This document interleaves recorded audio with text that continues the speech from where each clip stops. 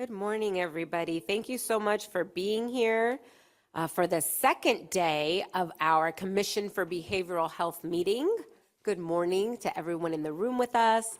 Good morning to everyone in the virtual room. Now we will take roll and establish a quorum.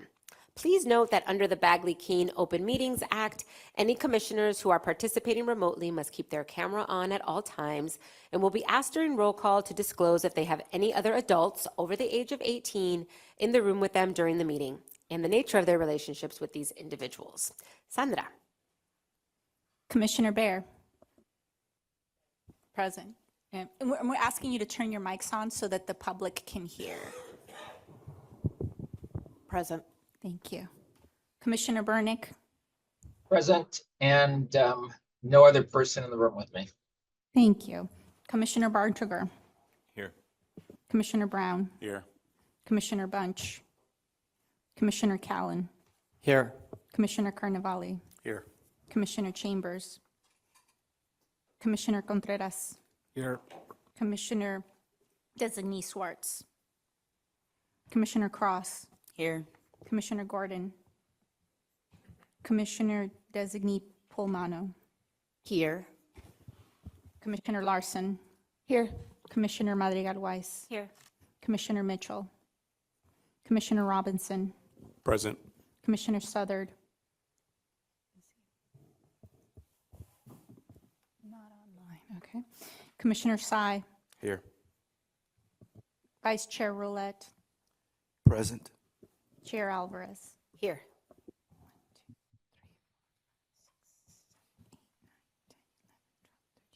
We have quorum.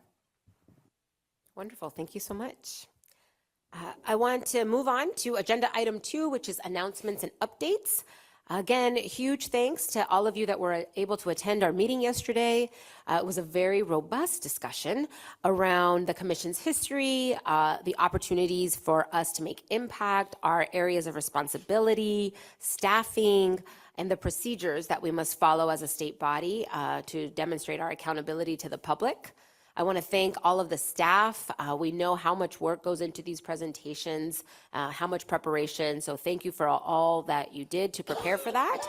And I want to thank my fellow commissioners for your participation, for your time, and your continued passion and commitment for these important issues and priorities for the work we do together. I want to invite Commissioner Burnick to just share a couple of comments and reflections as a new commissioner. Well, I appreciate this. I mentioned to our chair guys that I date back to the first Jerry Brown administration back in the late 70s. So I have some experience with state government. And as a new commissioner, I mainly plan to listen for the next couple of months and learn about things, but had some thoughts on yesterday's meeting very briefly. One, this is the best commission to be on, by the way. I think we're all fortunate in terms of the prominence of mental health today is greater than it has been in my experience over the past 40 years, as well as the resources and the professionalism we have, the staff. I think we're all very fortunate. I think the committee structure that will be discussed today is important in my experience with commissions. As much as we can take the expertise we have, Chair Alvarez, and utilize it on specific work groups, specific issues, I think that would be valuable. 2, as our executive director pointed out yesterday, we're an independent commission. And I think where we can really add value is in challenging the system, not in an adversarial way, but in terms of, I find much of state government in general, can become complacent, self-congratulatory. I think as a commission, as we can continue to push and ask questions about effectiveness and outcomes, are there ways of doing it better? I would also say that in my experience in state government, we often get too distant from the customer. And I think as much as we can continue to focus on, for any issue, what does this mean for the person with mental health issues in Shasta or Imperial County or other parts of our state, and not get too ideological, too distant. I think that'll be valuable. And finally, as I said, I think I'm really honored to be on this commission. I think that as much as we can do that, as Robert pointed out yesterday, as much as we can have at our commission meetings successful programs that our staff identifies, that would be good. So Myra, from a 45-year perspective, those are some thoughts. Thank you so much, Commissioner Burnick. We're so excited to have you and all of our new commissioners with us in this work. Our second announcement is that I am pleased to share that Vice Chair Rolette will serve as an ex officio member of the California Behavioral Health Planning Council on behalf of the Commission. The council, made up of 32 members appointed by the Department of Healthcare Services, plays a key role in advising on behavioral health services across California. Their next quarterly meeting will take place from April 15th through 18th in Folsom, and we are looking forward to strengthening that partnership with the council and hearing valuable updates from Commissioner Rolette. I also want to just personally thank Liz Oseguera and Jenny Bayardo and others from the Planning Council who have been incredibly open about building a relationship and rebuilding a relationship, really recognizing the importance of cross-agency collaboration. We are in this work together, and so much of our success is dependent on our relationship and connection. And so I'm very grateful for that outreach and for the opportunity to strengthen that work moving forward, given the Vice Chair's leadership. Our third update is a throwback to Commissioner Robinson's comments about beginning our meetings with a caring moment to help us center ourselves on the purpose of our work and the people we serve. I think this actually connects directly with Commissioner Burnick's comments about centering the experiences of the folks we intend to impact.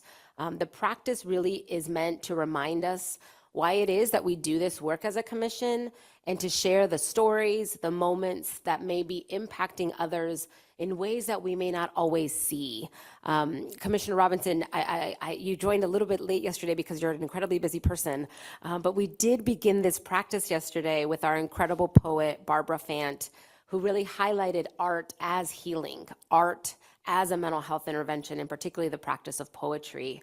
And it was a beautiful thing to start our day with, and I'm excited to have your leadership and to bring that perspective. So I'm going to invite you to share a couple of comments about this practice and kick us off. Thank you, Madam Chair, and I appreciate the opportunity. And for those who weren't around the last time, I shared that in my organization, a lot of us in administration are removed from direct patient care. And so sometimes, we're dealing with,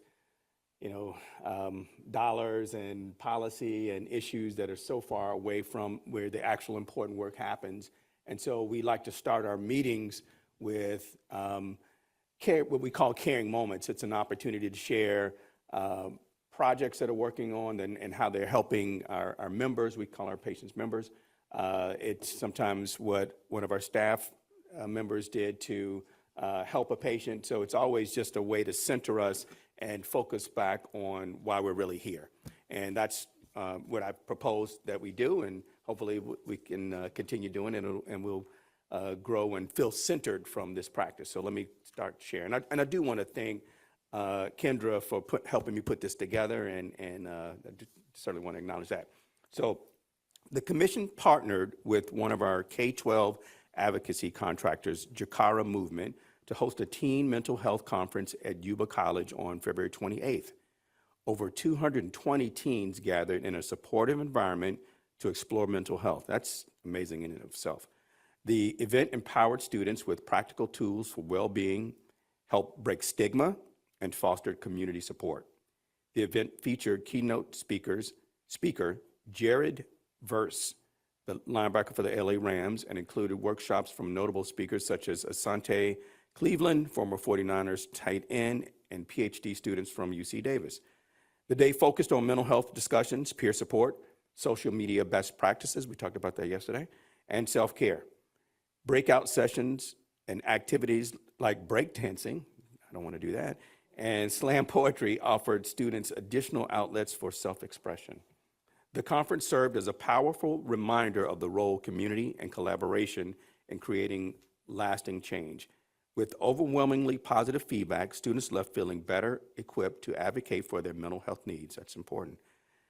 The event was particularly impactful for the rural, culturally diverse, and immigrant refugee student population in the area. This is a wonderful example how education and support can uplift and empower our communities. For more information on this community engagement event and others, you can reach out to Ryan Kopchak, Assistant Deputy Director for Legislative and External Affairs. Thank you. Thank you, Commissioner Robinson. And huge thanks to the team and to the Jakara movement for their work in uplifting young people and their experiences and creating these opportunities for connection. I'm looking forward to hearing more about that, especially as we connect to the work of CYBHI and sustainability of those programs. This is all connected, so appreciate you sharing that. And looking forward to this practice moving forward. Our fourth announcement is that, as you can see on the agenda, the commission will be moving into closed session during the lunch break. As I think everybody knows, we've been hard at work with an executive director screening committee. And in particular, this past week, that committee has held 3 meetings where they have met and interviewed potential candidates for the role. While we all are grateful and want our interim executive director to stay forever, he is an interim, and so we're excited to move this process forward. Today, the full commission will get an opportunity to consider the recommendations from the committee. So we're excited about that conversation and look forward to it, and thank the public for your patience as we deliberate in closed session. Additionally, our council will provide a brief update on open litigation matters, and as is required, a report out will be done upon returning from the closed session of any actions that were taken during the closed session, if indeed there are. The fifth update is I want to just flag a few things on the agenda. There's a couple of various time changes and items, again, to allow more time for that closed session. The closed session is now scheduled to begin at 11:30 after the discussion around the formation of committees. Item 10 will then begin at 1:30, item 8 at 1:35, item 11 at 2:25, item 12 at 2:55, and item 13 at 3:20. So there's a little bit of a reordering and some time shifts. I will say that again, especially for members of the public that are looking to specific items. Item 10 will begin at 1:30, item 8 at 1:35, item 11 at 2:25, item 12 at 2:55, and item 13 at 3:20. Thank you for your patience with these changes, and thank you for your understanding. If there are any other schedule changes, we'll make sure to share as timely as possible. Lastly, please note that we don't have an item 6. That was a typo regarding the numbering items, so there you go. We just built some time into our schedule. So again, appreciate your patience as we are reformatting things and making sure they work. That concludes our announcements this morning. Again, I want to welcome everyone. Oh, excuse me, Commissioner Brown. Yes, could I just have a moment here, and I apologize for not getting this out sooner, but I just wanted to make an announcement and a request. Those who were on the former commission last year will remember that we supported a piece of legislation that actually had its genesis in this very room when we had a member of the public comment about being someone who struggled with mental illness and was in a very dark place and was having suicidal ideation. And she was an attorney, and she wanted to get herself, while she was in a lucid moment, removed from the, or placed rather, on the do not sell list for firearms because she was ideating to use a firearm. And what she found was that there was absolutely no way to do that, either through the state or the federal processes. And so as a result of that, I took that idea back, worked it up, and we went to the state sheriffs, and the state sheriffs proposed a bill. That bill was sponsored by Senator Lamone. It got through one committee, but the Appropriations Committee killed the bill, as they killed most of the bills last year. The cost issues were still a little bit nebulous at that point. Since that time, it's been worked back up. We have asked, and Senator Lamone, who carried the bill last time, has reintroduced the bill under, it's now SB 320. The bill has been co-sponsored by the Attorney General, and we are hoping that it will continue to move forward. It passed through the Senate Public Safety Committee on Tuesday, and it is scheduled to go to the Senate Judiciary Committee on either the 8th or the 22nd of April.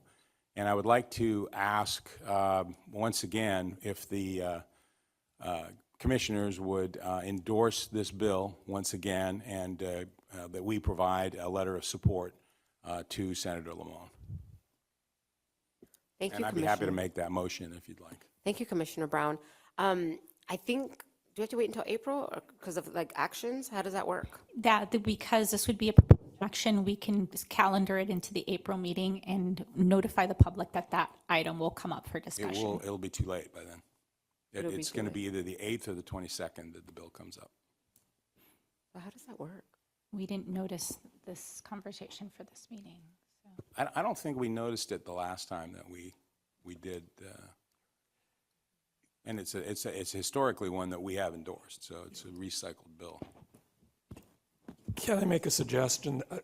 The Bagley-Keene requirements are something we can't ignore, and so a non-agendized item as an action item, I don't think we can actually undertake. However, the commissioners, if they are inclined, can individually write to the appropriate committees saying that we are aware of this bill, individually, we support it, and we will have an action item on it at our April meeting. I think that has the impact that you're looking for, and it sort of keeps us on the clean side of Bagley-Keene. All right. Could I ask then, if that's the case, could I have staff prepare those letters for all of the commissioners? That would be possible, and we correct. can get those forwarded. And we will add it to the agenda for April to backstop it. Is it better to have individual letters, or maybe all of us sign a letter as individuals, one letter? You have to be careful not to meet quorum as individuals, because that's when it becomes a meeting. So you could send individual letters independently. Got it. Okay. Exactly, they can be identical letters, and you each sign them independently, and then we can have the vote in April. And you can notice that it will be an action item at our April meeting. So just a point of clarification, have we voted on this before specifically and approved it? Yes. Yes. So why could we not just send a letter reaffirming You that, can but- mention it in the letter saying the commission voted in support of this last bill on this date. The commission will now plan to vote for this other bill that you're now considering on this date. So you most certainly can rely on your past support in your letter. I think that would be helpful also from like the executive director, given that we have voted formally as a commission in support. I think that would be helpful too. So, okay, great. Okay, so I heard a couple of things. One is staff will help draft those individual letters for commissioners in order to support. Second, the executive director will send one referencing our previous votes for the legislation. And third, we'll bring this as a formal agenda item to April to move forward a collective letter of support on behalf of the commission. And we can tell them that that's forthcoming. That's coming. Okay, thank you. Thank you, Commissioner Brown, and congratulations on that great work. Thank you. Anything else? Any other comments? Okay. Great, then at this point, we're gonna move on to agenda item 3, general public comment. This time is reserved for comments on items that are not on the agenda. Mariani, will you please lead us into the process? Yes, thank you, Chair. If you'd like live meeting transcription or closed captioning, please activate the closed captioning feature located in the control bar at the top or bottom of your screen. If there are members of the public using translation technology, please notify the chair and at least twice the amount of time will be given to you during the public comment period. For members of the public in the room, if you have not already, please use one of the green public comment cards located at the front to indicate you would like to make comment on this item and any other agenda item. Cards can be given to staff located at the front table. Members of the public can also email us public comment to be shared at a future meeting at publiccomment@bhsoac.ca.gov. Once the public comment period for an agenda item starts, we will close the public comment queue, so please make requests to comment at that time. You may request to make public comment by submitting a card, clicking the raise hand icon on your computer or the app, or if calling in by phone, push *9. Members of the public should be prepared to complete their comments within 3 minutes or less, depending on time constraints. We truly appreciate your understanding with this process. We currently do not have any in-room comments, and we do not have any virtual comments. Thank you. Okay, moving on to agenda item 4 is the consent calendar. This month's consent calendar includes the approval of meeting minutes from February, as well as 6 innovation plans, 4 from San Mateo County, 1 from Ventura County, and the last from San Luis Obispo County. All matters listed on the consent calendar are routine or non-controversial and can be acted upon in one motion. The San Mateo and Ventura innovation items were on our February consent calendar, but as you might remember, we ran short on time and had to carry them over to this meeting. Also, in order to streamline our meetings and allow more time for discussion, we are actually moving our minutes to the consent calendar. So the first item is the minutes from the February 27th, 2025 meetings. We still want to ensure that there is opportunity for public input on these meetings. So when they are sent out to the public, if there are comments or corrections, by all means, please respond to commission staff. The second item on the consent calendar is the second innovation funding request from San Mateo County. That's an amount of $580,000 of innovation spending authority to implement a program that provides peer support to peer workers. Peer support is an evidence-based practice that utilizes peers to improve outcomes and quality of life of community members experiencing mental health and/or substance use challenges. It builds on the conversation that we were having yesterday about the role of peers in our behavioral health delivery system. So hopefully our commissioners are familiar with this model. The next consent item is an innovation funding request from San Mateo County for up to $990,000 of innovation spending authority to test a solution to a known barrier that affects the wellness and housing stability of San Mateo County clients, a lack of temporary animal care during times of functional decline. The county in particular reports a significant number of clients living with mental health or substance use challenges that rely on the comfort and support of their companion animals, and the county hypothesizes that temporary animal care would support wellness and increase housing stability. The project will, 1, facilitate entry into higher levels of care, and 2, help housed clients maintain housing. The fourth item is an innovation request from San Mateo for up to $1.6 million to join Sacramento and Santa Clara counties in the All Cove Multi-County Collaborative. You might recall that yesterday's discussion on Alcove, staff outlined some of the sustainability challenges, and commissioners raised some of the sustainability challenges that these programs face without a commitment of local funds. Staff discussed this challenge with San Mateo County, and the county is aware of the need for local funding support, and they're confident about moving forward with that project.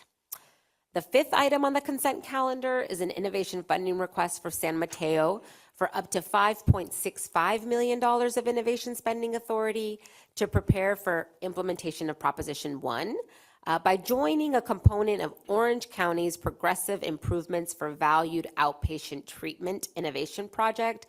We might remember this is known as PIVOT, and we've discussed this as a commission at the November meeting.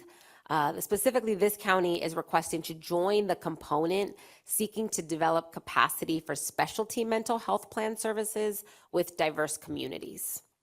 The sixth item on the consent calendar is an innovation funding request from Ventura County for up to $2,587,377 of innovation spending authority to provide peer supports and resources for both veterans and emergency first responders who may encounter challenges transitioning to non-emergency and non-military civilian life. And then the last item on the consent calendar is an innovation funding request from San Luis Obispo County for up to $600,000 of innovation spending authority to prepare for implementation of Prop 1 by assessing current systems and capacities and transitioning them into more efficient and sustainable funding structure through direct and personalized technical assistance. The projects that will be specific as part of this investment include a focus on full-service partnerships, school-based counseling and early intervention programs, peer support services, and other eligible mental health services. All of these innovation proposals align with the Behavioral Health Services Act, and they do include plans for sustainability. Commission staff have been sent the documents related to these projects, have talked to these counties, have asked questions, have tried to raise many of the topics that we've discussed over the last year in particular to try and ensure that they're getting the necessary information to bring this recommendation forward to the commission. Commissioners received this consent calendar earlier on with the materials. So hopefully you have that information that you need, as well as the staff analyses that really provide the background and information you need. So at this time, I want to open it up to commissioner comments or questions regarding any of the 7 items on the consent calendar. Briefly, I just want to, that Commissioner Chambers has joined the meeting. Oh, thank you. Welcome. Commissioner Sy, please. Yeah, thanks, Chair. Just a quick question. Are all of these projects funded through MHSA prior to the transition to BHSA? Okay, that's what I figured. So this, I support these projects. One thing I just wanted to comment on, once we start receiving proposals for BHSA-funded programs, is I'm going to be particularly interested in seeing how counties are investing BHSA in both mental health as well as substance use priorities. This is something that we've discussed locally in Los Angeles. I think it's something that we as a commission should also keep an eye on as we move forward. Thank you. Thank you, Commissioner. Any other questions?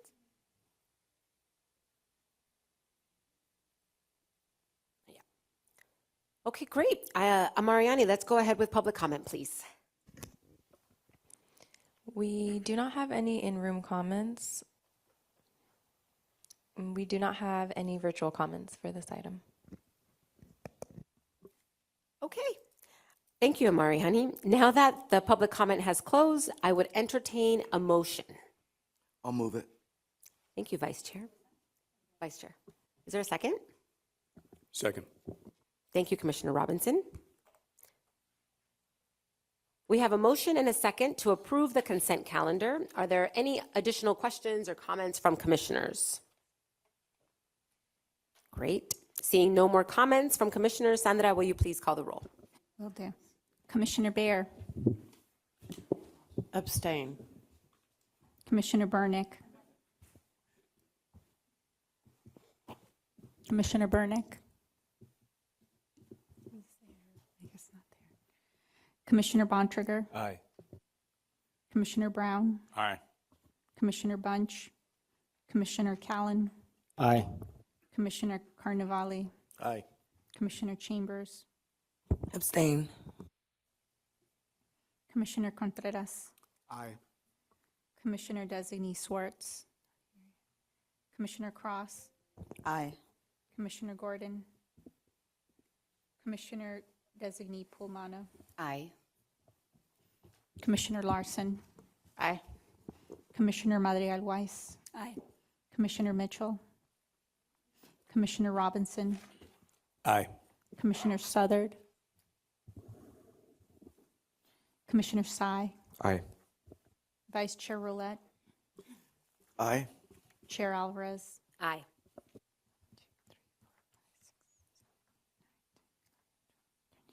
Motion passes. Thank you. We are now going to move on to agenda item 5, which is our Advocacy Spotlight. As you might remember from our first meeting of 2025, we are inviting each one of our contracted advocacy organizations to share with the Commission the work they're doing to provide advocacy around the state on behalf of and with many of our most marginalized and often underserved communities. The Commission has advocacy contracts with organizations that represent the needs of consumers, diverse racial and ethnic communities, families of consumers, immigrants and refugees, K through 12 students. We just heard about the Jakara movement and their great conference with 220 young people, for example. LGBTQ communities, parents and caregivers, transition age youth, and veterans. All of these groups have unique challenges when attempting to access behavioral health resources, and these contracts are really intended to provide additional support so that the interests of these groups are represented at local behavioral health planning as well as state-level policymaking. They're great partners in our work to reform our behavioral health system to better respond to the needs of our most marginalized. To accomplish that work, the organizations conduct advocacy activities, training, as well as outreach and engagement events around the state. So for our Advocacy Spotlight, I'd like to invite Anthony Garibay Mena, Danny Theracool, Demetrius Stone, and Heidi Strunk from Mental Health America of California. And if I have mispronounced your name, please let me know and correct me. We look forward to having you with us to share the exciting work that you're doing, particularly with our LGBTQ+ communities. Welcome.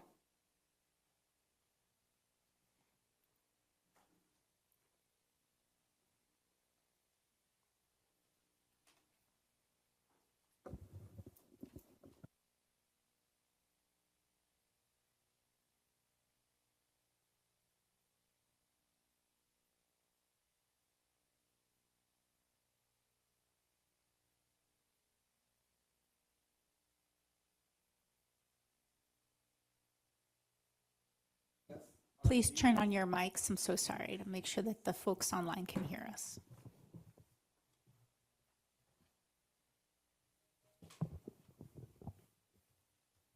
First and foremost, we want to express our deepest appreciation for this opportunity to share the transformative work of LIVE, the LGBTQ+ inclusivity, visibility, and empowerment program of Mental Health America of California.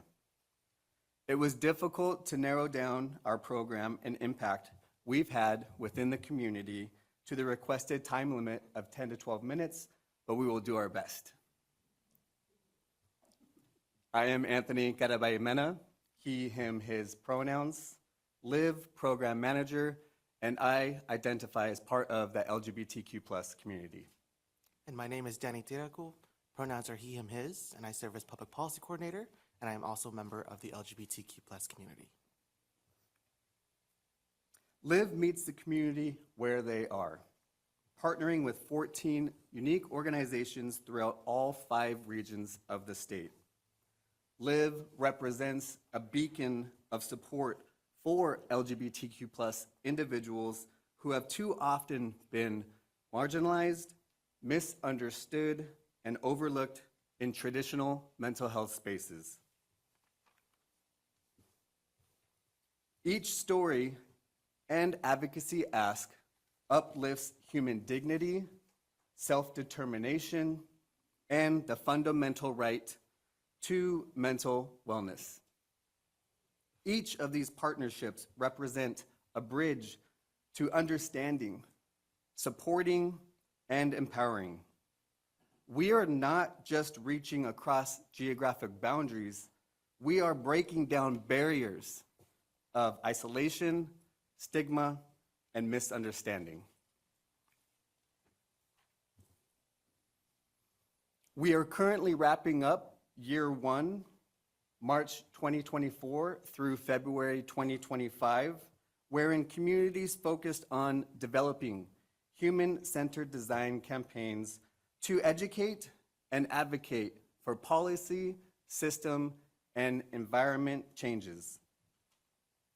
LIVE has met the community where they are through collaborative events such as work groups, empowerment circles, empowerment workshops, a podcast, and a panel.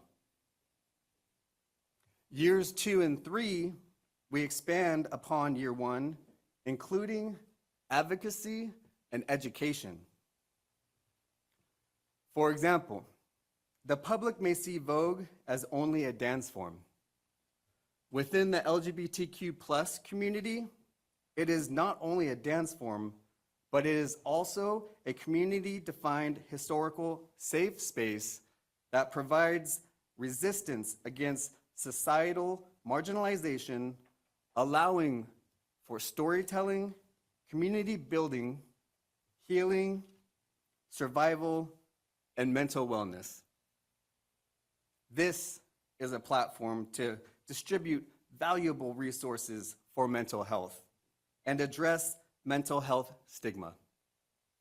Attendees will have access to essential resources that support their overall well-being beyond the dance floor.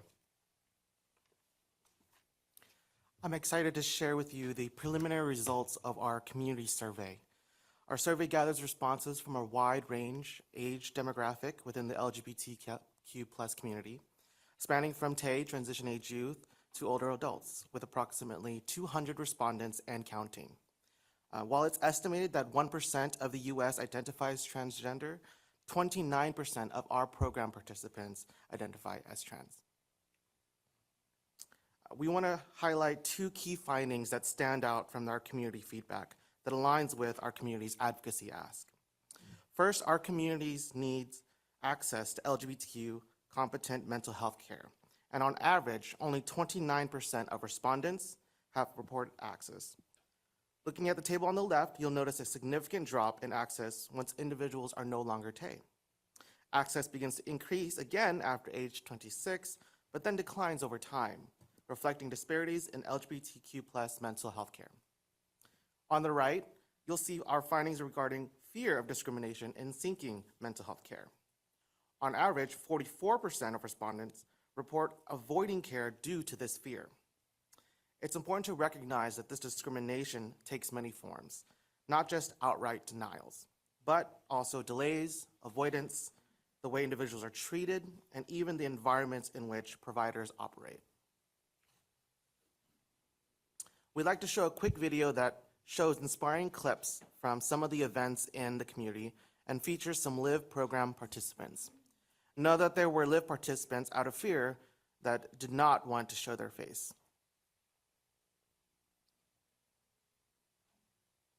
Cue video.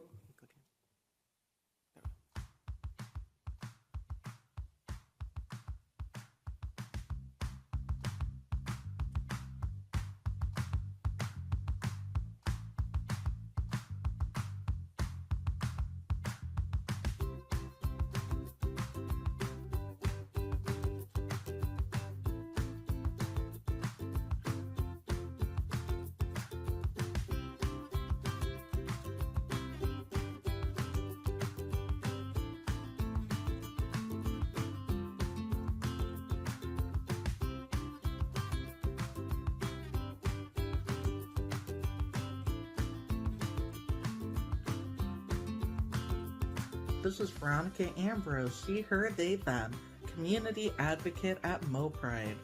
Our current goals with the LIVE program include making mental health services accessible to everyone. We aim to bridge gaps in care, especially for those in underserved and rural areas. Through the LIVE program, we ensure a future where mental health is not just accessible, but also transformative. Hi, my name is Chase Overholt, and I'm the Director of Development for Positive Images. PI is dedicated to providing a safe space for folks to gather, for peer support groups, and opportunities to find community, always centered in queer joy.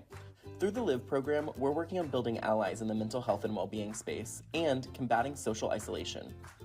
Looking ahead, we're excited to build belonging for queer people across the Bay Area and collaborate with our partners to address systemic issues facing our community. Together, we can move forward. Thank you all so much for being here today. We're about at our time. Before we go, I just want to take a moment to acknowledge the community members, the trans community members, and some of the community members of our local schools that we've lost recently. It's a heavy burden and it is so difficult to face these issues, but I see a lot of faces in the room that are decision makers, that are therapists, that are community members, and right now more than ever, I want to encourage you all to lean into each other, lean into community. And I want to finish by saying thank you for being here, thank you for hearing us, thank you for listening, and thank you for walking out of this room and taking action, because I know you will. We're here, and we're queer, and you better get used to it. Thank you.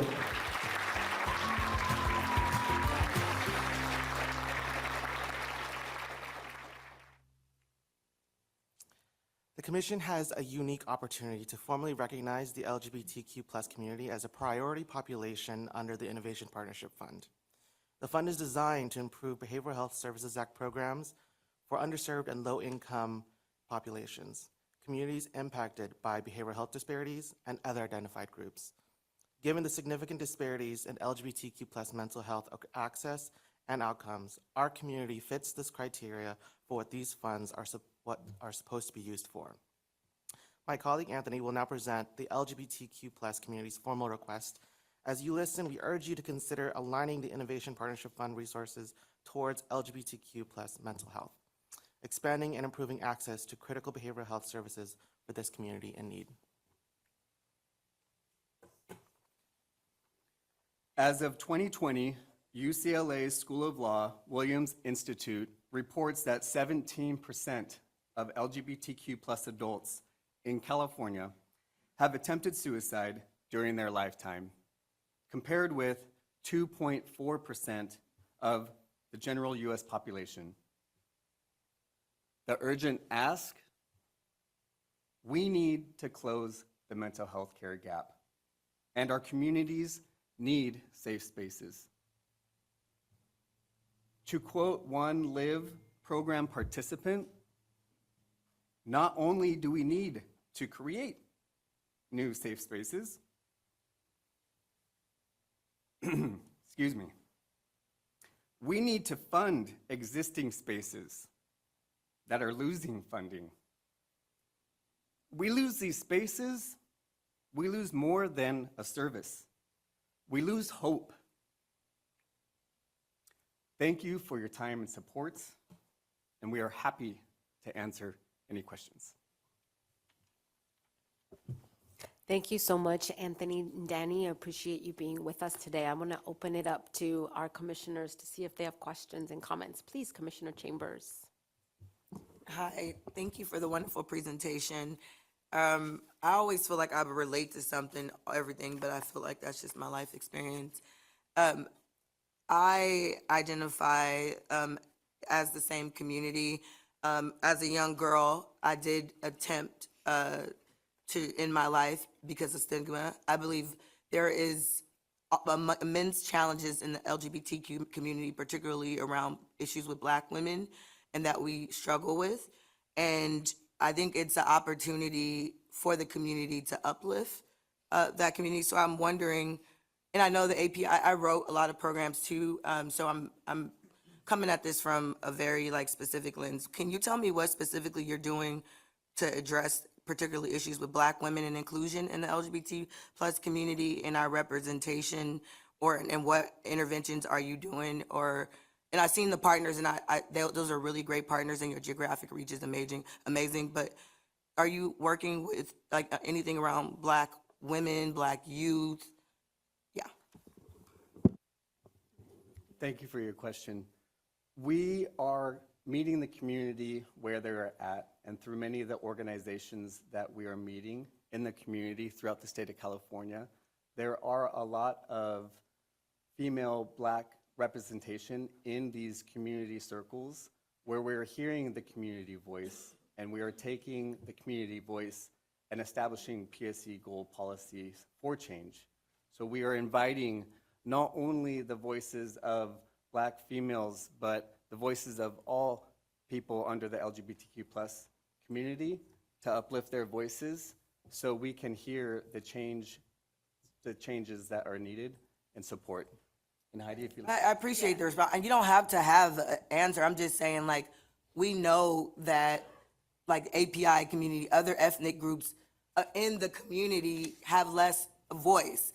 So I would be open to working with Heidi. I work with Heidi. I'm just saying, like, I am open to supporting. And if you're not, like, focusing, I just think it's a special population that is immensely lost, even as a Black adult. When I go to all the same type of events, it's just, and I don't know what interventions. I just think that it's a great opportunity. But yes, it sounds like you're very inclusive with all the voices, but I've just, throughout my 40 plus years, I've just seen it in the community that Black voices, and maybe it's our community, I don't know. We have a lot of stigma with the church and other things. I'm just saying, like, I don't know if you even know that that's an issue amongst the whole community. So I'm just saying, I'd be open to working more with Heidi or supporting that. That's all I'm saying. Thank you. I fully appreciate your question and understand your question. Anthony is new to being the project manager, as myself and the prior director of programs that had specifically wrote the grant.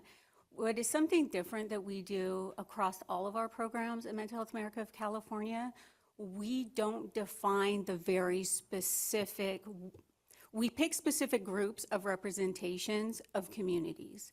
Then when we say we meet communities where they're at, we work with them. They define what they want, what it's going to look like, and what it needs. So to say, have we specifically picked an organization that very specifically focused on women of color or even Black LGBTQ specific organization? No, not specifically. It is within our partnerships who we very specifically chose who are already in the community and uplifting what they're doing. So it's the diversity of those groups, but not specifically to answer your question more directly. And as somebody who was more involved in that than Anthony was. I appreciate that, and I just think it's a great opportunity, like with you all, like we focus, when we know a specific ethnic group has immense challenges, we might, and not saying I'm not scolding, I just have never had the forum to really even talk about this on a policy forum, so it's more so not at you, it's more so uplifting the issue as someone that's living it, and to call myself to challenge and call organizations to challenge, like this is an ethnic group that is immensely hurting, and particularly women, and I think that there's an opportunity to be more targeted, and I have a platform to be able to say that, and so I'd like to work with you more on, like, is there that? I don't even know if there is an organization that does that. That's all I'm saying. So I just think it's opportunity. And we work together. Absolutely. And I don't take it personal at all. I understand and accept the spirit of which you are speaking, and the platform, totally understand. There's not that platform. Yeah. And as you know, happy to work with you in any capacity, including this one. I appreciate Absolutely. you, Heidi. You as well. Thank you. Thank you, Commissioner Chambers. Always speaking truth to power. So I appreciate the call to action that you're putting on all of us.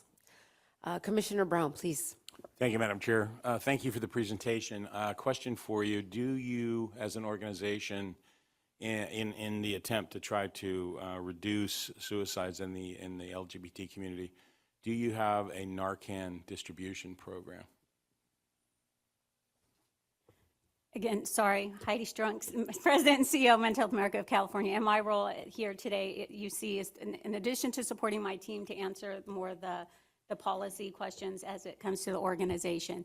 No, and it is on our to-do for this year because it did come up last year. The more we're working in the community and being in different situations, we have identified that need to go through and train our entire staff. So we are working with our legal team to define what our policy needs to look like in our ongoing training. But thank you for the question. That's to great. Reiterate that that's and, on our.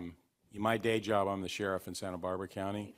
We have a very strong partnership with our local LGBTQ organization, Pacific Pride Foundation, and they're a member of our group called Project Opioid, and we're working to try to reduce opioid-related deaths throughout the county in all populations. And they have been a very strong partner in not only distributing Narcan in the LGBT community, but to the straight community as well. And at their festivals and any kind of public events, they have a very visible distribution presence. And then they also, we advertise that we in the Sheriff's Office and the UCSB and Pacific Pride are sources where anybody in the community can come and get Narcan. We strongly encourage everybody to get it and carry it. I've got mine right here, carry it all the time, and you come across somebody that's unconscious, this could be the life-saving thing that you have, and it's a great PR program, and I would strongly encourage, I would encourage you to contact Pacific Pride and just see how they've gone about doing theirs, and you can obtain it free from the state, and it's a great adjunct. I think it would be great for your organization. Thank you so much. Thank you, Commissioner Brown. You never cease to surprise me. Shout out to public health and harm reduction. Thank you. Commissioner Madrigal-Weiss, please. Yes, thank you. I would like to thank you for coming before us today and sharing the wonderful work you're doing. I think the community there's so many attacks. What we see in the news, the attacks based on the policies that are being put out.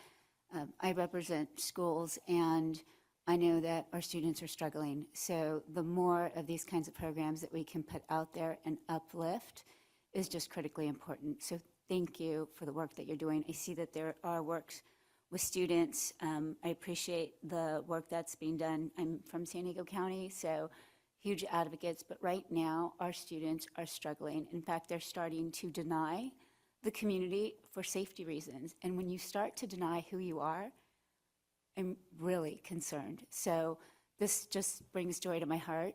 And the more we can do so that we keep these conversations happening, so that the resources continue, we need to do that. So thank you. And for Mental Health America, California, do an amazing job. We just tap into so many of your resources.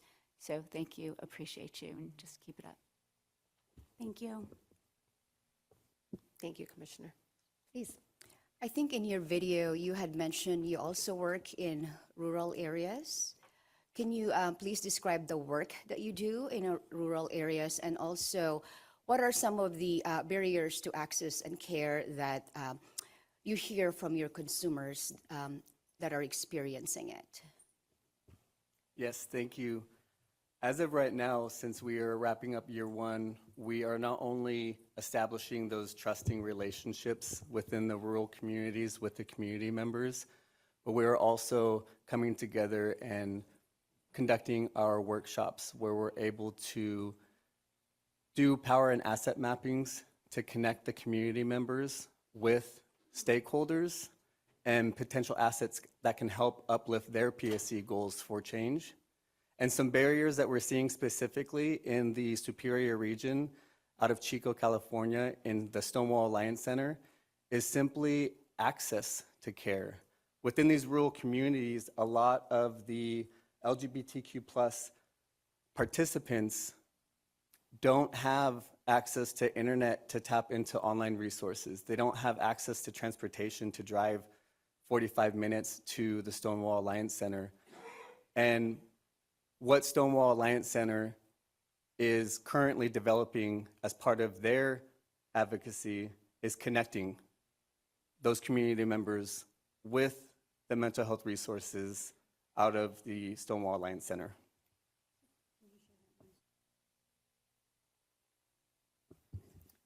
Yes.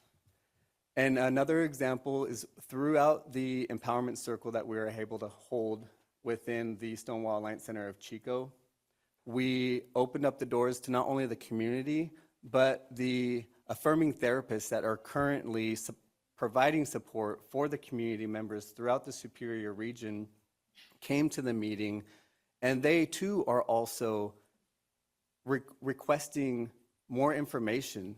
The current affirming providers that are supporting the Superior region are expressing the need for additional support because they too themselves are not only exhausted trying to make sure their participants and their community members are currently getting the resources that they need, but wanting to be able to also connect with other affirming therapists that they can then transfer care to. Because right now, their biggest concern is the affirming care. And they want to be able to bridge that gap between the providers, so then the providers then can feel confident in providing the ongoing care to their community members within the Superior region. I'd just like to point out too, when we hear Chico, a lot of us might think, oh, that's a college community and there's more resources. What we have found in working with the community, there's a divide of students pretty much stay on campus, access what they have on campus. These are community members that have no association with the campus. They're not employed, they're not students. They're here in the community year-round. So I just do want to make that distinction so we don't get that confused, because it is not one and the same. Commissioner Larson. Thank you so much. I also am a member of the LGBTQ community, and I am so appreciative. I'm also one of the newest commissioners, so I'm appreciative of just learning about how we're investing our resources, and I'm so grateful for this overview, and really want to shout out to you, Anthony. I saw you kind of have to take a moment, and I think a lot of us in this community have lost people that we love and care about because of the stigma around mental health, or because they use substances to cope with these feelings that we're all struggling with. I think with our current federal administration, there's a lot of fear, and and especially in with our trans brothers and sisters here in California, I think that hasn't been easy as of late. And so we all know that our communities are more at risk for suicide and other horrible outcomes, and I fully support whatever we can do to improve those outcomes and help people get their needs met and live full, productive, happy lives. Thank you. Any other comments? I have one other comment. Yesterday, Commissioner Cross reflected on her experience, I think, linking advocacy to mental health and the opportunity to really step into our own power, particularly with young people, when they use their voice, when any marginalized community recognizes the power that they have within themselves. And I'm so curious how your work, your gatherings, your healing circles, all of the work you're doing to create community, how that translates into civic engagement and political engagement opportunities, particularly around advocacy. Can you talk a little bit about what the advocacy agenda is, either at the local or the state level?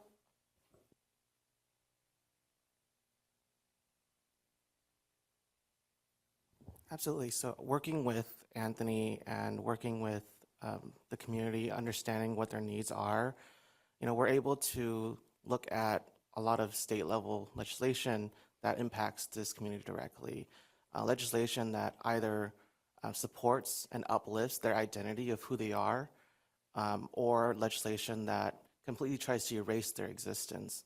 And it's that community feedback and relationship that we have with our partners that helps inform us. Like, these types of legislations are detrimental to their health. We've seen and looked at data that has a strong relationship between legislation that recognize our community and that doesn't, and its relationship to the amounts and attempts of suicide that happens within our community.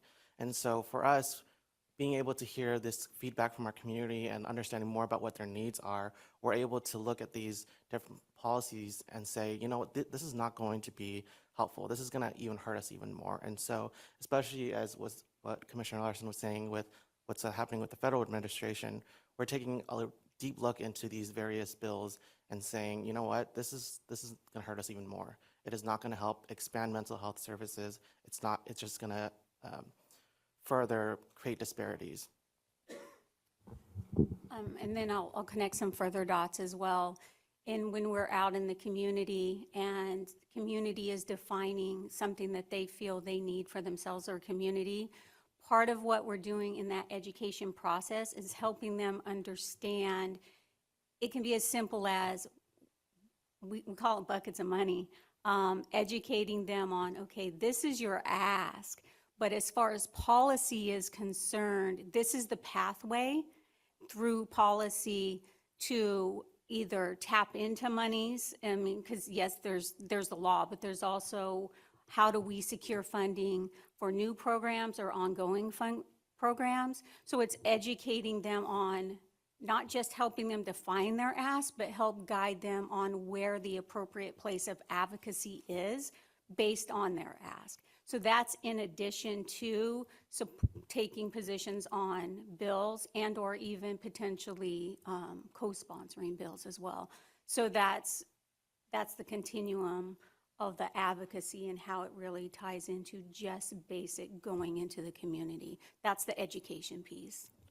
Thanks for that. Can I just give an example? I don't know, and I'm sorry, but for the peer advocacy one, I think, and I'm not trying to compare them, they actually, and I think I saw it on your outcomes, they actually mobilized and require each of the partners to do, and I think you guys did it, like local engagement. So in addition to taking policy positions, like we are required to go and speak on issues. Like, so that's why I was saying the connection between all these projects and the integrated plans. Like we can mobilize and support our partners with at the local level and at the in addition to taking positions on bills, we can mobilize them to report back, or in our staff engage them on, and they engage us on these integrated plans and how we can mobilize them. And they should be going to all those meetings. Like I think that's bare minimum if they're going to be a part of the project. So I would encourage you all, or even when we think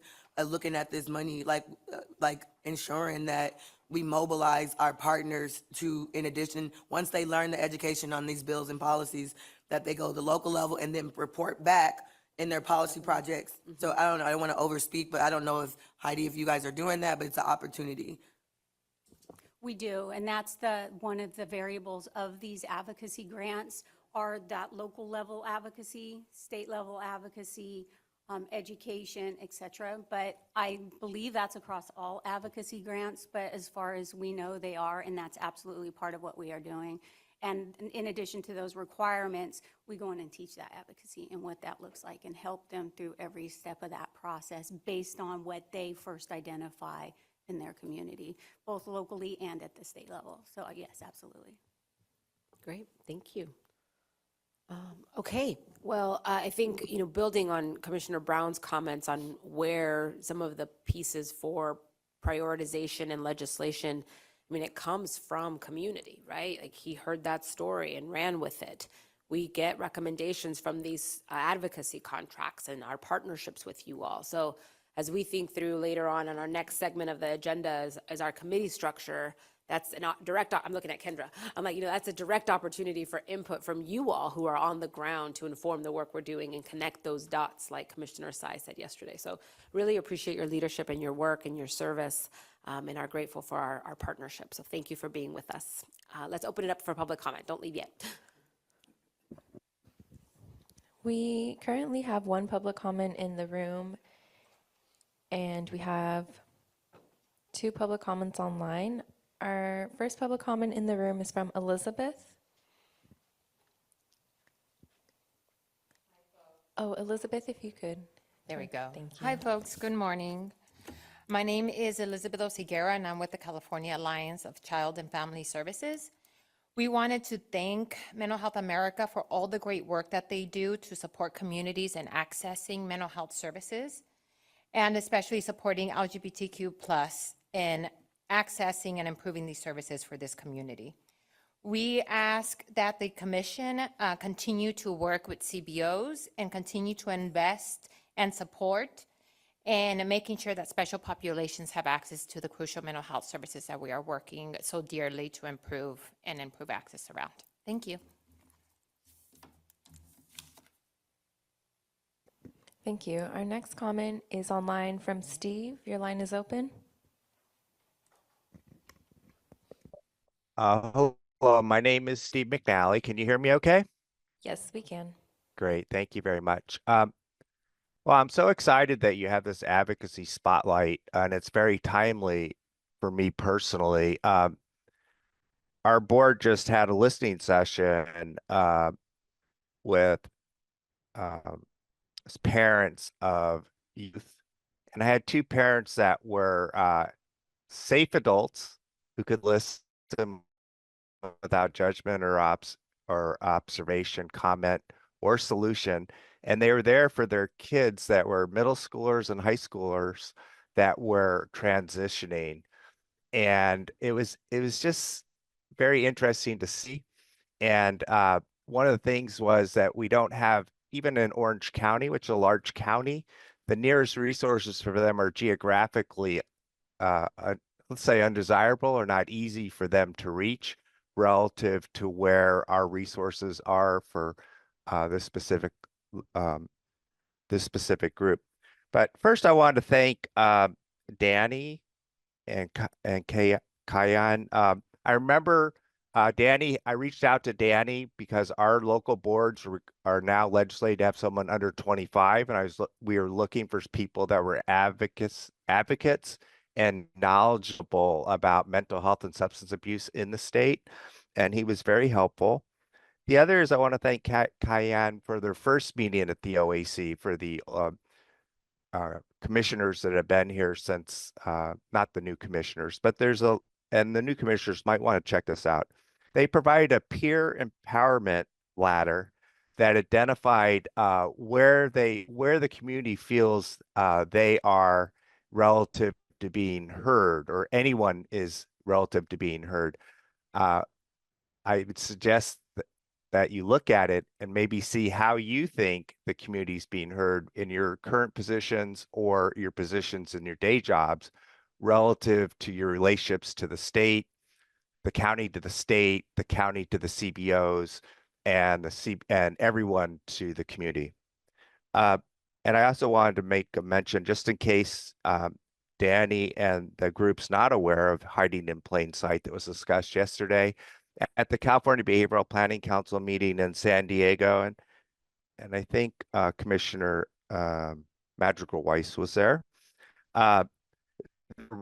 Was cast members as part of the panel, plus a pop-up health fair, and one of the cast members came from it's either Montana or Wyoming, I think, and he was going through what it's like to be gay and getting the support of his family and his community, and he's a very good speaker. So as that discussion I will finish up. As that unfolded yesterday, possibly that's an opportunity. And then lastly, all the advocacy organizations, if they're not already doing it, would be nice to have a single page in every presentation within each group that acknowledges all the other groups, so people can raise their hand if they might be interested in more than just the one group that's being presented at any given time, to cross promote and leverage all of our assets. Thank you. Thank you. Our next comment is from Jody. Your line is open. Hello, everyone. My name is Jody Geddes. I serve as a Safe Outside the System Program Director with Restorative Justice for Oakland Youth. And thank you so much for the incredible presentation. I think definitely timely and always needed. I have a question, and then also just the uplifting of the comment of particularly what it means to do intentional work to bring in the voices on the margins of the margins, particularly Black women and trans Black women. And I think it's so incredibly important to continue to give attention to the legacies of women that have done so much for the queer movement. And so I want to be able to uplift thinking about, you know, our history, but also the legacy that's left behind around advocacy and around creating spaces for healing. And how do we just continue to sometimes make what is pushed invisible more visible? So I want to name that piece. And then my other piece is I'm interested in your theory of change around the circles. And so I'm wondering just, what is your approach? Is it a restorative justice approach? Is it based on, you know, another form of engaging in circle work and conversation? So I'm just interested in what is your theory of change and approach to the circle. And thank you again for your presentation. Thank you, Jody. Our next comment is from Mark. Your line is open.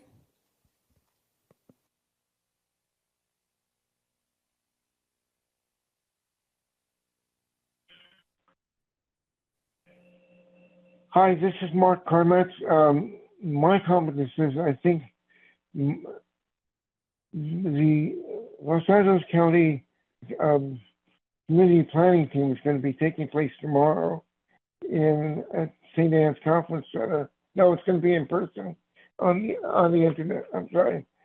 I'm hoping that Rochelle will be there at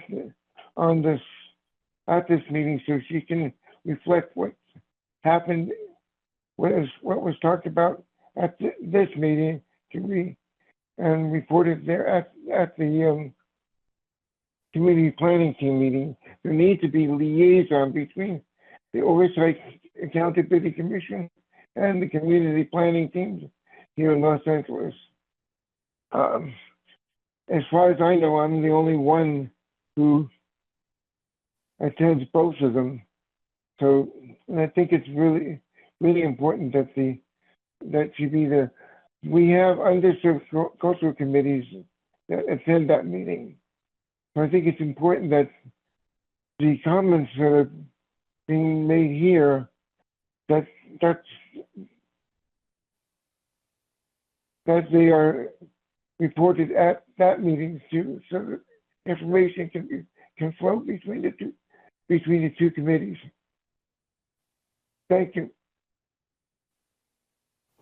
Thank you, Mark. Our next public And I'm comment. hoping.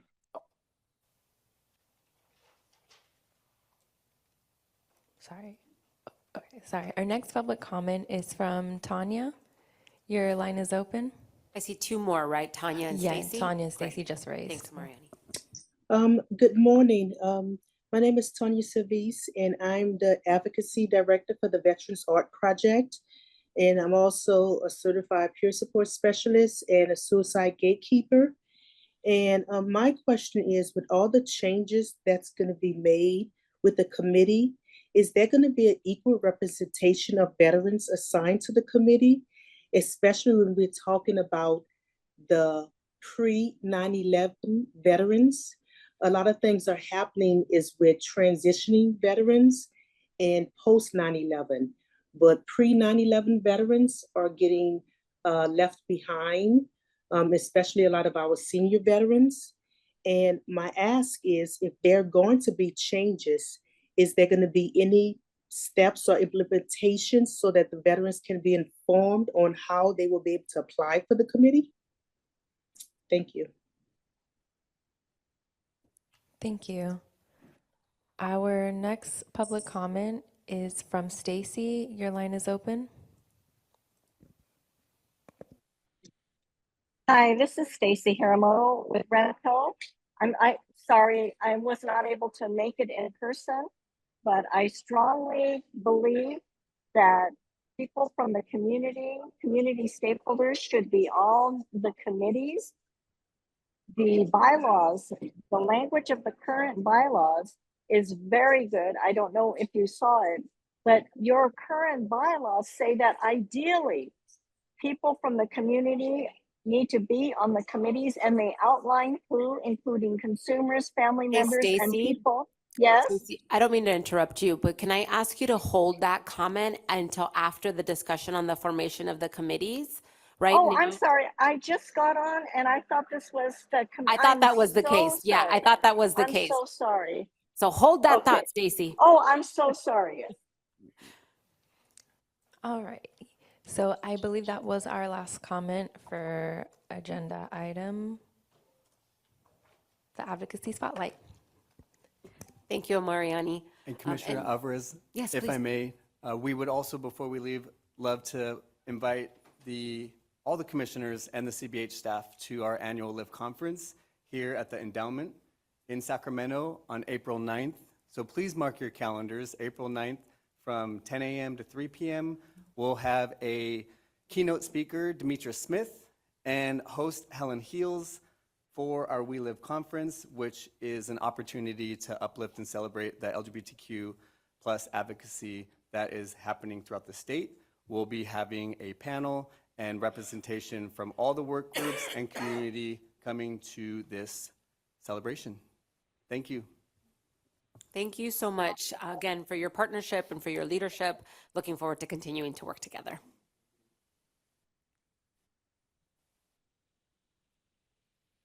we are moving on to agenda item 7. So Stacy, this one's for you. No, I'm just kidding.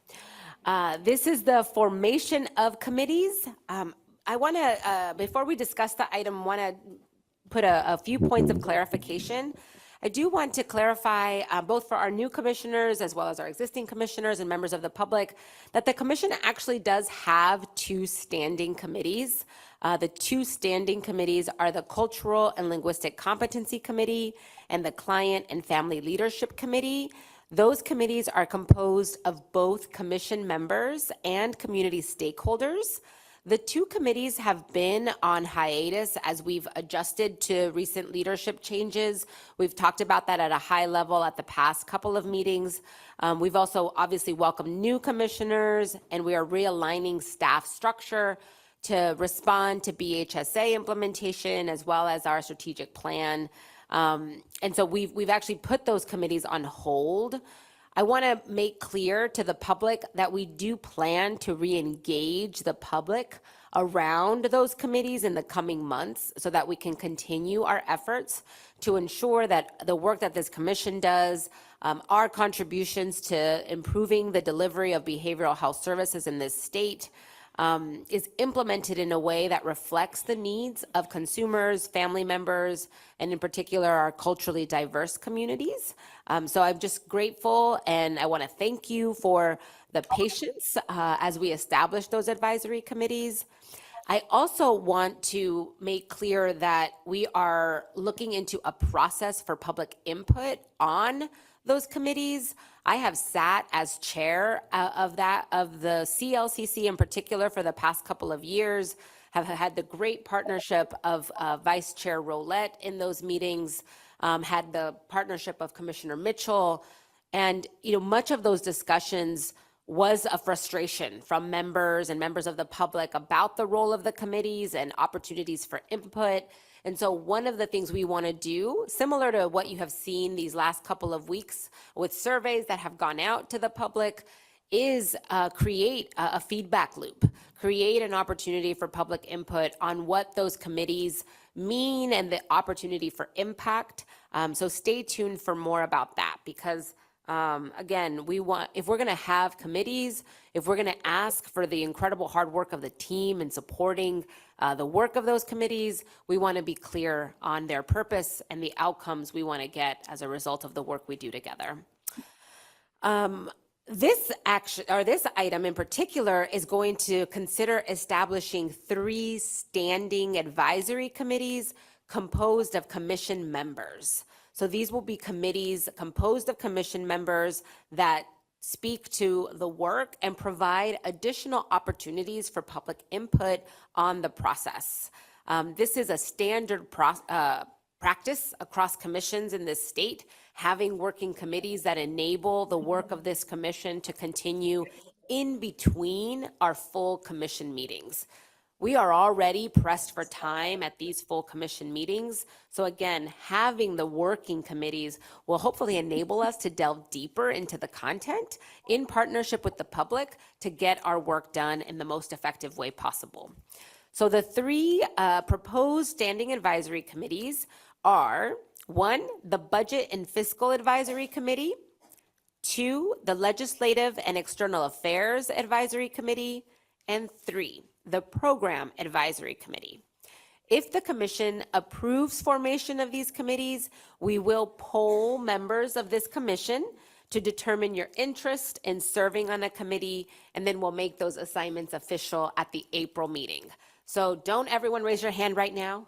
We are going to poll the commission to ensure that we have your interest in serving on those committees. With that, I'm going to hand it over to Sandra, our Chief Legal Counsel, to talk through the process. These are going to be committees that are subject to Bagley-Keene. Again, that is intentional to provide opportunities for public input and transparency, but it also raises some questions about practice and operations. So Sandra, I'm going to hand it over to you, please. Of course. As Mayra said, I'm Sandra Gallardo. I am the Chief Counsel for the Commission.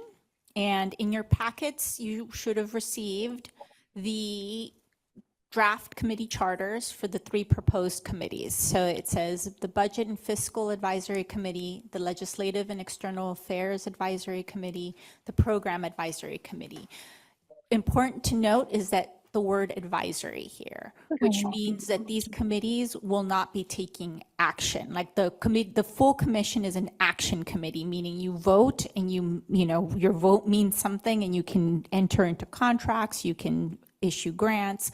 Advisory committees exist only to provide recommendations to the full commission. So different rules apply. That's why committee meetings can be fully virtual, because they're considered advisory versus decision-making bodies, which is what we are as a whole. And that's why we have these in-person requirements, because we are taking action on items versus simply being an advisory.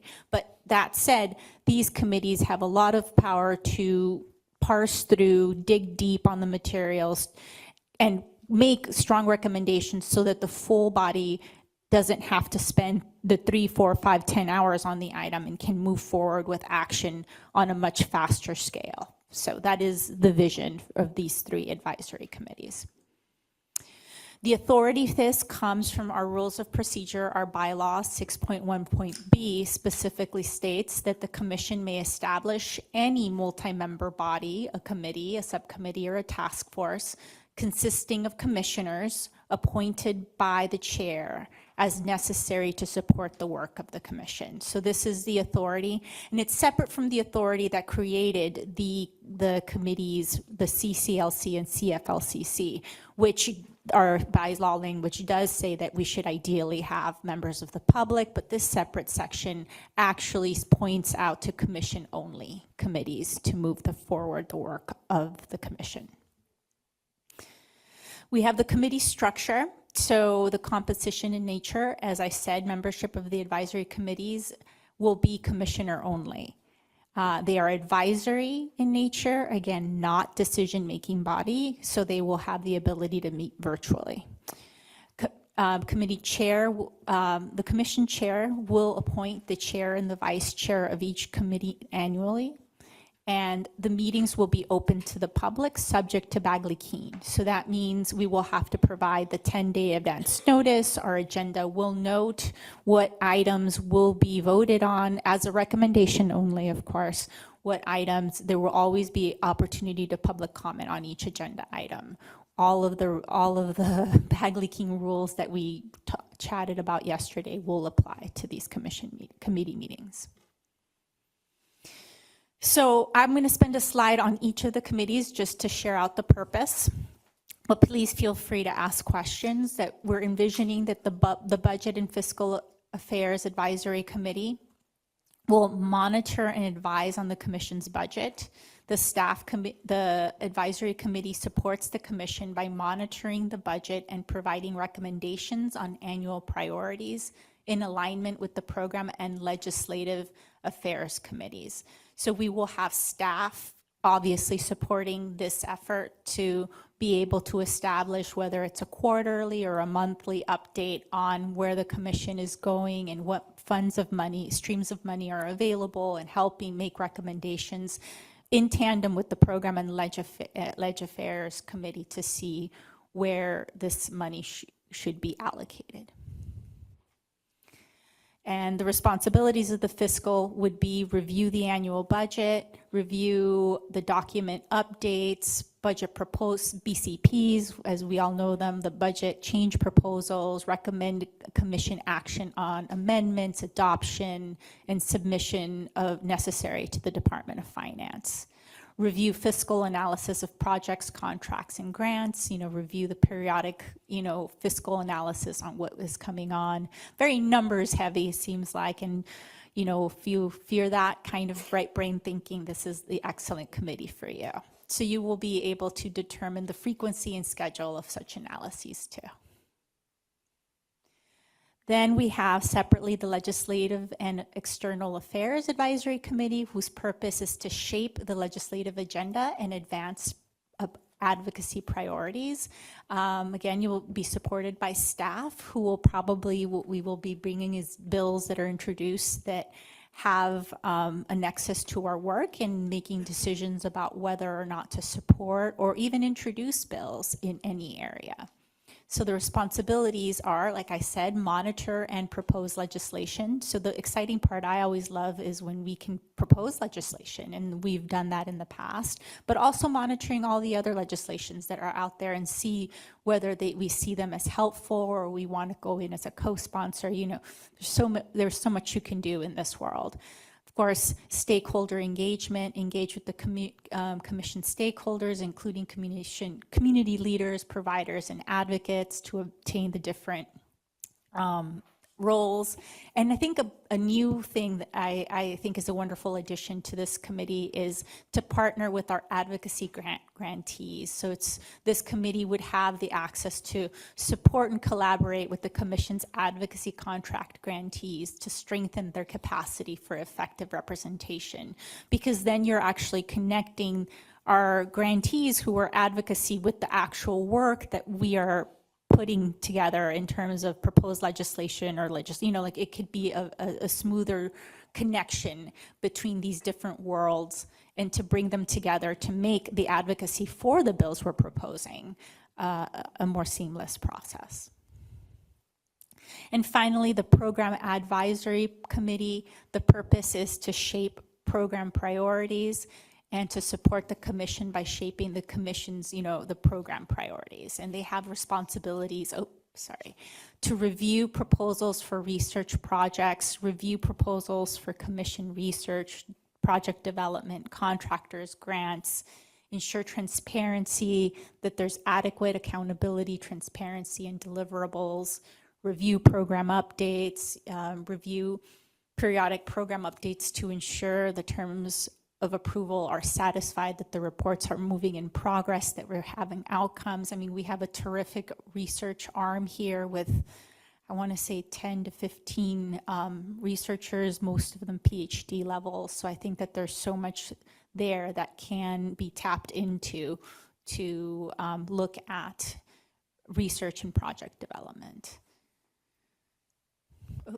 And then a little bit more of the responsibilities, is requesting commission resources, proposing and requiring commission resources will be referred to this committee from the Budget and Advisory Committee to make sure that they're in alignment.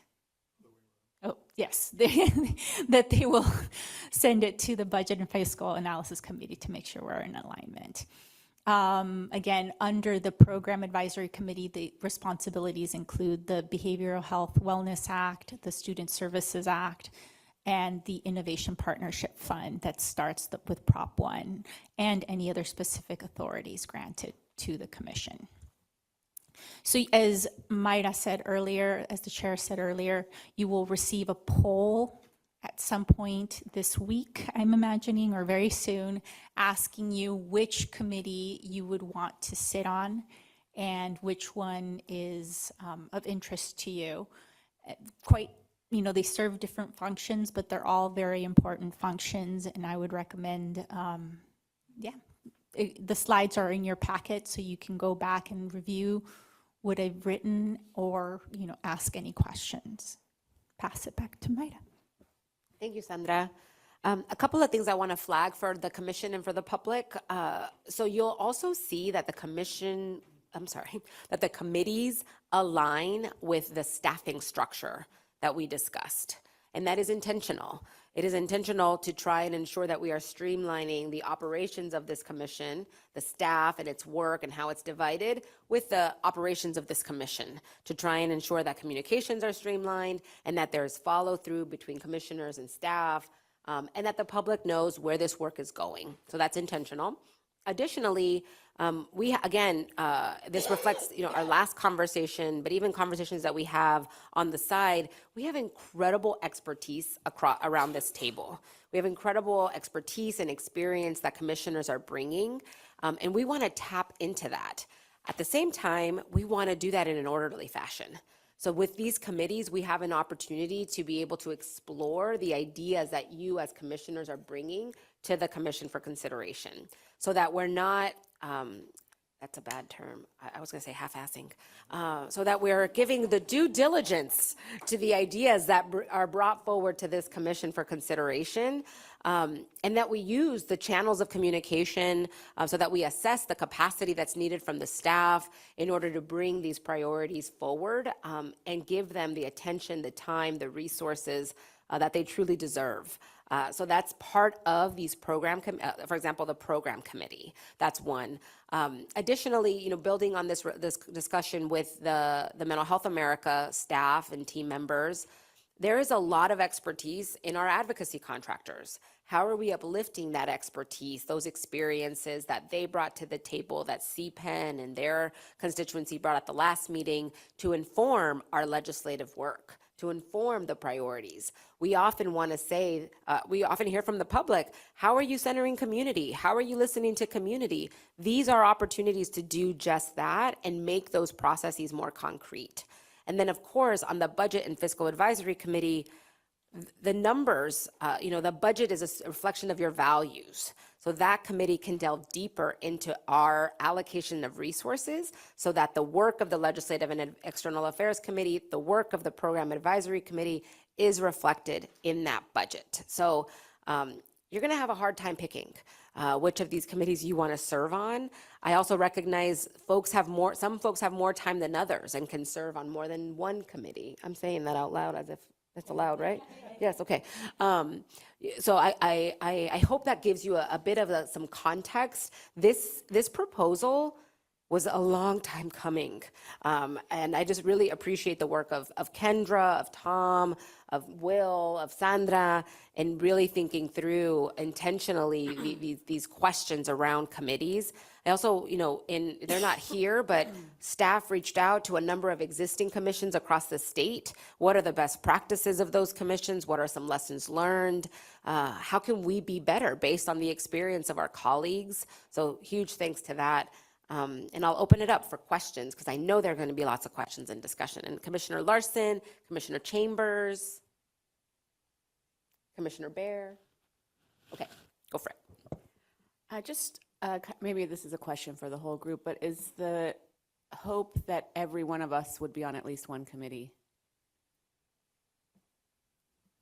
Yes, at least one committee. That would be preferable. We also recognize capacity. We can definitely have a conversation about that. Thank you. I know, Myra, you brought it up about the two existing committees. I just wanted to see I know you said, I'm assuming there's going to be another conversation because I see the org chart and I want to make sure, because people have been reaching out to me in the public about the committee that I chair, and I want to hear what our vision, and I know that folks, and I'm willing to work with staff to even read, and they have engaged me to some extent, but I want to make sure that those other, how does the existing committees align with the staff and structure? And, by laws, but according to law, reimagining, how we can do that. I just want to make sure we get the opportunity because I want to, we have to recruit people from the public, and I want to make sure that it gets, people are motivated to be a part of the poll and to be, I want to make sure those two committees too. But you did bring it up, so. Yeah, do you absolutely. understand what I'm saying? I do. Okay. You and I have had many side conversations about those committees. Yes.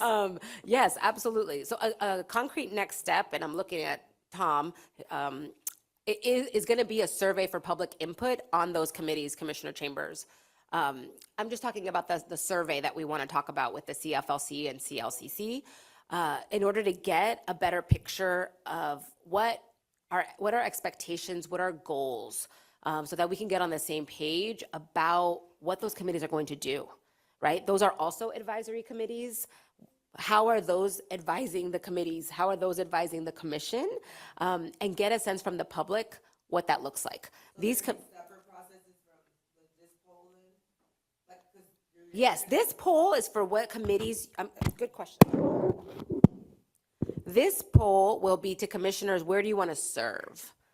I'm talking about a different survey for the public to provide input on the CFLC and CLCC specifically. Okay, but will the other, so when you do the poll for this, would there be 5 Oh, yes, yes. Okay. Yes. So everybody get motivated too, because you guys are serving, there's vacancies. Yes, I appreciate you clarifying that. It is 5 committees. Please be motivated for, you lifted them up. Yeah. Yeah, just to be clear, and maybe it's not clear, the two committees that are standing will continue to be standing, but plus the additional structure that's been recommended, which we're about to finish our discussion regarding now, would be a total of 5 committees. So thank you. That's a great point of clarification. I don't know that that was as clear as we would like to have it. Yes, agreed. Thank you, Commissioner Chambers. Commissioner Bear. All right, thank you for clarifying that. Would it be possible to provide a summary of how funds are distributed among the advisory committees? Just for new commissioners, I'm just trying to understand a little bit better. Take a shot at that. I don't think that it would be so much a matter of funds being distributed among the committees. The program advisory committee would essentially be advising on the use of pretty much all of the local assistance funds that the commission is managing. And as we sort of discussed yesterday when we sort of did the portfolio review, that's a total of, current year, for example, there's, I think, 34 million in local assistance that's appropriated this year. There's about 120 million appropriated from prior years that's obligated but not yet spent. And then there's a continuing amount of about 220 million that's obligated and issued, but is still, the functions are still going on. Program committee would be basically the entity that would be looking at the content of that work and is it, are those, and would be recommending to the commission priorities. So for example, with the Mental Health Wellness Act, the priorities that the commission has established in the past end at certain points. And then the question of what should be the priority that follows, a new priority.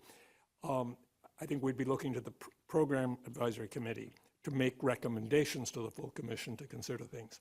The budget and fiscal committee would sort of, as we're imagining it, have sort of basically the responsibility to make sure that we were requesting both from Department of Finance and if necessary the legislature, the funds appropriate for the needs identified by the program committee.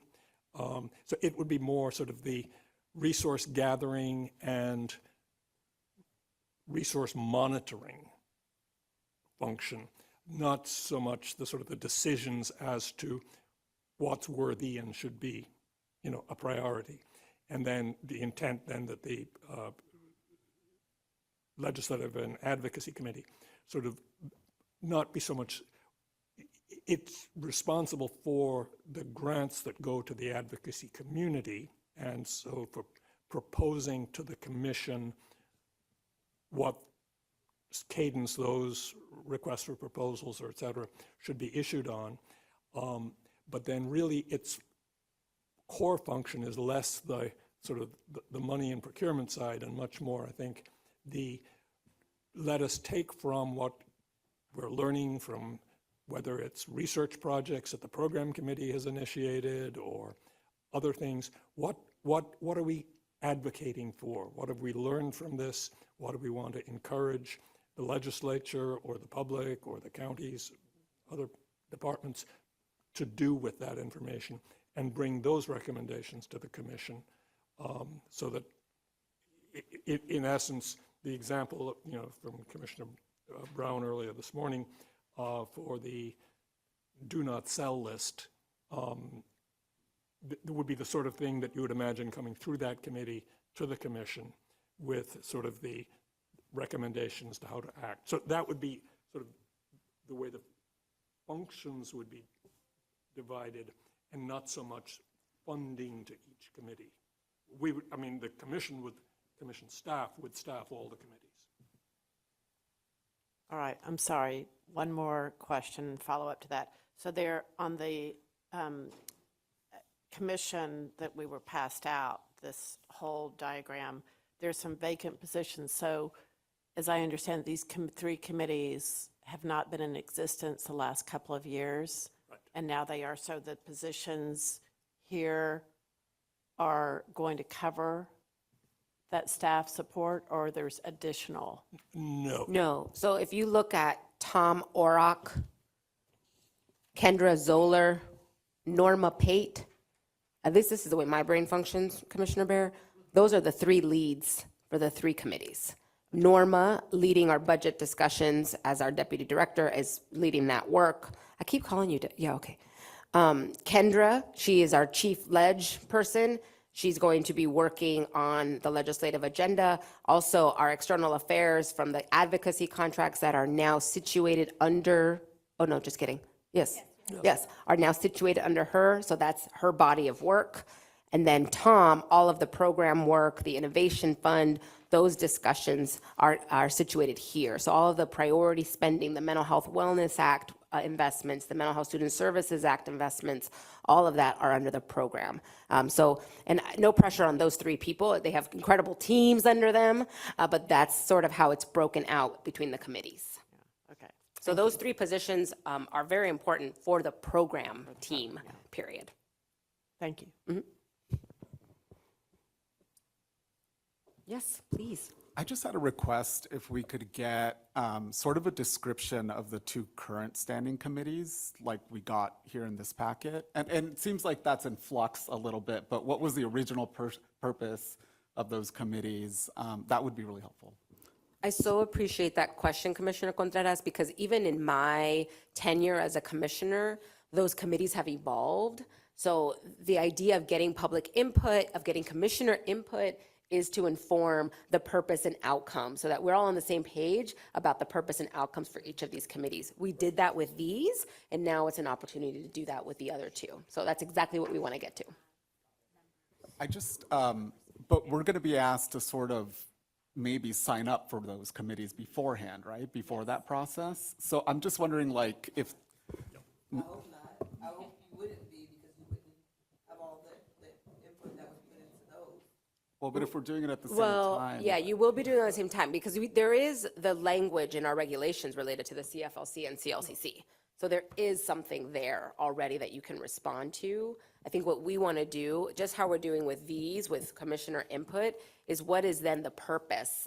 Like, what are our expectations for the CFLC and CLCC? And in particular, how are we being clear with the public? Because those are the only ones that have members of the public on them. Yeah. That's the big difference between those and these. Then how are our practices different? That's perfect. So I'd just like to see that language that exists. For sure. now. Thank you. Great suggestion. Any other questions before we open it up to the public? I'll just make one general comment. My experience here, when the commission was a different composition and size, is that, albeit not always perfect, but it allowed for a more organic process, that we could come in and have budget discussions, programming discussions that were organic, that oftentimes were very rich, but took a lot of time. That's no longer possible. I think that we all recognize that we want to make sure that we hold the public's trust in being transparent and ensure that we follow all the guidelines associated with Bagley-Keene. But candidly, we do need some form of committee structure. And my hope is that you would all experience this as a very important first step, and maybe even the final step as we get to what I think is the ideal structure in serving a commission that is twice as large as what it was previously.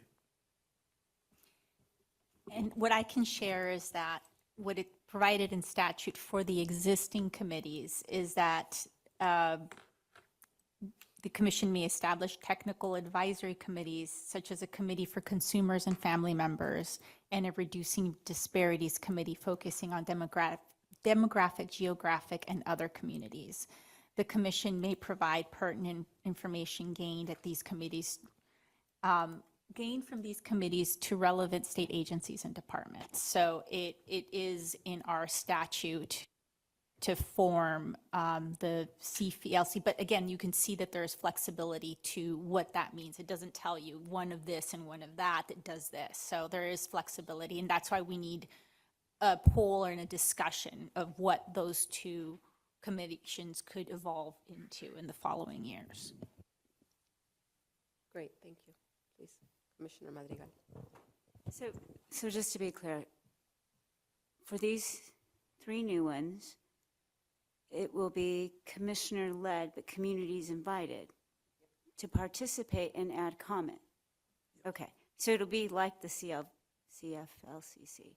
Okay, and they will not be members of the committee. They won't be members, but we they still are get their welcome input to and public they can comment help. on every item, Okay. correct? So help with that. Got it. And then, just comment. I think this is a long time coming, and I know we've talked before about this, because while we have had conversations, they haven't been so structured, and I think we've missed a lot by not having them structured and not having commissioners really involved, and appreciate that there is staff to really guide this and bring it back to this whole body. So very excited to see this. And I would ask, where we have the 3 key staff for these 3, who would be the key staff for the other 2? Are they existing, or is it going to be new? So I have that question. I'd just add to that point, I think that is a very important point, but also that advisory committees are not cursory, that as one commissioner has said previously, the committees may determine to change strategic priorities and make recommendations to the larger commission, specifically as it relates to budget and finance, and make those recommendations in a public vetting process that is informed by the public, heard by the public, and then come back and have priorities voted on and changed as a result of that conversation. And so that's what I'm hoping for.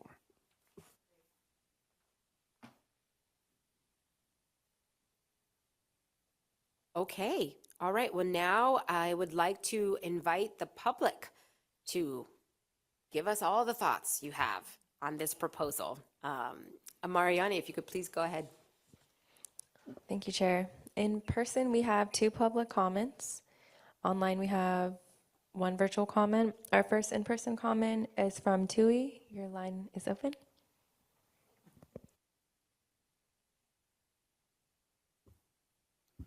Good morning, Commissioners, and congratulations to the newly appointed members. My name is Tui Do, pronouns are she, they, and I am the Senior California Program Manager with the Southeast Asia Resource Action Center, or CRAC for short. We are a national civil rights organization dedicated to empowering Cambodian, Lao, and Vietnamese communities to achieve a socially just and equitable society. As representatives of the largest refugee community ever resettled in the United States, we stand in solidarity with other refugee communities, communities of color, and social justice movements in the fight for equity. And in California, our work focuses on expanding access to affordable healthcare, culturally responsive mental health services, data equity, and immigration reform. California is home to the nation's largest Southeast Asian American community, and we collaborate with over 30 CBOs, or community-based organizations, statewide to strengthen local and statewide advocacy in efforts to have a ripple effect on a national scale. And so earlier this month, CRAC, REMCO, the Racial and Ethnic Mental Health Disparities Coalition, and aligned partners submitted a letter requesting the Commission to please retain the 2 standing subcommittees that we've been discussing about, CLCC and CFLC. To maintain these communities is critical for transparency, community engagement, and equity, particularly for the Southeast Asian, AAPI, and HPI communities. We look forward to continued collaboration with you all, and we appreciate your leadership in advancing these priorities. Thank you. Thank you. Our next public comment is from Elizabeth.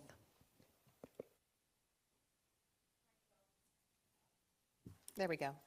Hi, folks. Liz Oseguera again with the California Alliance. I'm the Director of Public Policy, and the California Alliance, for those that don't know, represents about 160 organizations that work to support children and families within the child welfare system, including those in juvenile justice and other populations. We are very excited to have new voices around the table here in the Commission, and are very much looking forward to see the great work that will be happening through this commission under the great leadership of Chair Alvarez and Vice Chair Roulette. And we are very excited to hear the conversation happening around the table about making sure that there will be a robust community process in collecting comments through the commission and the committees that the commission forms.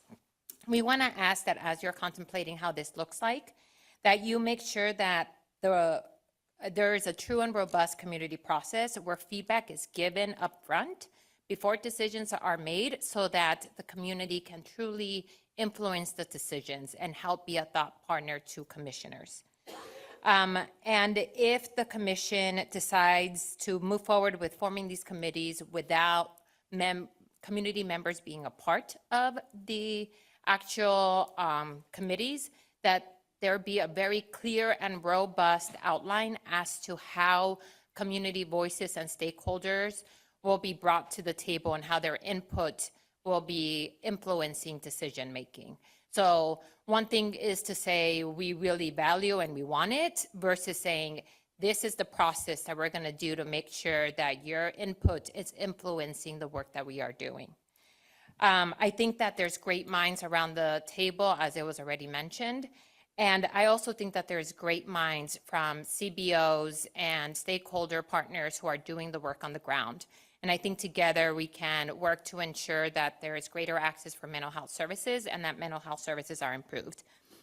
And then I also want to do a last pitch for reminding folks that the California Behavioral Health Planning Council does a lot of great work with community members, and there's opportunities there for partnership to ensure that they can help support you all in gathering community voices. Thank you so much.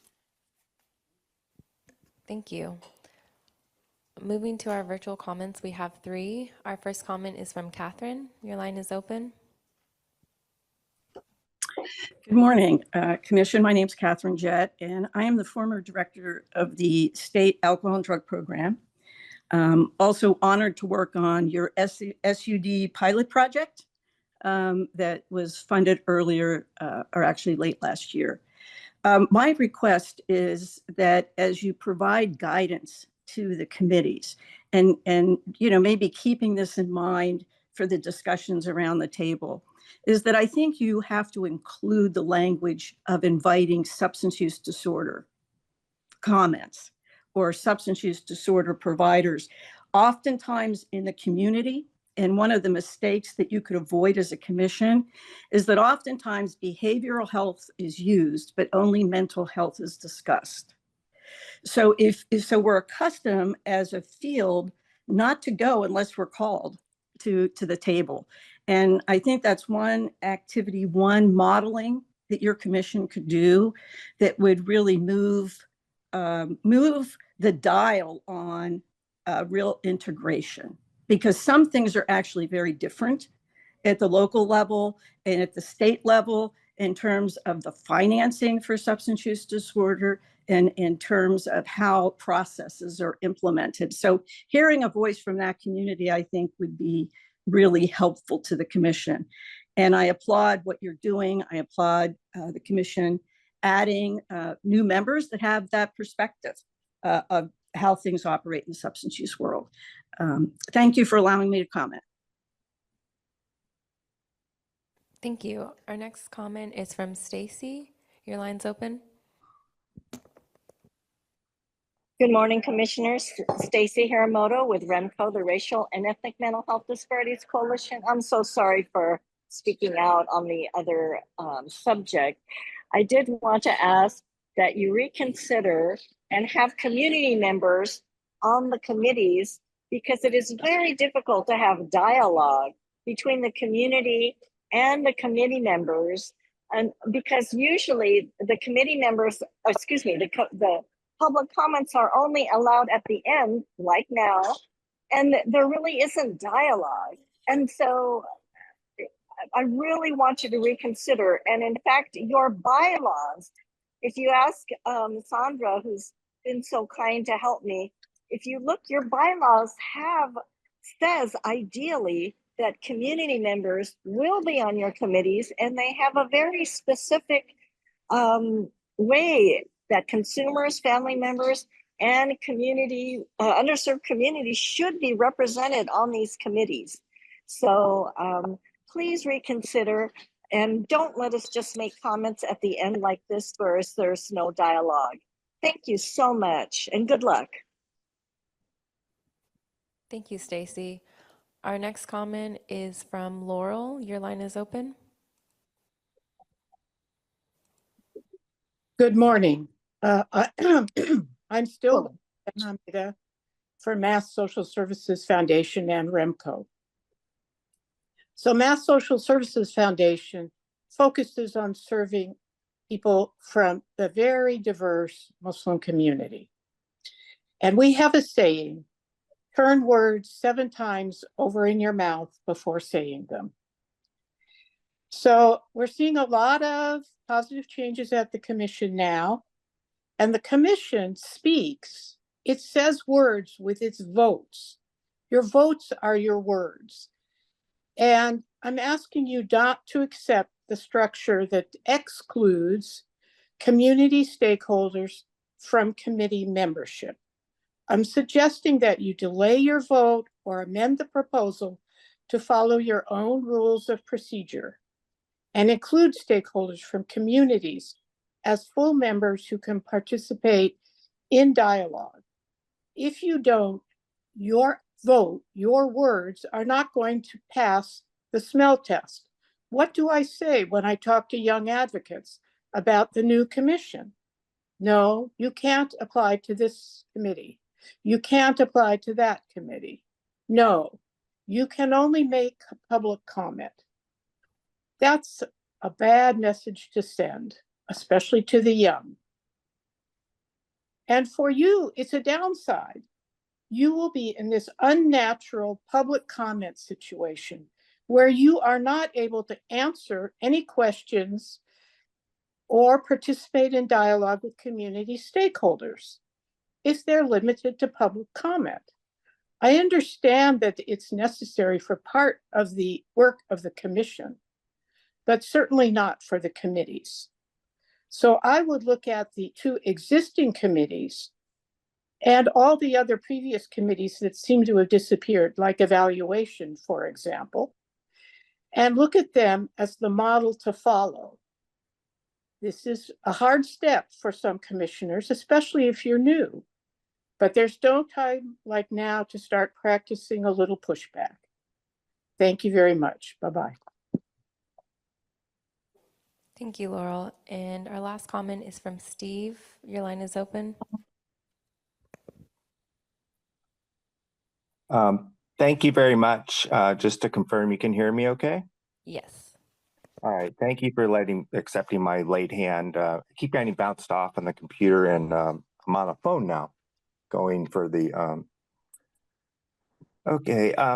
This is something that's, I think, very important. And here, I appreciate the commission is being probably the most transparent and open of the avenues to the state. Your videos are archived, they're easy to find.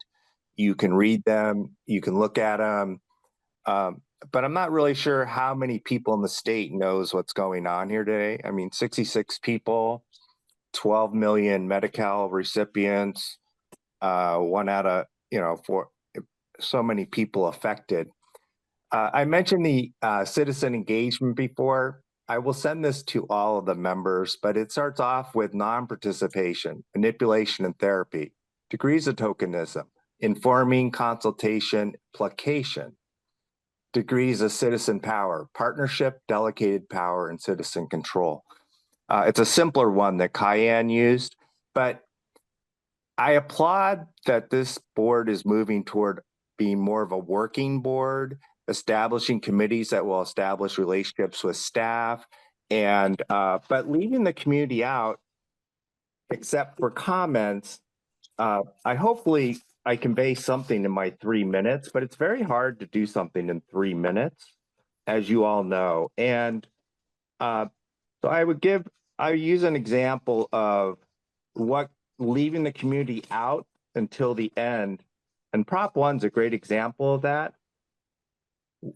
Passed by 30,000 votes in the whole state, only one county south of Los Angeles, one big county south of San Francisco. And subject matter experts put on the sidelines prior. Your committee in August was very against it. By September, you had a discussion that looked at maybe approve with concern, but then you got in the MHS OAC got in the packet into the that was sent out as the election guide. Public hearings at the state assembly and senatorially asked a lot of questions, took a break in August, didn't ask any more questions. And so my concern is the disconnect of looking up and not connecting down so that we can get things implemented across the state. And that would be the Behavioral Planning Council, the Thank you, local Steve. Your board. time is up. Thank you. The local boards and commissions that give you also 59 electeds in the counties. Thank you. Thank you. That was our last official comment from the queue on this item. I see there's one more, Yes. Mark. Do you want to just We'll take them. Yeah, Yes. let's take 'em.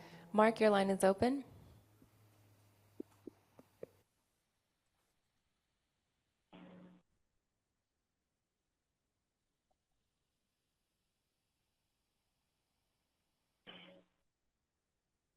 Hi, this is Mark Carmetz. I want to agree with the former lady saying that the committees need to be open to having public comment rather than just the commissioners. And we have having to go through the commission in order to get our comments made and having to be, because we need to be a part of everything. So the public is the most important customer that you have. Not everybody can attend, but we can at least represent as many people as possible on the commission and on the committees as well. I applaud the Client and Family Leadership Committee for the work that they do. There needs to be a liaison between the two is very important. Thank you. Thank you. Thank you. That was the And last. I do have some announcements to make, so right, I couldn't get to make them in the morning. Mark, we're actually not taking general public comment for this item. This is comments relating solely to this item. But if you do Okay. want to include announcements, you can always send us an email and we can distribute it to commissioners. Okay, well, okay. I can maybe save it to the end of the meeting, possibly. That would be fine. Thank you. I'll give it a try. Okay, thanks. Thanks, Mark. Okay, at this point, now that public comment has closed, I would entertain a motion from our commission members. And before we do, actually, I need to entertain a motion and then I can send additional comments. Cody, can you put the motion on the screen? Is there a motion? I move. Thank you. Just to be clear, is it on the screen? The motion is that we establish 3 new standing advisory committees pursuant to the appropriate code: the Budget and Fiscal Advisory Committee, the Legislative and External Affairs Advisory Committee, and the Program Advisory Committee. I have a motion by Commissioner Carnavale. Do I have a second? Thank you, Commissioner Callan. Now we'll open it up to any final comments or questions. I do want to reflect that I am understanding of the need to have public dialogue. That has always been the intention of this commission. That is something I know many of us are personally committed to, especially in light of the work we are doing to repair trust and to promote a better relationship with the public and who it is that we're seeking to serve. And I want to clarify that during the committees, we have opportunity for robust dialogue with the public, that it doesn't have to be a public comment process and everybody wait till the end, but that we can open up discussion and Q&A and back and forth in a way that we can't formally do as part of a full commission meeting. Sandra, can you please clarify those specifics? Yes, these are advisory committee meetings, and during the discussion of each of the items, so each agenda item, the public is welcome to be part of the conversation and inform the discussion as you move within the different agenda items. They're advisory committees, so again, it also lends us the opportunity to be fully remote, so that would be also very friendly to our community who would be able to join from anywhere in California. Yes, please, Commissioner Chambers. I know you personally, and I'm not take this context in the context of this setting. I'm here in the community, and it's our due diligence to hear them. And I have major concerns about the community's input and their ability to have, these are really big decisions, particularly this fund. And me as a commissioner and the public, I have gotten a lot of feedback of like you said, people not trusting us. But I understand the need to get things done. But I don't know if I'm able to reconcile this, and I don't know if I'm able to reconcile it, but I understand what the intent, and I know the staff put an excessive amount of hard work and intention, and I understand the intent. So don't think that I don't understand the goal, but I am very concerned about the public's feedback. I am in the peer community. We get just a lot. They're very vocal. So I'm just putting that on record. I still have major concerns about it, and yeah, that's it. I appreciate that. Thank you. Commissioner Carnavale. I would just support your point, Madam Chair. My experience chairing the Research and Evaluation Committee is that precisely that robust conversation with the community is one of the more powerful aspects of it. And so our ability to create this committee structure that allows that, I think, is a step in the right direction. And I think the advisory committees can also, I think, form other working groups that could encourage more of that, because clearly each one of these topics by themselves are big and will probably encourage other gatherings that I would hope and expect will involve community engagement. So I think this is a good step, and I think we should see how it goes, and we can always modify our if we're finding out it's not creating enough input, then we can modify that decision.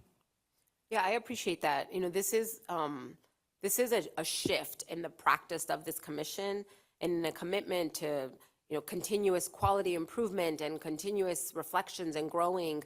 I would expect that. I would expect that we can revisit this in a year and say, here is what went well, here is what did not go well, here is how we can make changes in order to be more responsive to both commissioner needs as well as the public. So yes, and Commissioner Chambers, I so appreciate your comments. And that's why we vote, right? That's why we have a voting process. So we have a motion and we have a second. If there is no additional comments, Sandra, will you please take the roll? Oh, I do. I'm just kidding. Please. I guess this is more directed to Sandra. I'm confused, so I don't know how to vote. Under 6.1 of our rules of procedure, A2, it states, and this is where the ambiguity is, ideally each standing committee shall have a maximum of 14 members and shall include public membership. I'm confused by the term ideally combined with a shall. So can you somehow clarify that ambiguity? Rules of procedure came up for amendment, and this is before my time, where they were going to redo that section, and I went back, and for some reason, that those changes were excluded from the amendments that passed in 2021. So there's a lot of not clarity in the way the current committee meeting is they're written, and I'm actually going to pull them up right here. But the authority that I'm relying on right now, because there's a section A that discusses the committee meetings that have community participation, and then there's a section B immediately after that. So it's a separate section that discusses the committee's ability to form commissioner-only committees to support its work. So I'm trying to pull it up So right those now. are multi-member bodies. So Yes. Maybe out of clarification, we should refer these to multi-member bodies? Yes, so, and you could do that, because if you see the rules, 6A provides the rules for the committees that are mixed, so to speak, with commissioner and staff, but B, which is written separately, says the commission may establish any multi-member body. And you're correct, we could call these multi-member bodies to distinguish them from the ones that are more like hybrid mixed community and public.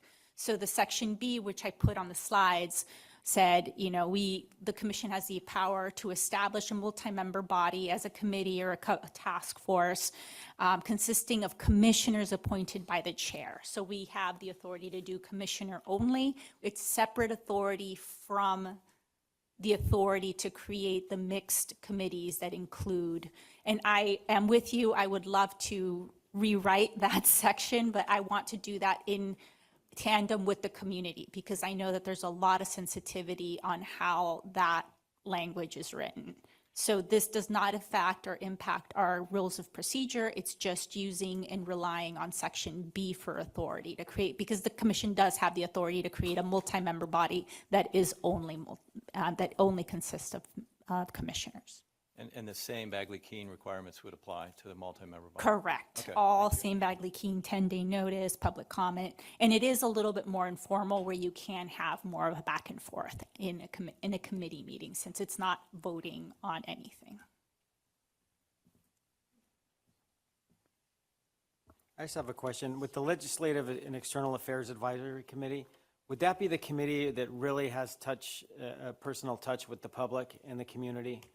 And if so, I think it's really important that, that a lot of communities are heard and a lot of different stakeholders are heard, just because, like they said, there were only 66 people on the call, and there are a lot of people out there. So I just want to make sure that, that we're able to reach out and see what's going on, because there may be CBOs and other communities that don't know what's going on and we don't know what they're doing, and where we can be of maximum help to the most amount of people.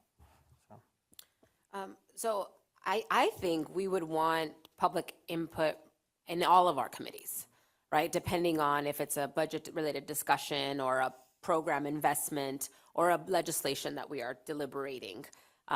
So I'm hesitant to say like that's where we're going to get the public input. I really hope, and it's our intention, to create opportunities for robust public input in each of those committees. But what I'm also hearing you say, Commissioner Callan, is perhaps there's an opportunity when we put out that poll to commissioners to decide which committees to join, maybe some examples of the type of discussion items that you would have during each of those committees. Like what's going to come to that committee, the program committee versus the legislative committee.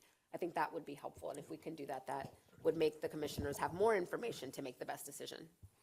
And if I could just add, I think one of to Commissioner Callan's point, the Legislation and Advocacy Committee, because of what is intended to be a very tight relationship with our advocacy contractors, that's, I think, the opportunity to really sort of restructure what we are asking them to do and what they're asking us to do in ways that deliberately sort of spread the network and get word out that the commission has these activities, is meeting, et cetera.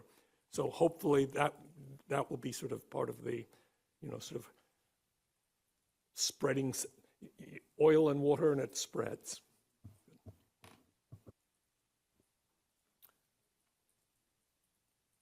Okay, I think I see no more comments from commissioners. Sandra, will you please take the roll on the motion? I do have a quick question. So if the community is being involved, like the community-based organizations, would there be like a representative that would be showing up for an organization? Or is it just like It's open. So Okay. generally, the meeting schedule's posted on the website. Yeah. We promote it. Hopefully, we leverage our advocacy stakeholders Yeah. to promote it to their networks. Our Behavioral Health Planning Council Yeah. has invited that partnership in. It's really about getting the word out. And Okay. I'll be honest, I mean, depends on what you're connected to, is you're more aware or not aware. And, Yeah. and it's on all of us to try and ensure we're spreading that word and Mm-hmm. creating those doors of opportunity, opening the doors of opportunity. Okay, thank you. Okay, so I'll repeat the motion. It says that the commission establish 3 new standing advisory committees pursuant to Welfare Codes 5845F4 and Commission Rules of Procedure 6.1B. The committees are the Budget and Finance Advisory Committee, the Legislative and External Affairs Advisory Committee, and the Program Advisory Committee. I have a motion from Commissioner Carnevale and a second from Commissioner Callan. I will start the vote now. Commissioner Bear, Yes. Commissioner Bernick, Commissioner Bontrager, No. Commissioner Brown, Aye. Commissioner Bunch, Commissioner Callan, Yes. Commissioner Carnevale, Aye. Commissioner Chambers, No. Commissioner Contreras, Yes. Commissioner Designee Swartz, Commissioner Cross, No. Commissioner Gordon, Aye. Commissioner Designee Pulmano, Aye. Commissioner Larson, Aye. Commissioner Madrigal Weiss, Yes. Commissioner Mitchell, Commissioner Robinson, Aye. Commissioner Southard, Commissioner Sy, Vice Chair Roulette, Yes. Chair Alvarez. Yes.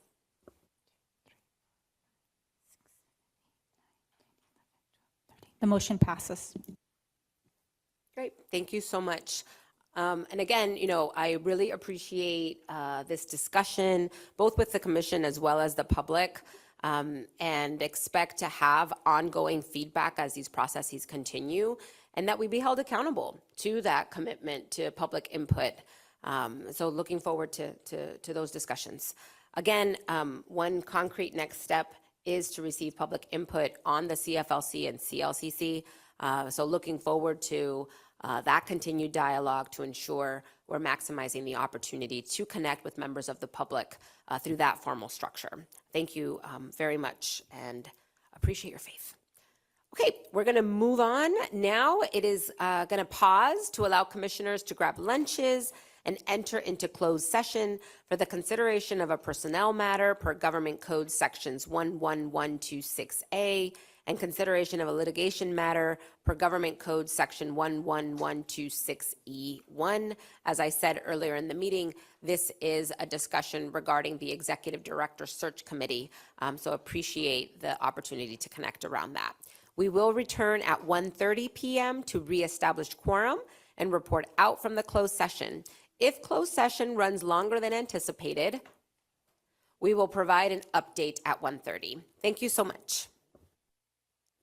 Good afternoon, everybody. Thank you so much for your patience as we needed a couple of more minutes to gather ourselves. We are coming back into our open meeting. I hope you had a good lunch. First, I am going to ask Sandra to please reestablish quorum with a commissioner roll call. Commissioner Bear, Here. Commissioner Bernick, Commissioner Bontrager, Here. Commissioner Brown, Here. Commissioner Bunch, Commissioner Callan, Here.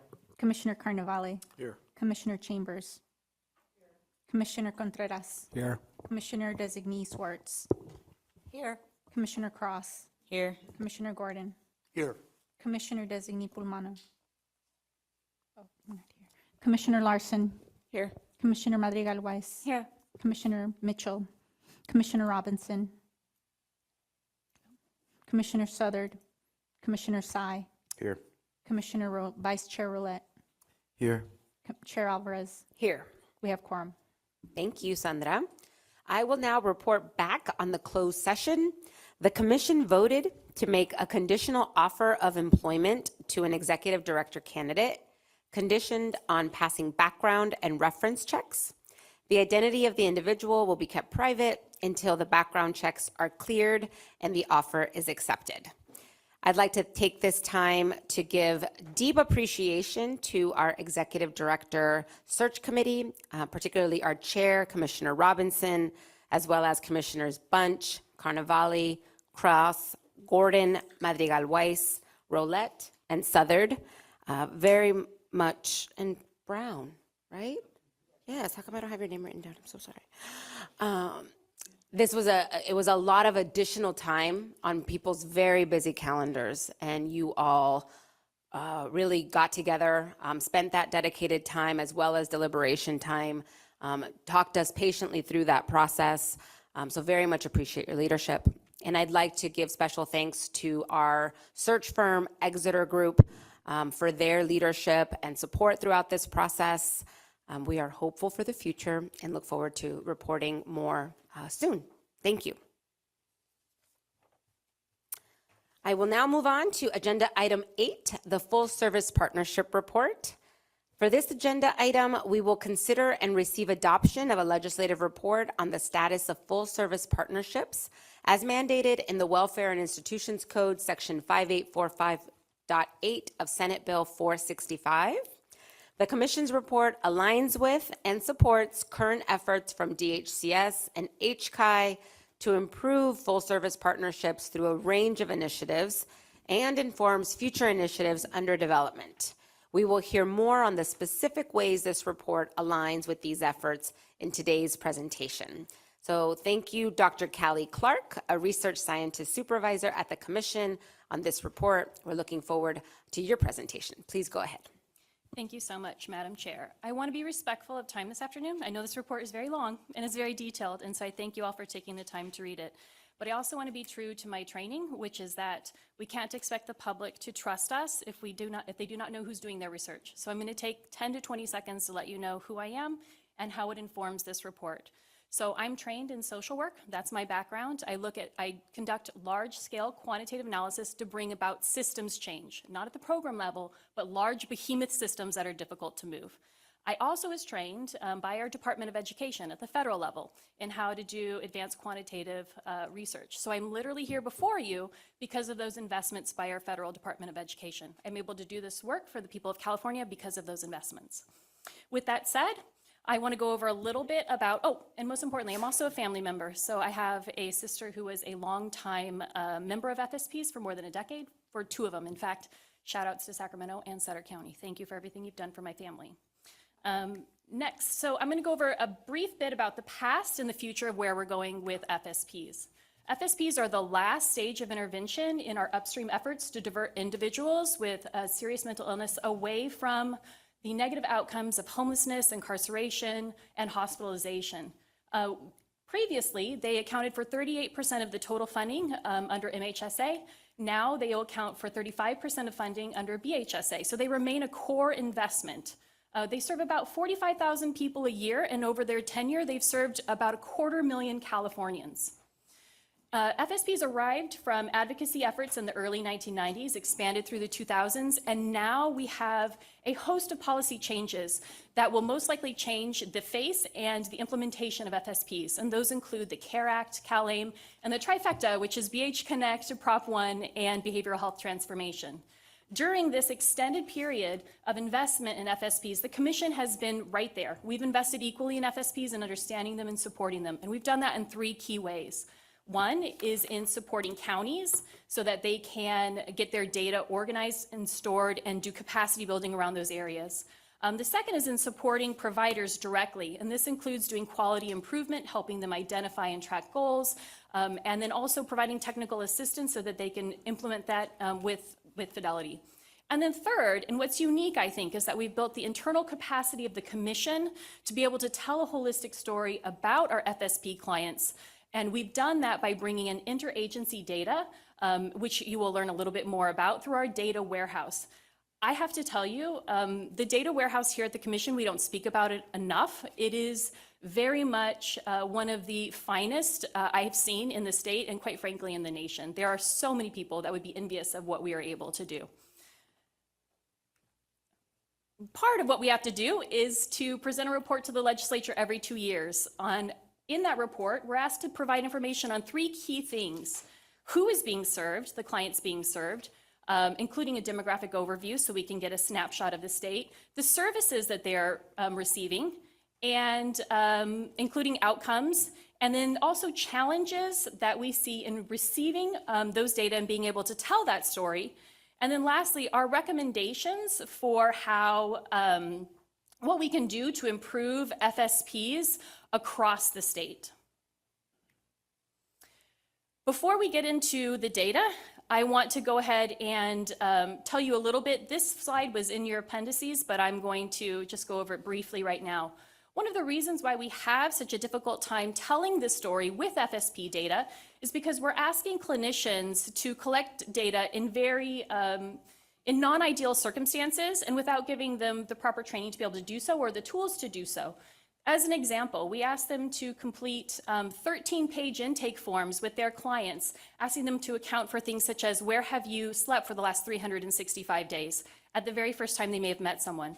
You can imagine that that's a difficult thing to do with someone who is in distress or may be, in fact, dealing with psychosis at the time. We also ask them to track key events in somebody's life, but we don't give them the time or the resources to do that effectively. So what happens? They end up tracking the negative outcomes because those are the most important to hand off to the next clinician. Not whether somebody got a job, but whether they lost a job. Not whether they got housing, but that they lost housing. So this means that so far we have a difficult time getting complete data and accurate data from our people on the ground. Lastly, we ask them to complete reports every 3 months on their clients. And if somebody before them did not complete a report, they are not able to complete their report. And so we have a system that has a lot of snags in it. And we are suggesting in this report ways that we can help improve that system and ensure that we get the quality data to be able to tell a good story and an accurate story about our FSP clients. The data from providers goes to the county. Then the county checks those data with providers. That takes time. Then they send it to the state. We get it from the state. Now, if we were to only rely on those data, I would not be here today giving you a very comprehensive report. My report would simply say, I can't tell you this story because we don't have very good data. But we at the Commission have a data warehouse where we bring in data from other agencies and departments, and we can fill in a lot of those gaps for our FSP clients. We have so much data in the data warehouse. We use just a few of those for our report in here today, so I want to touch on them. HCI data, so we understand hospitalization.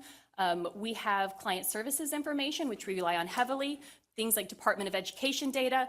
We anticipated having Department of Justice data. We are finishing up that DUA now, and we will have those for the next report. Our next report, if things go well and the report is adopted and the implementations that we suggest are taken up and we all undertake this call and see systems change, our next report in 2026 should look very different.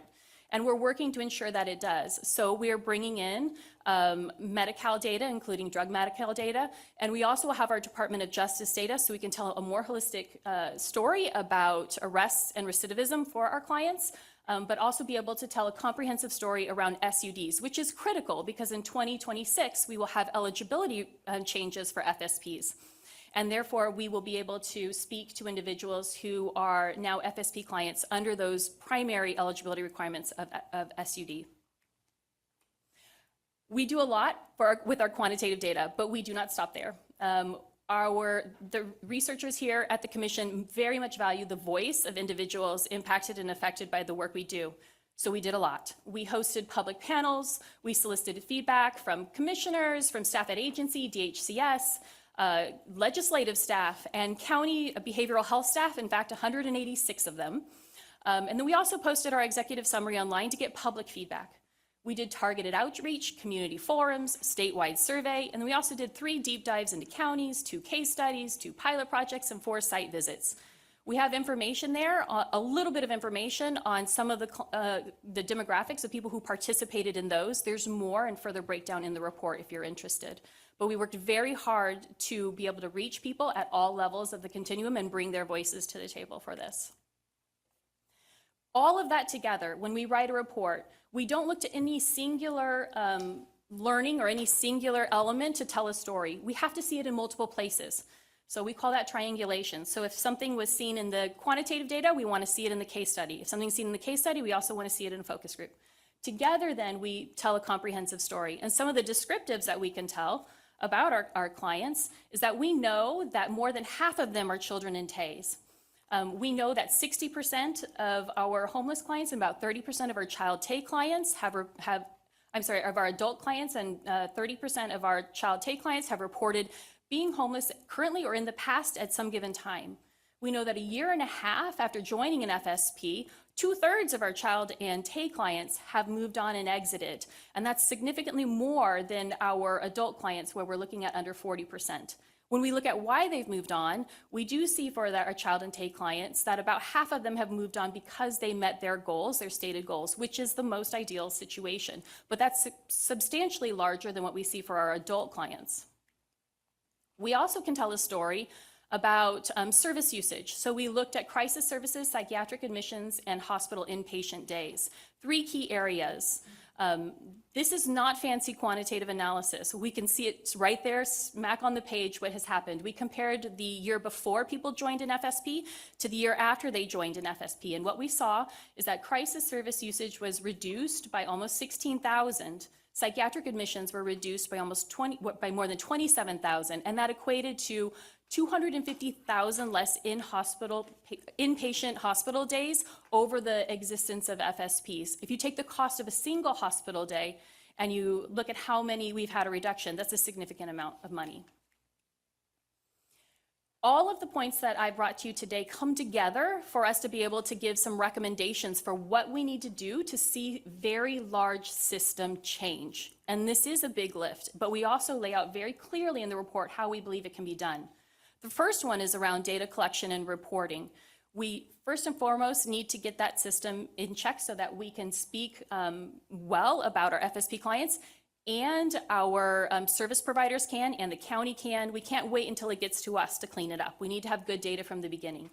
So we are suggesting an overhaul of the DCR system. We know it has substantial issues. And in order for providers to meet the call of Prop 1 as far as transparency and data reporting go, we need to see that overhaul. We recommend replacing the DCR with something that's more efficient, effective, and accurate, and we go into very detail what that would look like and use the voices of individuals who use it in the report to help illustrate that. DHCS is currently planning an overhaul of the DCR, and we are delighted to hear such. We believe that this report can serve as a valuable resource in guiding those efforts. The second key area is around staffing and workforce. Staffing and workforce challenges are not new to anyone. We know that they're there, but we do have some recommendations for how those can be lessened. One is about widening the pipeline, so building relationships with local universities in developing internships, programs specifically tailored towards individuals working in FSPs. We would like to see increased incentives and benefits that provide financial resources to counties to supplement wages in areas that are most struggling to fill positions and offer workforce incentives like subsidized housing, loan repayment, or paid internships. We're recommending reducing provider stress. That sounds really large, but we suggest that it can be done by developing trainees in specific high-stress areas that providers have told us directly, such as around billing, documentation and data entry, housing services, and services for individuals with SUDs. And then lastly, we recommend better utilizing peers and investing in expanding peer certification and placement programs, including licensing, training, and post-placement supports. Peers are more than a workforce solution. They're a key to increasing client retention and ultimately improving outcomes. We also have some recommendations around performance management. We found that most providers lack systematic goal setting and tracking abilities. And there's insufficient incentives to provide for reaching client-specified goals. We suggest incorporating performance metrics into contracts, better incorporating them with service providers. And we suggest launching a statewide learning community on performance management. Performance management may sound new. It's been around for a very long time. All it means is that we help providers identify key focus areas and the supports needed to improve in those key focus areas. So for instance, if you're a provider and you're working at 150% capacity and you're tired and you're exhausted and somebody comes to you and they say, you know, we're going to implement this new performance management to track and see how you're doing, that doesn't feel great, does it? But I will tell you, nobody should be working at 150% capacity. So what performance management does is it says, you can't do everything. Let's identify what is key right now, what is the most important. Let's focus on those. Let's get you the supports you need to improve in those areas. And once you have, let's go on and focus on new areas. It's meant to reduce provider stress and increase outcomes for clients. And then lastly, we suggest a comprehensive evaluation of the plausible impact and resources needed to create a scalable performance management statewide. Technical assistance. So we heard from providers that they really would like stronger technical assistance around funding and service models. Counties and providers both need support and clarity around BHSA requirements. And we suggest expanding technical assistance and training on the impacts of BHA.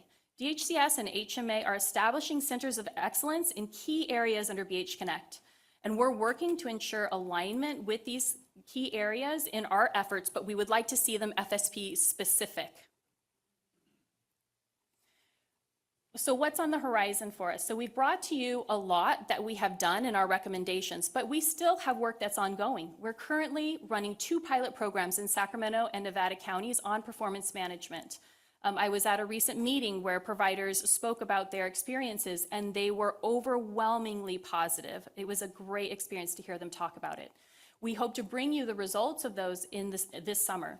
We also have $20 million in MHWA funds that are set aside to improve outcomes in service delivery. 10 million of those were specifically set aside by the Commission around technical assistance and capacity building for performance management and outcome-based contracting and service provisions. We will bring to you a more outlined RFA in May with regards to that. We have an FSP toolkit, which is underway. We worked with DHCS and HMA to identify key chapters in this toolkit so we can put resources in the hands of providers right now so they no longer have to wait for supports. Those chapters are peer and paraprofessional supports, services and treatments for individuals with SUDs, collaboration and community partners, step-down levels of support, and outreach and engagement. And then lastly, we would like to conduct the work that we've done now, but take a particular lens looking at child FSPs. More than half of our FSP clients are children, and yet we cannot speak to them very clearly and accurately. How do they differ? What type of services are they receiving? Could they be better served through other services? We have no idea. So those are just a few things that we have on the horizon, but we bring you this report as a first step in acknowledging where we need to be and what we need to do in order to bring the systems change so that we can continue to see improvements. Now, I know that I just went over a lot, and I know I spoke at length about systems and improving systems, and I want to make clear that my dedication and our team's dedication to this does include the voice of the individual. So if you read the report, you will hear the voices of so many that went into making this report. And I want to share with you, a lot of you don't know this, but my sister was a member of an FSP for more than a decade. She recently passed, and I was able to talk with her before she passed about her experience in receiving FSP services. And I'd like to share with you just a small sample of what she told me. She said, "They praise me and they tell me how appreciative I am. They recognize my qualities that I've gained in the last 10 years and that I'm a value to people. Things are pretty tough, but we're really happy. You know, we want to live independently.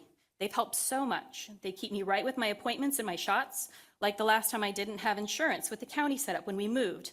My FSP basically showed up and they carried me. They got me to my appointments as much as they could. It must take a lot of heart to work there, and I feel very lucky to have my FSP people." Those are the words of my sister, Marnette Clark. So I am delighted to bring you this report, and I hope that I'm able to answer all the questions that you may have of it.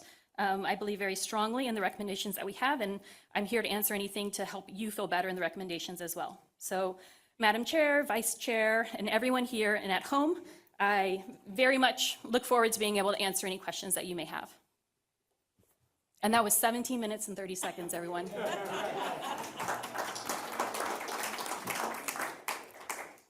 Thank you so much, Dr. Clark, and thank you for sharing your personal story. You know, the great reminder that this work is more than numbers, it's more than reports and data, it's people, and people we love, and I really appreciate you sharing. Thank you. Thank you. I'm going to open it up to commissioners, see what questions, comments we may have. I see Commissioner Larson, Commissioner Gordon, did I see you? Yep. Commissioner Gordon, Commissioner Robinson, Commissioner Chambers, Commissioner Contreras. Okay, Commissioner Larson. Thank you so much. I'm going to do my preface by saying I'm the CEO of the Steinberg Institute, but I'm speaking as a commissioner. I think this report's really well done. I may have read every single FSP report that we've done so far, and this one's a really robust, really well done, and so I really want to, kudos to you and your team for doing it. I think I continue to be frustrated, not with anything you guys are doing, but with the lack of incarceration data. FSPs were created to reduce homelessness, incarceration, and hospitalization. And so the fact that we can't report on the reduced incarceration hurts my heart a little bit. I think also just like that thread of reading through all the reports and coming to this one, it frustrates me that we keep saying like the data's really bad, so we can't really tell a story. So my hope is that as a commission, as we go into this next phase with the identified priority populations that Prop 1 is intending us to focus on, and with so much of the BHSA going to FSPs, my hope is that we can really lean into that data quality issue. I just want to do a quick history lesson before I make my next comment, that FSPs were born out of AB 34 and AB 2034, which were focused on the SMI population who lived unsheltered. And so the fact that 56% of our FSP slots are going to kids who haven't been hospitalized or homeless, aren't SED, gives me pause. Children and youth, we definitely have a crisis. They have lots of needs, and they have a full entitlement of services through EPSDT. And so I'm worried that so many of our FSP services that were designed for our priority populations that were experiencing homelessness, incarceration, and hospitalization, that these services aren't going to those priority populations. So I appreciate your recommendation for more standardization and for the focus on the children's FSPs moving forward. Thank you so much. Thank you, Commissioner Larson. I feel like I have follow-up questions, but let's go to Commissioner Gordon, and then Commissioner Robinson, Commissioner Chambers, and then Commissioner Contreras. Thank you for an excellent report. I just had two quick questions. Sure. Number one, you said DHCS is planning an overhaul of the DCR system so that you don't have to cobble together the information which you so artfully did. When might we expect that to be completed? That's the million, billion, and trillion dollar question. We actually am not sure. So these announcements are fairly new, so we are waiting to see. I do want to state that overhauling a system is a big undertaking, and this is probably not a pivot that's going to be able to be made in 6 months. So we need to understand that it's going to be a process, but we have built our internal capacity here to continue to be able to tell a holistic story, hopefully, even now more with DOJ data and our Medi-Cal data, so that, yes, we want to get better data tools in the hands of providers. That is absolutely necessary, and we most certainly are supporting and pushing for that. We do plan to be able to still tell our story about FSPs, in fact, even richer form, without having to wait for that. So we see it as a tandem effort. Yeah, and I was just going to say, if we, with our expertise and some other counties, might assist them, maybe we could speed it up and ask them for a few dollars to help us. We'd be happy to. Okay. Second question: you talked about internships and widening the pipeline. Is HCI going to do that, or who is going to do that? Because I know here in Sacramento County, we're doing it ourselves because we're not seeing anybody jumping up to do it. There are efforts. We feel that we could come to the table to support those and inform those better. I know that we're expecting more efforts in these areas. They are multifaceted and out of multiple departments, so I do want to say that. And we're learning more every single day. But we still see ways to improve them, and so that's our hope, is that we could go to that table and bring what we've learned and inform that. Okay, and once again, thanks for your dedication to this work. Thank you. Thank you. I appreciate your presentation. Just back on slide 10, I just want to make sure I'm understanding the data. You said, it says there was is that a 250,000 decrease in inpatient days? Okay. Days, yeah. And how many people did that represent? What group of people were we talking about? So the actual count, I would have to email you the actual count. I'm Or is not it, I mean, sure. It's at like 27. on average, what was the average participants decrease in their number of hospital days? That's what I'm trying to get at. I see. I don't want to misspeak, so I really don't want to, but we have done that, and I can send it to you. Okay, thank you. It'd be good to know.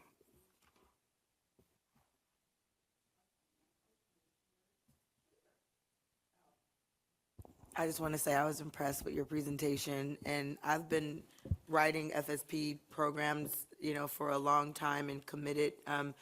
And I just am going to sound like a broken record, but FSPs is one of the hardest interventions for clinicians to do. I mean, when I recruit people that want to leave county systems because of how hard it is, but they are the most dedicated folks.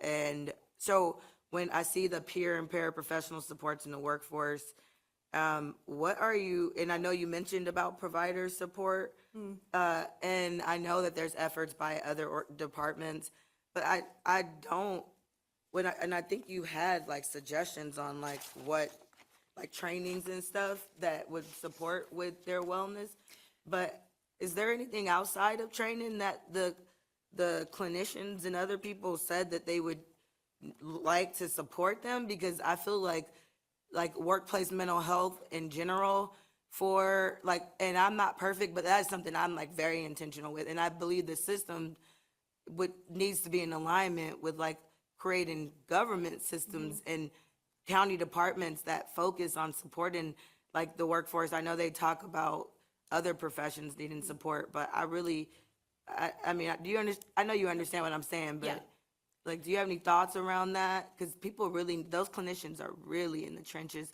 and they're the most dedicated as well. And that's just one. If you want to respond to that, then I have one more thing on performance management. Absolutely. So when we wrote this, it was based on the recommendations to look into this area. Since then, we're hosting work groups with individuals, including peers and including counties that have more robust peer systems and services. And what we are doing is taking all of those learnings to develop a chapter of the toolkit that we will hand out. So those recommendations, we're in the listening session phase of that right now, in the learning session phase, yeah. And so we hope to have that to circulate by this summer. We'll come back with those recommendations. We don't have them just yet for what that looks like in particular, but we feel confident that we'll be able to have those. And I think that's amazing, because that could be really an opportunity for us as a commission to uplift and support of our counties and departments with taking that section and really, taking it on a road show and really providing these counties with support with how to meet their workforce. And like you said, the peers, because, it's just such a deficit. And then the performance management, I'm really excited to see how that RFA comes out, because I know that there's so much changes with Prop 1 and like the EBPs. It's just the fidelity to the model is, once again, it's going to cause a lot of pressure and on the clinicians to learn, to retain and recruit folks that can understand all the modalities of practice. How do you foresee a positive perspective on performance management and incentivizing and taking our RFAs to incentivize what's already happening with DHCS, because they already having their performance. It's kind of simultaneous, right? With But I think we could also, that's another opportunity for us to really take that on the road show too. Like, I don't know, this is giddy, but do you see what I'm talking about relative to performance management? I as well? absolutely do. And so you All right. are correct in that we are not alone in the efforts in this area. We certainly are not. But we do believe that we have a unique voice, especially given the way that we approach learning, that we can still come to the table and help shape those. And that's what we're hoping to do, especially around the performance management. We have a particular history in technical assistance around performance management that we hope will be unique and very valued as those decisions are being made. But thank you. Thank you. Commissioner Tsai? Thank you for the presentation. Thank you for also just bringing your whole self to your work. I think that's important. Data is something I'm very passionate about. That area of my organization directly reports to me because I think it's incredibly important. And I want to make a couple comments that some will say complicate issues. I would say kind of nuance issues in ways that hopefully are appropriate. And that's, you mentioned, I appreciate you mentioning kind of the incorporation of substance use. And when I look at these metrics, oftentimes we focus on things like service visits, readmissions. If you look at the National Quality Forum or NCQA or Washington Circle, there's a pattern to the metrics that we measure and how we define success.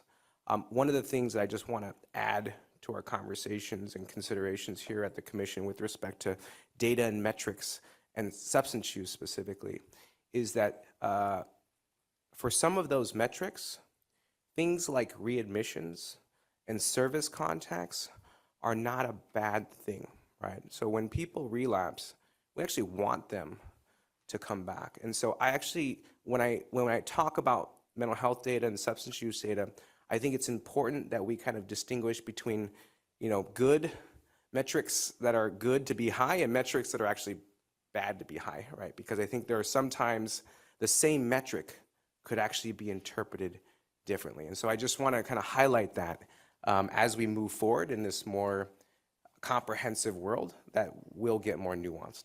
You are 100% correct in that. And I just want to say I'm excited to get the data to hopefully be able to unpack that and see if there's subgroups of communities where we can identify, because you are 100% correct in that.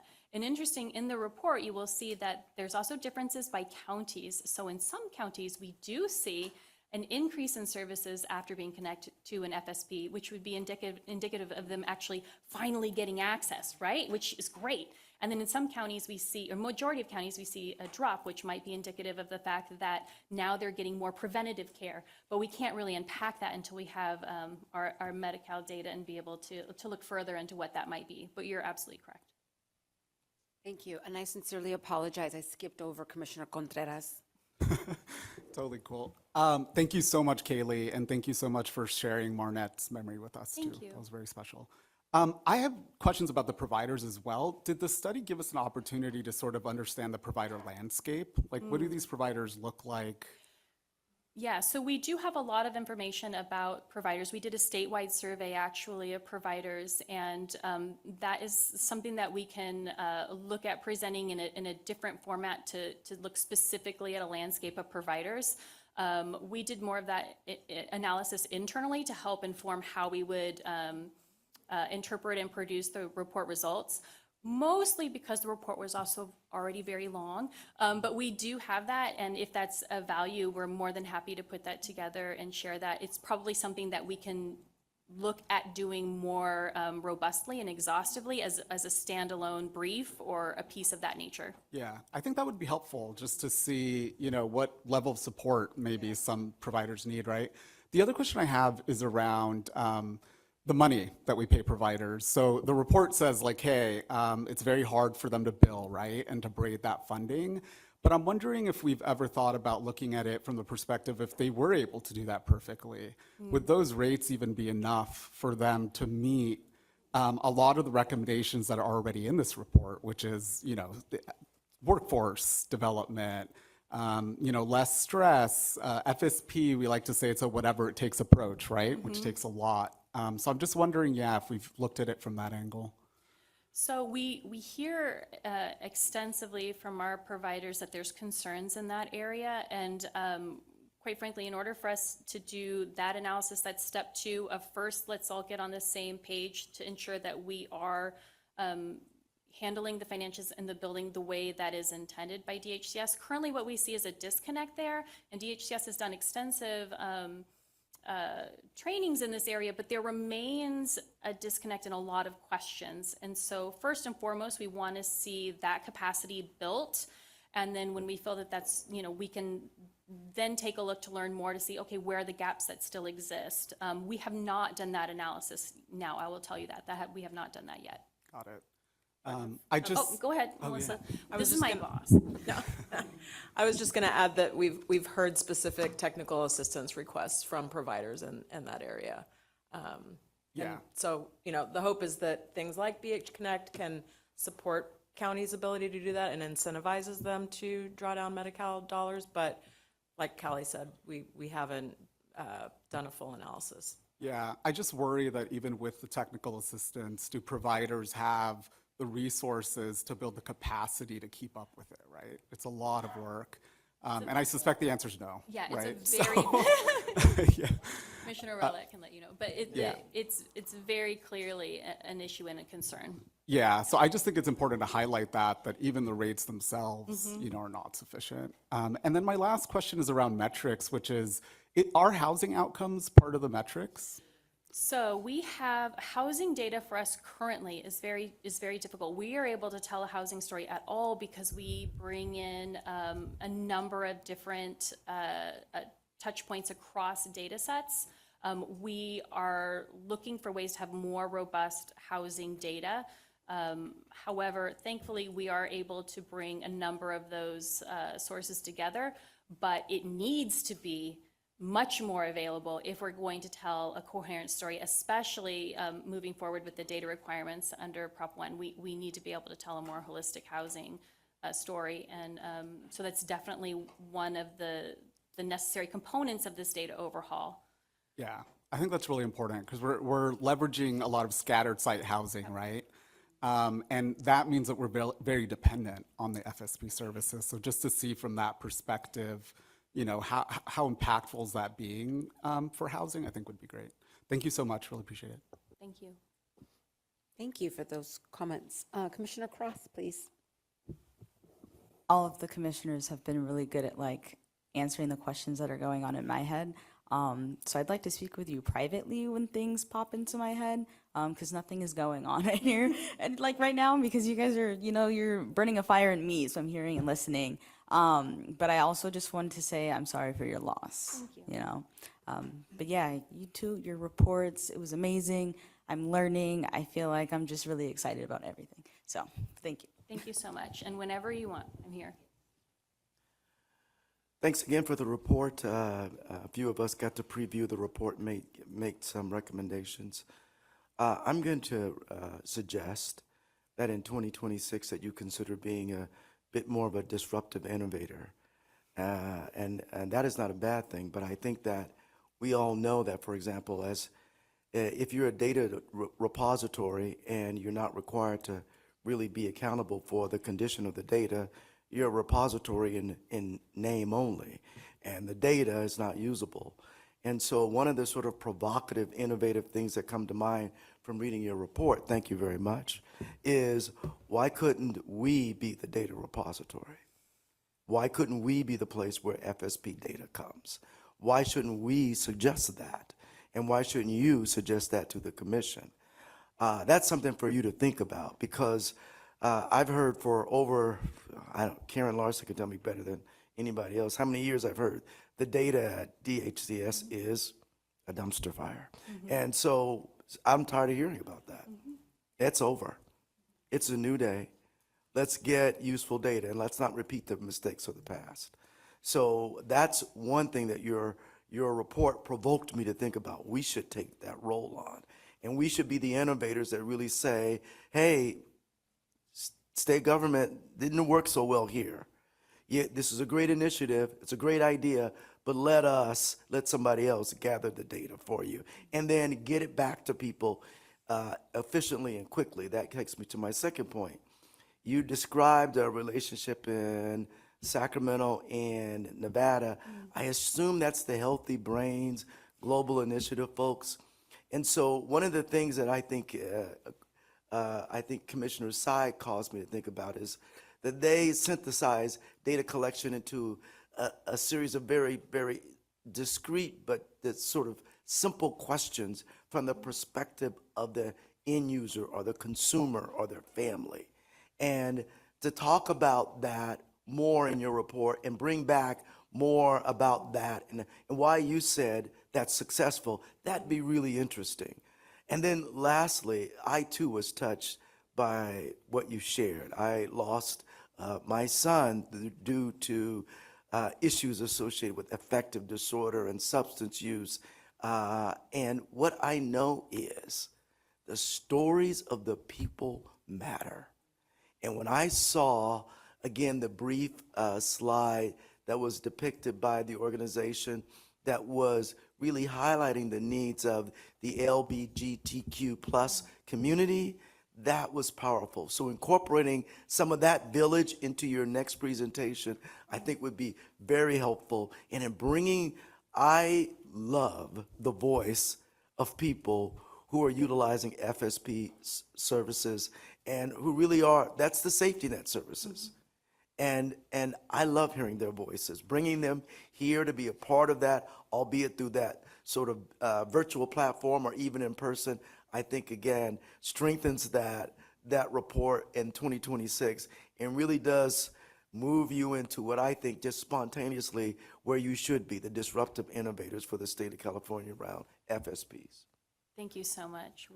I hear that, and that's a great license for me. Thank you. Okay, great. Thank you, Commissioner. Oh, yes, Commissioner Designee. At the risk of sounding like, I don't know, something I told you so, or the old person in the room, the 3 executive directors ago, the executive director of the commission requested resources of the legislature to take over the data collection, to increase and expand, using the same argument. At that time, the person who is now the director of the Department of Healthcare Services was the budget staff person, and she shot it down. So it's a heavy lift, it's a Sisyphean task, but I do believe that the commission does have the capacity to do more with the data than the department, in spite of the fact that it's been challenging to get them to give it up. Well, there's definitely a lot more on DHCS's plate now, so maybe they can reconsider. Mariani, can we open it up for public comment, please? Yes. We do not have any public comment in the room. We do have 2 public comments online. Our first comment is from Steve. Your line is open. Hello, I'm Steve McNally from Orange County, speaking as an individual. And I apologize for speaking so much today. If there was chat available, I would just said thank you very much to the presenter. I just want her to know that she's got a fan club, and I'm going to be the president in 92627, Costa Mesa. You did so many things that I appreciate in a presentation. One is you modeled us eliminating self-stigma. You provided a lot of detail at a high level, and also the detail of the data in and how difficult it is for the people working in the field to provide it, the interruptions, and then the can state, I think it's social services, just how screwy it all is and how old it is as far as systems. I'm a big believer in the open data portal. I'm not really sure if you've used it very much. It's not the de-identified data. I mean, it's all de-identified, but if someone would look at that, and maybe that could be you or someone else, I haven't never found someone who really wanted to look at it, to bring county level data, because it's basically 600 data sets at Department of Healthcare Services, and you can pull down a lot of stuff that you did show in your report as an interim step to get the communities involved. And part of the data question is, you have to want to do it. You have to be motivated to do it. And in our county, we estimated at one point $90 million to comply reporting for Prop 1 to put all of the different areas together. I don't know what, I've never heard DHCS really talk about how they're going to get the data system up and running. I'm not a data person, but I appreciate using data and also appreciate Commissioner Tsai's discussion. My son goes to a CSU voluntarily, so when he readmits, he's not a problem. He just finds it as a safe place for his own recovery. And I'll just leave it. I went to a Snowflake presentation, if any of you are aware of that, the data cloud. And I thought maybe the open data portal was built on that, but they wouldn't release who their clients are. But it's a great way to coordinate and make the data easily available to everyone in the state to build more champions, because I haven't found a champion when I go to stakeholder meetings at the state for Prop 1 and all the various Department of Healthcare Service stakeholder meetings. First, they're mostly presentations, very little conversation. I just love how this commission is now talking more intentionally about getting working together and showing more enthusiasm. So thank you very much, and have a great day. Thanks, Steve. Thank you. Our next public comment is from Jay. Your line is open. Hi, Madam Chair and Commission members. My name is Jay. You've heard me speak yesterday on some of the issues representing the California Behavioral Health Association, CBHA. We wanted to thank the presenters for their wonderful report and how comprehensive it was on full service partnerships. We just want to express how critical it is for the Commission and legislature to enhance the fidelity of FSPs as Proposition 1 rolls out. We'd like to note that the Commission's 2024 report on FSPs noted complexities in eligibility requirements and administrative burdens that are stemming from the ongoing billing changes with CalAIM, BH Connect, and other initiatives. Full service partnerships are an effective intervention for stabilizing individuals, especially those with severe mental illness and complex social needs. But we also need to make sure that providers are given adequate resources and guidelines to ensure effective implementation at the provider level. We want to ensure that Californians at the highest risk of crisis, including individuals who have experienced homelessness, housing insecurity, repeated hospitalization, and justice system involvement, are able to access easily the services that they need, and we encourage the Commission to support any recommendations to the legislature that expand access to full service partnerships and adequately supports providers in its implementation. Thank you. Thank you. That was our last public comment. Thank you. Thanks again for the presentation. At this point, commissioners, I'll entertain a motion that the Commission adopt the 2025 Full Service Partnership Report to the legislature. So moved. Second. Thank you, Vice Chair Rolette. Sandra? Thank you. Commissioner Bear, Yes. Commissioner Bernick, Commissioner Bontrager, Aye. Commissioner Brown, Aye. Commissioner Bunch, Commissioner Callan, Aye. Commissioner Carnevale, Aye. Commissioner Chambers, Aye. Commissioner Contreras, Aye. Commissioner Designee Swartz, Commissioner Cross, Aye. Commissioner Gordon, Aye. Commissioner Designee Polmano. Abstain, okay. Commissioner Larson, Aye. Commissioner Madrigal Weiss, Aye. Commissioner Mitchell, Commissioner Robinson, Aye. Commissioner Southard, Commissioner Tsai, Aye. Vice Chair Roulette, Aye. Chair Alvarez. Aye. Motion passes. Thank you. Thank you again. We're moving on to agenda item 11. For agenda items 11 and 12, they both have to do with the Behavioral Health Student Services Act. I recognize it's post-lunch, afternoon lull, so I encourage you, stretch your arms out.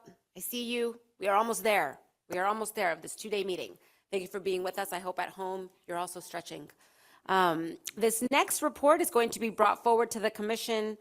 Again, we're actually revisiting this biennial progress report. It was brought to the commission at the September and November 2024 meetings, where recommendations for edits were given to staff and some productive conversations with commissioners were held in order to move this important work forward.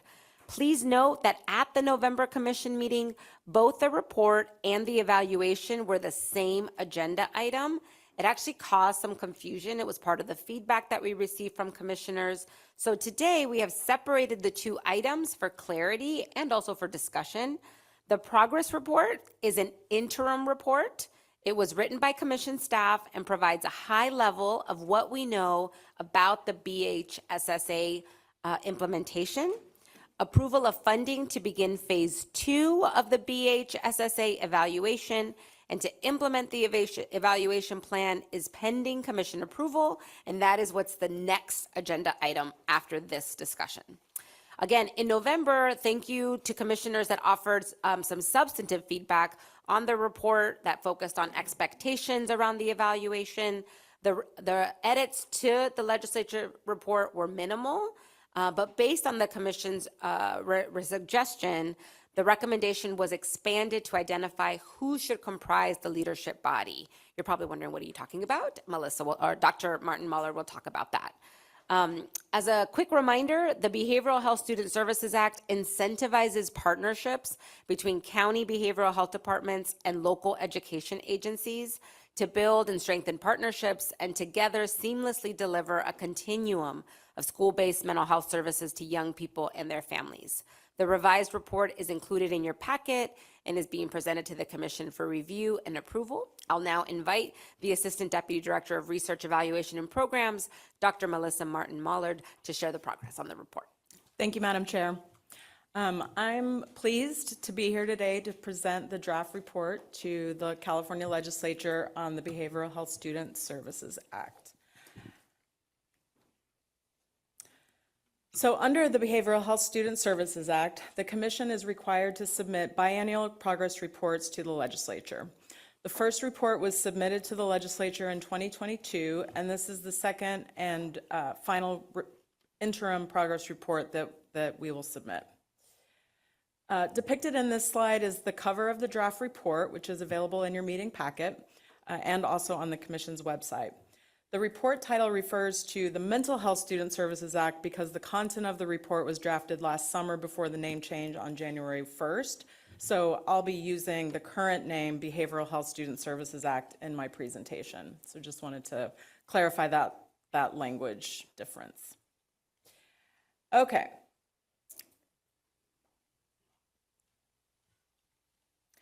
So I'm going to reiterate what Madam Chair just said about this draft report not being an evaluation report. This is an interim report written by Commission staff that's meant to provide a high-level summary of the grant administration, implementation, what we know so far. A grant program, I just came back from Vegas last weekend, so I have this metaphor that a grant program is like a bet. We try to make our best bet based on analysis of what will be most impactful with the limited dollars we are giving out. We can determine whether our bet is paying off through two primary functions: contract monitoring and evaluation. Contract monitoring gives us real-time information about how things are going, gives us time to course correct, identifies barriers to implementation that we can try to remove through technical assistance, and gives us preliminary information on outcomes and impact. A formal evaluation then further supports assessing whether that bet is paying off and helps us to understand what conditions were necessary for the grant dollars to be effective and what we collectively need to do to make sure next steps are even more impactful. Oh, whoops, I think I need to go back.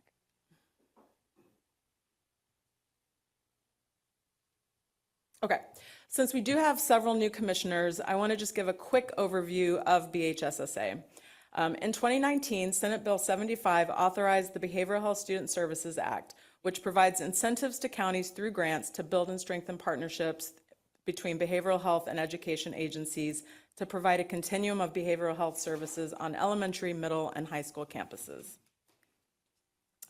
This slide provides an overview of the BHSSA funding, which was rolled out across multiple phases, reaching 57 counties and 2 city municipalities. These grant awards provide multi-year ongoing funding, with most scheduled to sunset in 2026. In 2024, the Commission released a new round of funding that focused on areas of need identified by the Commission's priorities and the needs of grant partners, including planning grants for universal screening, which you heard a little bit about yesterday. So in sum, BHSSA grants represent a total investment of $280 million. So in the interest of time, I'm going to focus on some of the key highlights from the report, the preliminary lessons learned, and the recommendations. Please note that the lessons learned were derived from several sources of data, including grantee reports, surveys, and site visits to schools. And this slide just provides a quick snapshot of the number of county offices of ed that participated in the grant program, the number of school districts reached, schools, and the number of community-based organizations that were reported by grantees. Okay, the first lesson learned is that BHSSA partners are building and strengthening partnerships between county behavioral health departments and local education agencies. Grant partners report greater trust and collaboration, improved service coordination for students and families, and more ability to leverage Medi-Cal and private insurance to cover the cost of services. As a result, BHSSA activities and services currently reach approximately 45% of California school districts and 1 in 4 schools. However, as some of you here have noted, grant dollars or grant partners need additional guidance to support local success. There's variation in the strength and quality of local county partnerships and the ability of grant partners to work together. The Commission has invested in technical assistance to strengthen collaboration across agencies, but there is more work to be done. The second lesson learned from grant partners is that they tailored their activities and services to meet local needs and gaps in services. The report offers several local spotlights that highlight the variation in how counties are using their evaluation dollars. But really, there's 57 different kinds of programs that our grantees established to be able to meet the local needs and effectively serve their schools. In general, the activities, services, and supports under BHSSA fall under 5 main categories presented here, and grant partners are implementing one or a combination of these depending on their local needs. So some focused exclusively on building out their school mental health infrastructure and capacity. So this included collaboration partnering, teaming, staff training and professional development, coaching and consultation, and building materials for wellness spaces and wellness centers. In the 2023-24 school year, statewide, over 150,000 staff, parents, and students received mental health awareness training. Other grantees provided Tier 1 universal prevention services and supports that include school climate efforts, social and emotional learning, behavioral management or positive behavioral intervention and supports, trauma-informed practices, and other Tier 1 prevention efforts. Tier 2 includes targeted services like group counseling and support and mentoring. And Tier 3 are the intensive services provided to students that include individual counseling and treatment, case management, and referral and system navigation. Crisis intervention and support were also included under that Tier 3 bucket. In school year 23-24, the vast majority of grantees, 96%, provided Tiers 2 and 3 services and supports. And based on the most current data from grantees, we estimate that over 28,000 students received a Tier 2 or 3 service or support. Oops. Gotta go back. Okay. Additionally, we learned that the need for school mental health services and supports often exceeds local capacity. This is across all tiers of services and is tied to the workforce challenges that we're all more than aware of. Our grant partners have reported difficulty hiring and retaining staff, and we've seen considerable staff turnover since the grant began. Another lesson learned is that school mental health standards are needed in California to drive quality improvement. BHSSA grant partners have asked the Commission for guidance in building their local school mental health systems. In California, there are currently no agreed upon guidelines or standards to support local communities in designing their school behavioral health systems, monitoring implementation, and measuring outcomes. The final lesson learned is alignment of California's school mental health initiatives is important for local success. Multiple youth and school behavioral health funding initiatives in California have benefited local communities, but have also created stress and overburdened staff who prepare grant proposals, manage different grant programs, track different funding streams, and meet different reporting requirements. These lessons learned provide a roadmap for what California should prioritize next to continue moving closer towards a vision of schools as centers for wellness.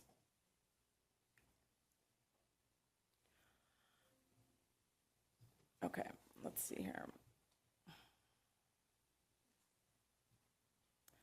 All right, I'm going to move to the recommendations here. Okay, so based on lessons learned during BHSSA implementation, the Commission offers the following 3 recommendations for the state to consider. First, the state should establish a leadership structure for youth behavioral health that includes the California Health and Human Services Agency, the California Department of Education, and county offices of ed to coordinate and align school mental health initiatives, develop a long-term strategy for building sustainable, comprehensive school mental behavioral health systems. Oh, I see what happened. My slides are slightly out of order. I'm going to go through the recommendations and then circle back. We also recommend that the state should build the necessary capacity and infrastructure for comprehensive school mental health services and make additional investments to fill the gap between implementation and long-term sustainability. Behavioral health and education partners need time to continue to strengthen partnerships, build capacity, and implement a continuum of services and supports that began under the initial BHSSA investment. And then lastly, the state, through the Youth Behavioral Health Leadership Structure, should develop an accountability structure, including school behavioral health standards and metrics that reports back to youth, parents, teachers, leaders, and other invested partners to show progress towards established goals. This accountability system should include a heavy emphasis on reducing disparities and promoting educational equity.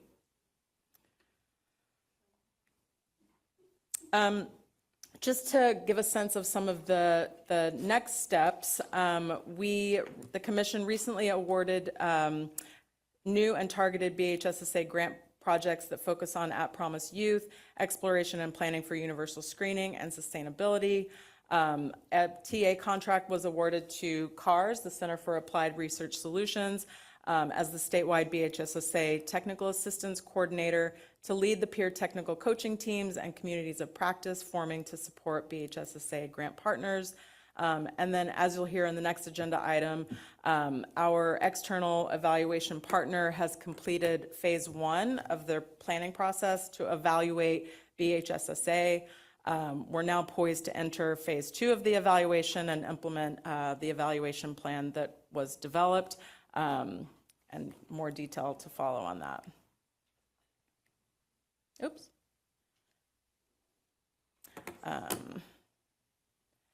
So before we move to the motion, I just want to thank all for your contributions to the report. So I'd first like to extend my deepest gratitude to Commissioners Mata Madrigal-Weiss and Dave Gordon for your guidance and support in drafting this report. I'd like to also thank our grant partners who were gracious in sharing their local expertise, as well as barriers to success. And then finally, a thank you to all the Commission staff listed here who have guided this report.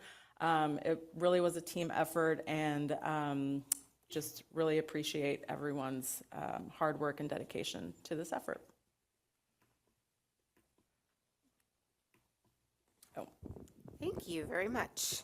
I'm going to open it up to commissioners for questions or comments on the biennial progress report to the legislature on the Behavioral Health Student Services Act. Yes, Commissioner Carnaval. Okay, I'll start. First of all, this is really good work and really important work when it comes to prevention, early intervention. This is as real as it gets. My only concern with the report is it doesn't lean in heavily enough to the final recommendation. We have a system that, you know, the entire system is siloed all the way up to the governor. And in this particular case, this is the issue that literally falls between the cracks of HHS and the Department of Education, and they both talk about it, but they actually don't do enough about it. And the way it's currently written, I'm afraid it's going to end up with, they're going to, you know, appoint a couple of junior people on each side to talk to each other, and we're going to end up with the same result.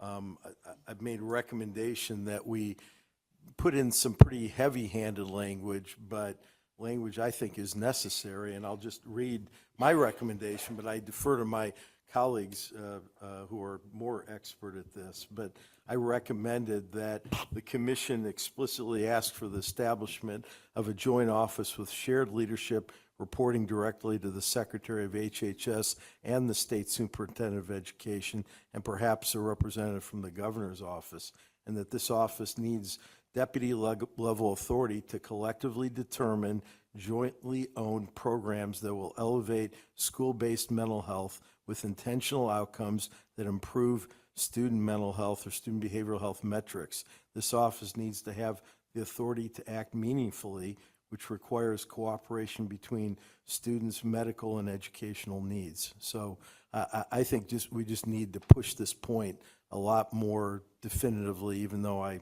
again, acknowledge this is pretty heavy-handed. And I would love to hear what my fellow commissioners have to say about that. Well, I will say, Commissioner Carnevale, this is exactly the conversations that Commissioners Gordon and Madrigal Weiss have been having with the team. And so the next part of this discussion, I hope, will give you some hope and excitement around the work to come. So Commissioner Gordon, please.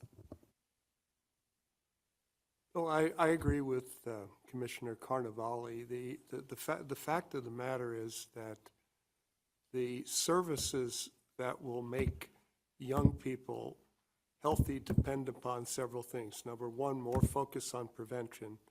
Number two, more collaboration in terms of providing services between the schools and the healthcare system, because they can't afford to duplicate services, and the school can be a very powerful ally, mainly because in underserved communities, there's a school in every such community, and access through that school is something that at least we have found is a tremendous asset to reach young people who otherwise, because of stigma, because of not having transportation, whatever, would not be able to access services. And then thirdly, because the early grades and the early years, the 0 to 5 space, presents an enormous opportunity for prevention-related services. But I think that would be a big restructuring of two huge systems, the education system and the health system. But I think it's worth going for it, because I think we will never have enough money to duplicate services. And if we are really serious about equity in this state, I think that's a great opportunity for us to provide that. So I think we should push for something more dramatic. We may not get it, but at least if we can prompt the conversation about it, a strong partnership. And we've got some examples from a lot of the work that's been done under the BHSSA, the grants that we've given out. So yeah. Anyway. I love that. Thank you. And I think this is the opportunity to think big, right, when it comes to this new environment for California and the implementation of behavioral health transformation. If we're not thinking big right now about the future and what we can do better, we're not doing our job. So to our conversation about where the commission fits in that behavioral health landscape, this is exactly the type of conversations that we can help coordinate and ensure it moves forward between the different agencies. And, you know, we have 18 months of the Newsom administration. We will have a new governor. There's a lot of opportunity in front of us. Okay, great. So if I could too, at present, there is a new office within CDE, and they are, the name's escaping me, but I'm sorry, but they are handling everything around behavior. And then there's also an office within the Department of Public Health that has student behavioral health in the title as well. And they're essentially doing this. And so, you know, supposed to be working together, but they're putting on similar webinars, they're putting on similar resources, and they're not doing this. So we have met, we have talked, and I know, Melissa, that, you know, these have been conversations, but to put something up, like, I think we agree with the standards and we agree with the other recommendations here. But if we're going to go bold, and if these conversations are here, and I know I've talked to Kai about this too, and we've kind of just lifted up, do we call it out? And then, you know, at one point it's, well, if we call it out, what can they say? No, but I think it's, then we call it out. Because right now, as they're developing in separate agencies and offices, it's certainly not getting done. So I think it can be called out and be bold. Yeah. We've got the 18 months to try to do it. So, yeah. I think one of the opportunities to do that is to draft a cover letter to this report that outlines that exact boldness and expectations around next steps. That it's, I mean, we're lucky to have legislative representatives here with us, but that makes clear that commitment from this commission as part of the cover letter. So Dr. Martin Mullard, maybe perhaps that's the opportunity that we have, and then staff can follow up with next steps around that conversation. Can I just ask that, I know that this is delayed as well, so is there an issue with the timing? We put an amendment to it, do we have to wait again? Well, we're not until- gonna, sorry, let me be clear. So let me just, My I'm trying to suggestion is that, clarify. my suggestion is that we add a cover letter to this report as it is. So that, not that we go back and open up the report, but that we be bold in the letter that accompanies this report. How does that land with commissioners? Well, I think the one caveat I'd have with that is that Commissioner Carnevale's language mentioned expressly the governor's office, which the reason I think that's important is because this governor has taken a huge interest in this, and there has been huge progress. So I think we have a lot of evidence that the governor's role is important and impactful. So I would think that the report ought to involve the governor's office. Yeah, being a part of it. We can definitely do that. I mean, we can copy the governor's office. We can copy the agency leads of those offices as well as the secretary. No, I'm talking about the language in the actual report. Don't we have the authority to amend it? Or do you think that's too? We do. I bold? just, we are significantly delayed. This is 2 meetings Can't we back. just agree to amend it right here? Why do we have to go through a complete redraft? Great. You tell me. That, of course, is fine with me. You can amend the language of the report right now, like make the changes now. I've never, yes. And then you would approve that, yes. As amended, so to speak? As amended, Okay, yes. great.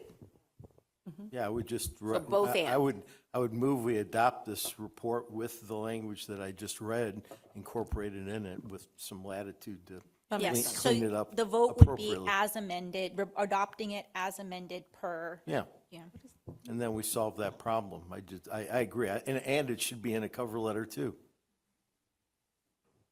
And we should be able to pull everything he said from our minutes. I don't know how long it takes for them to transcribe. Well, I can send this language. Yeah, or you can send the language too. Yeah. Yeah, that works. Great.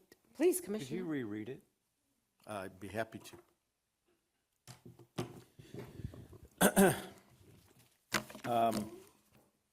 We explicitly ask for the establishment of a joint office with shared leadership reporting directly to the Secretary of HHS and the State Secretary or the State Superintendent of Education, and perhaps the Governor's office should be represented as well. This office needs deputy-level authority to collectively determine jointly owned programs that will elevate school-based behavioral health with intentional outcomes that improve student mental health metrics. This office needs to have the authority to act meaningfully, which requires cooperation between the students' medical and educational needs.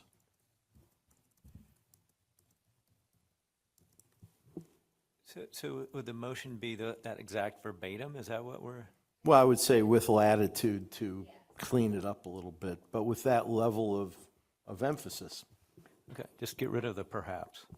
Yeah, exactly. You could clean it up. Yeah. I mean, I was an engineering major, not an English major. So Dr. Martin Muller, you'll massage the language. Yes, and absolutely. Send it back to Commissioners Gordon and Madrigal-Weiss. Okay. Yes, no problem. Thank you. I will entertain the motion that the commission approve the biennial progress report to the legislature on the BHHSA. Oh, just kidding. Gosh. Amariani. Oh, no. And any other comments by my fellow commissioners? Okay. Can you please open it up for public comment? Yes, we don't have any public comments in the room. We have one public comment online from Laurel. Your line is open.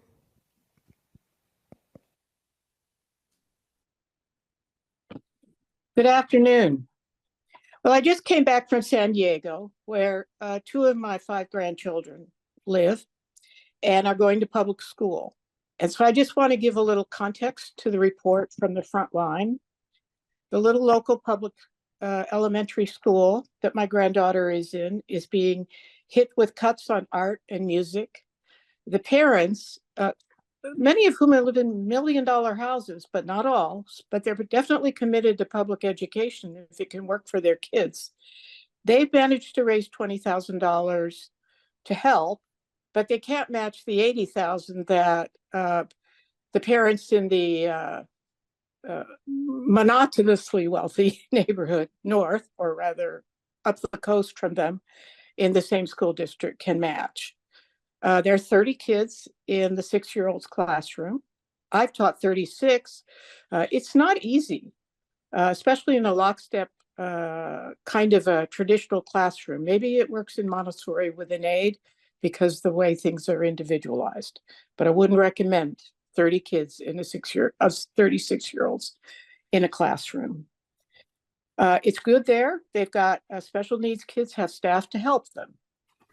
And so that's good. If California can sustain that, we'll see what happens, from Washington.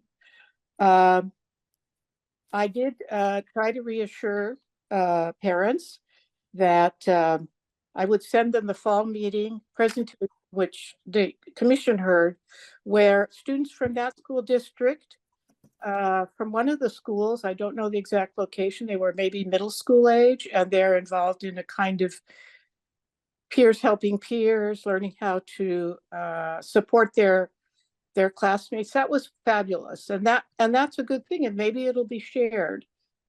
But the schools are in a tough way, and if you're going to submit this report, I think it's good to be a realistic or strong also on the whole school culture and not just from one direction.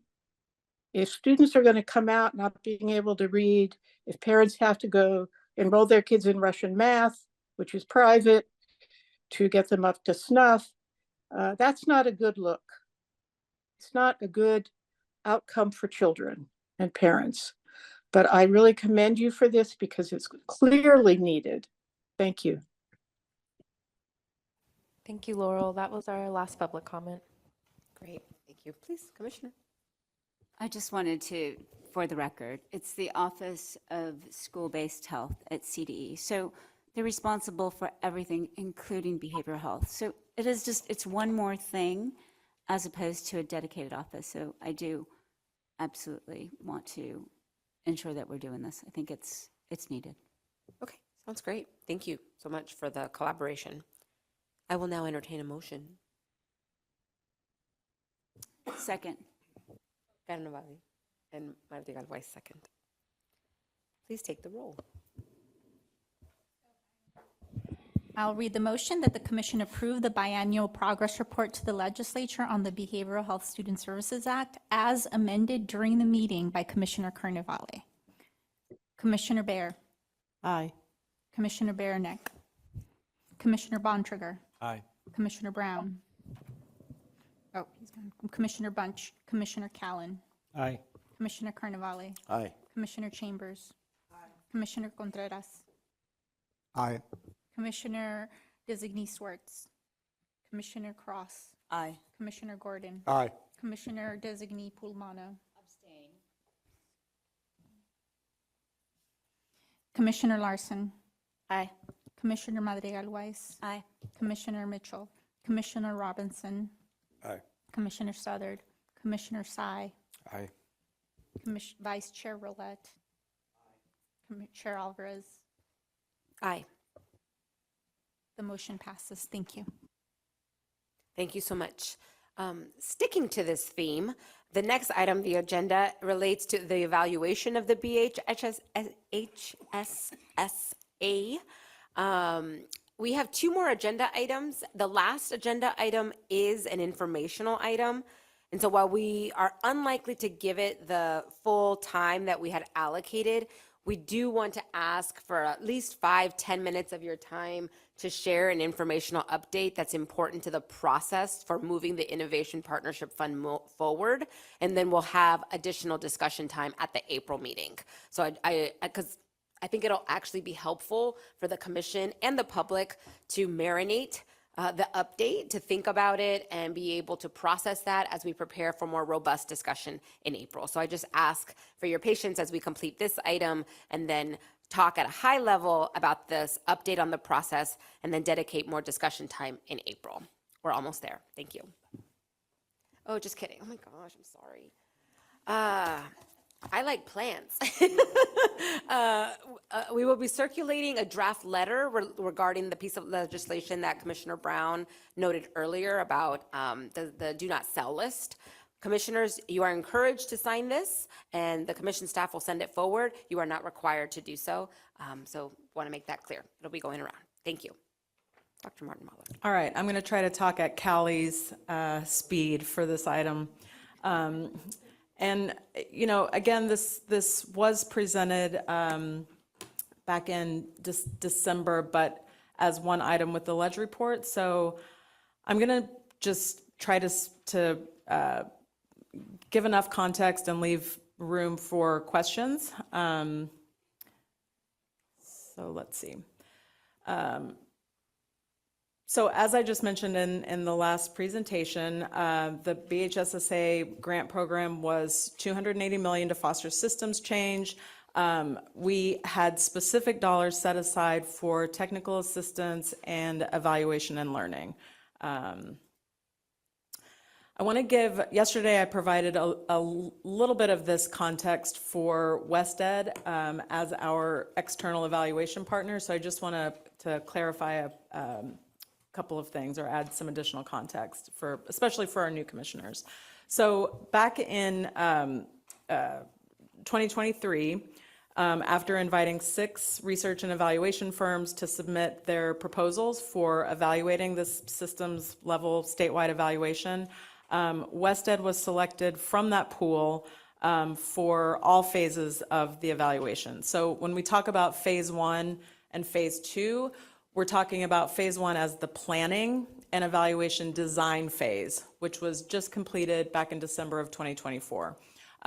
Phase 2 will be actually implementing that plan over the next 2 years to capture, impact and learning from our grantees statewide. But at the time that WestEd was selected, the intent was for them to be our external evaluation partner for all of those phases. The other thing I do want to note is that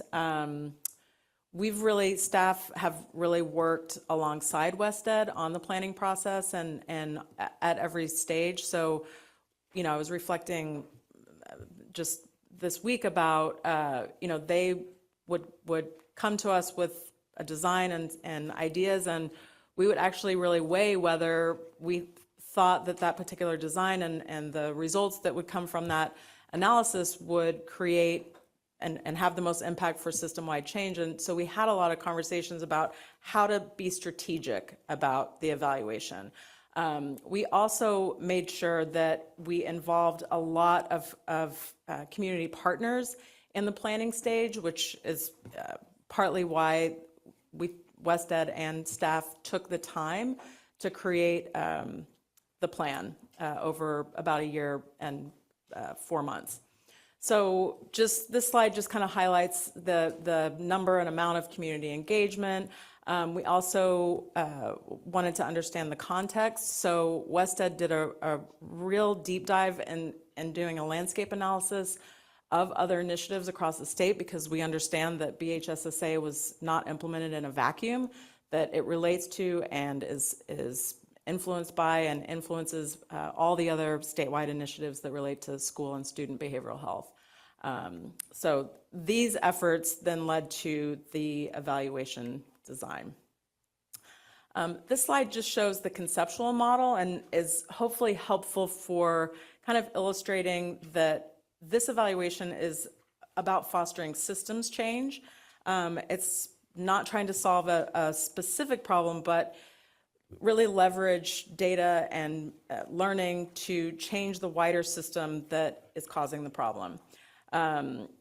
We made a bet, to continue with my metaphor, that helping to strengthen partnerships between state behavioral health or county behavioral health agencies and local education partners would influence at the far right, student mental behavioral health outcomes as well as educational outcomes. But those outcomes are influenced by all these other components of the system. So it's not only the BHSSA dollars, but it's local context, it's local school mental health systems, it's the wider community, it's all of these other components that go into it. So WestEd's eventual plan really recognizes and is grounded in this understanding that to evaluate BHSSA, you have to look at the broader context and landscape to be able to tell the story and to assess the broader impact. So what the evaluation landed on is kind of 4 broad components. And again, this is grounded in ongoing community engagement, strategic communication, and dissemination activities. But these 4 kind of buckets are how the evaluation is designed. So first, there will be let me just go on here. So first, there's a contextual descriptive analysis. So using all of the data sources identified on the right, the idea is that we really need to kind of benchmark where student behavioral health is in California and be able to describe it at the county level. Ideally, we'd like to get it at the district level, and the same way that CDE has their educational dashboard, you're able to look at various indicators at the district and actually at the school level. But we're hoping, again, with sources like the CHICS, the California Healthy Kids Survey, CalPADS, US Census, and the Open Data Portal, which was mentioned a couple of minutes ago, and kind of build out a student behavioral health index that we can track and trend over time to see what progress the entire system is having on student outcomes. But we first need to provide this contextual descriptive analysis.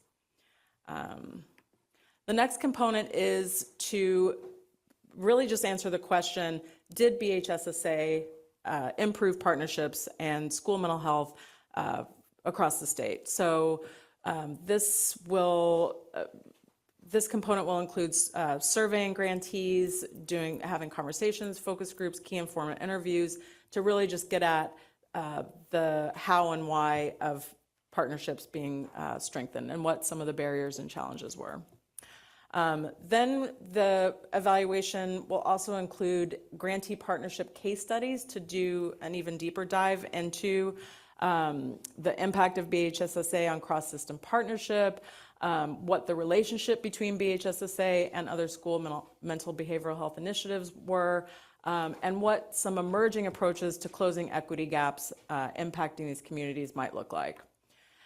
And then the final component is really looking at implementation and impact. So looking to see not just the impact of BHSSA funded activities, but really looking at and trying to assess where schools are at in terms of building out comprehensive school mental health systems, and how each of those components can really support at the student and school level outcomes.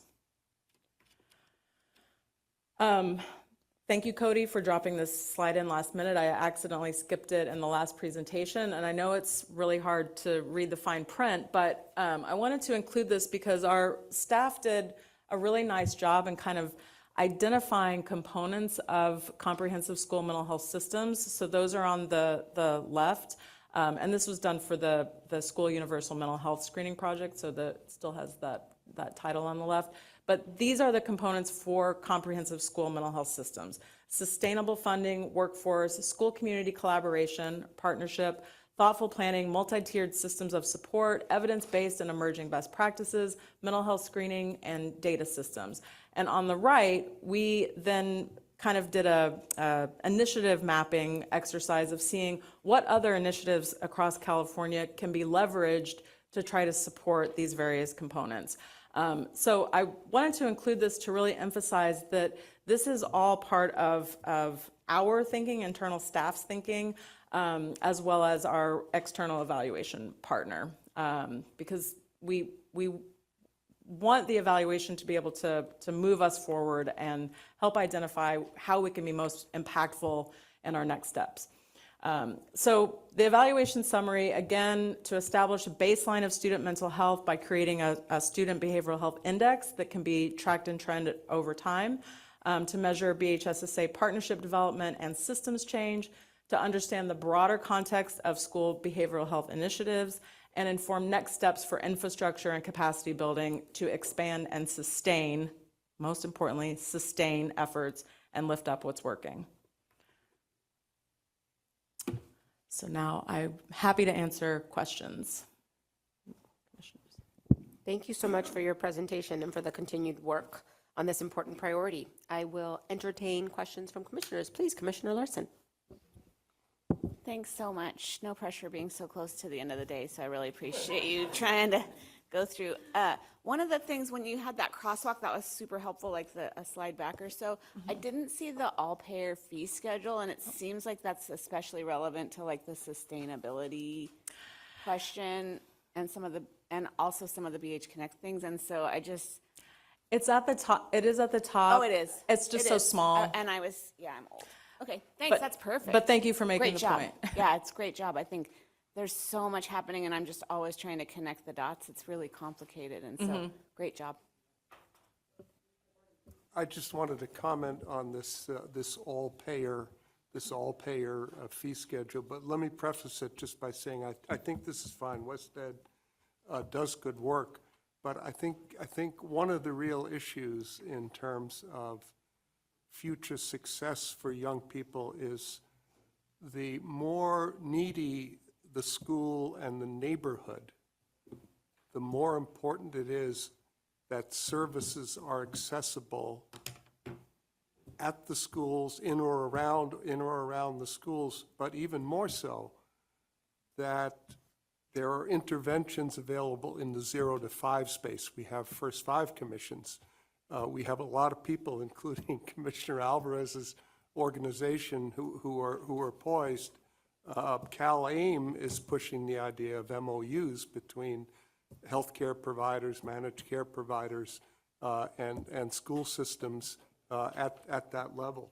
So there is a big gulf between schools in certain neighborhoods, as was mentioned, and schools where we absolutely have to do early intervention, and we have to do much more in partnership with the actual school, and that's the impetus for trying to bring the two systems together. So this is all good, but I think our real sweet spot in this, if we're really going to achieve equity, is getting to those schools in a big way as early as possible and getting into the 0 to 5 space to push for all of the preventive activities that need to take place. So.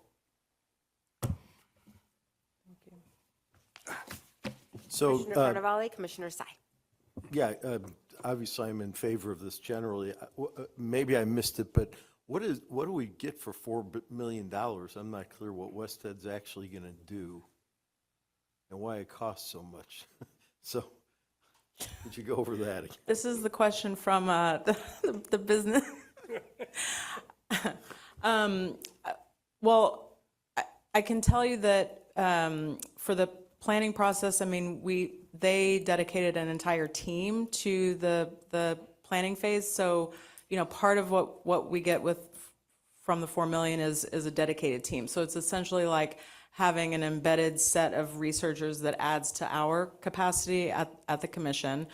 So it's, you know, like a staff of 8 to 10 who would be working on this. I think the other thing that the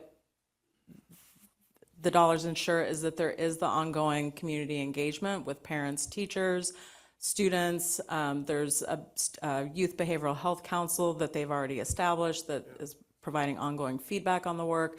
I mean, building out a youth behavioral health index with all those different data sources, I think is actually for 4 million quite a bargain if what we end up with is really being able to kind of point out those equity gaps and being able to identify at a district level of where we need to make further investments and really emphasize our efforts.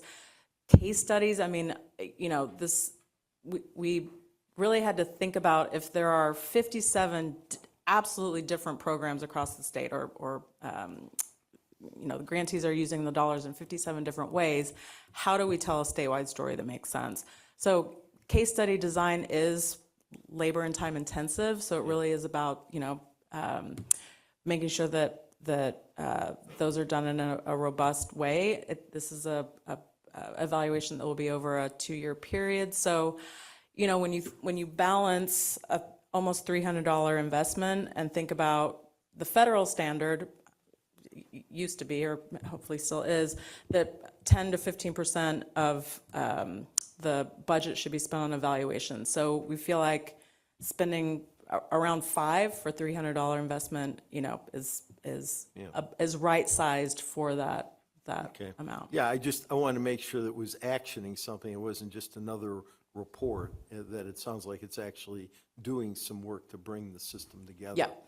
And so I'm in favor of that. And I would just add that I have a personal interest in things I'm involved with around having such a metric. So I'd love to work with Wested and understand what they're doing and their thinking on that. Thank you. Thank you. Commissioner Sai and then Commissioner Madrigal-Weiss. Yeah, thanks for the presentation. 2 comments. One is just building off Commissioner Carnevale. The $4 million does stick out to me. You know, we do a fair amount of work with consultants and generally know how much they cost and that they're typically not cheap. I don't know if it's possible for the commission to have some visibility on more details, you know, per hour rates, for example, just to ensure that we're informed in terms of our position on that with respect to the value and the cost. The second comment is in relation to Commissioner Larson's comment on the top related to sustainable funding. I want to highlight that Medi-Cal, to my knowledge, I'm open to being corrected, Medi-Cal does cover a portion of school-based services outside of the fee schedule. You know, I know that we have field-based services, for example, in school settings, and so I think it's important that we consider that. Thank you. Thank you. Thank you. Commissioner Madrigal-Weiss. Yes, so I just wanted to make a comment. I know I initially had a conversation with staff around the 4 million as well. And also saying that the valuation is towards the 280 million investment. So it's the 4 million to the 280 million investment. And as one of the counties who is in this project, the researchers have been very diligent, reaching out and wanting to make contact. And there's 57 COEs, and we all look extremely different, and we have different teams working on this, and they are going to, and somebody who just got approved to go forward on their case study for a dissertation, a case study is very intensive, and I can't even begin to imagine what it's going to look like for 57 different counties. But they have been thorough, and they are reaching out, and they really are trying to get to know each county. And their approach is very much like you are the only person they are looking at, or only county. So I will give them that, because, again, the initial reaction was like, 4 million for evaluation, I can do that, but which I really couldn't. But, you know, it was just that initial response. So, and I did ask staff if we could maybe get an infographic to explain, this is 280 million. How many kids are we talking about? How many schools? And you did, you put, you know, how many schools we're talking about. But I think that would be helpful. And to what Commissioner Tsai said, I think it's important for us to, you know, maybe have a little breakdown, because I think it would just help us process that number again better. Thank you. If I could add something we've sort of discussed internally in the staff around this is we're also, you know, fully expecting to sort of lean in on West Ed and said, we're not waiting for a report in 2 years. I mean, we need real-time feedback that can help us in the other conversation Commissioner Carnevale was sort of forwarding, which is to say, how do we help the people who are struggling right now to make the existing resources that are out there but not being very accessible? How do we improve that situation in real time, not wait for 2 years for a study? So West Ed's going to earn their money. And I just wanted to make a closing comment on the all-payer fee schedule. The real design of that from the beginning was not to substitute for the mainline healthcare delivery funding, Medi-Cal, and so on. It was to be an extra for the schools who wanted to invest more in terms of personnel, school counselors, or whatever, to amp up their services, particularly in the neediest schools, that they could have some reimbursement. No one is expecting that they'll probably get 100% reimbursement for their staff or anything close to it. But it's, again, it's an effort by DHCS to be imaginative in how they position both the schools and the health system. But the real key is them working together and amping up the services for the most underserved neighborhoods. Thank you. Great. Yes, please. I am also struggling with the price tag, but again, I am not a researcher. I just have a couple of point of clarification. The proposed motion is to approve a contract up to 4 million to begin phase 2. How much was spent on phase 1? 1.5 million. So, and it's the same researcher? Yes. So the totality then for this evaluation, both for phase 1 and phase 2, and I haven't really looked at phase 1, is about, what, 6 million? Is that I'm sorry, I'm not really good with math, but. 5.5, and yeah, 5.5. Okay, so the totality for this evaluation is 5.5, okay. One of the things that this evaluation is supposed to do is to measure our student mental health and well-being. I think, and I really don't know the answer to my concern, really, because the data sources, right? It doesn't, for me, I'm thinking of like, if we truly measure where our student mental health is, we ought to be looking at like a whole lot of things. Like, for example, access to EPSDT, access, like, are they getting the care that they need? but I really don't know how to get that data from for example, from that information, right? And I don't know if, you know, asking just the school administrators gets us to where we need to be in this research. And maybe I missed it, but when you say case study, what does that mean? And again, I think it gets to Commissioner Tsai's point. If we are paying $4 million for this research and you're going to actually submit it to the legislature, I'd like to know the specifics of what we are buying and what we are getting, so that we could, I think, I will not be commenting so much on the details because this is a report that has to come to me and to our other members of our legislative staff, but I think that the commissioners ought to see and comment on whether that information would be critical and helpful when it's submitted to the legislature. I wanted to address the question about access to EPSDT. Through getting Medi-Cal claims, we are able to at least look at service usage, behavioral health usage.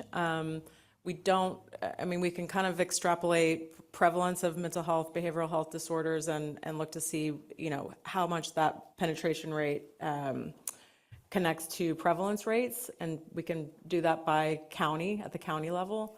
I don't think we'd be able to do it at a district level, but certainly could break it down at the county level.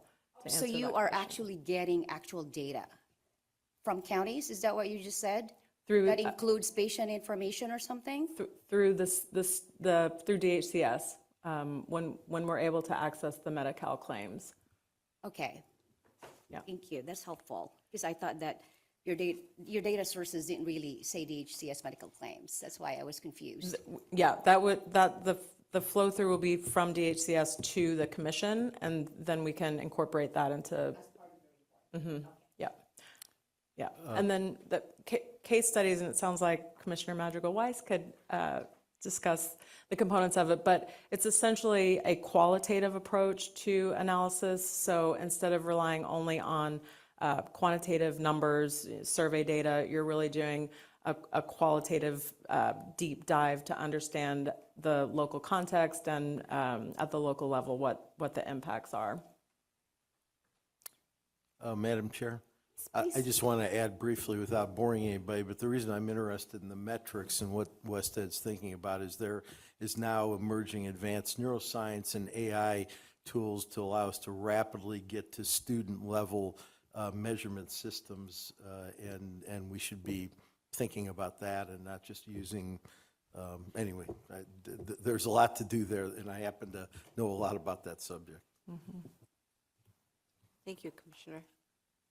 Any other comments? Okay, then we will open it up to public comment. Mariani, please. We do not have any in-room comments, and we do not have any virtual comments. Okay, thank you. Commissioners, I'll entertain a motion that the commission approve a contract for up to $4 million for Wested to begin phase 2 of the BHSSA evaluation.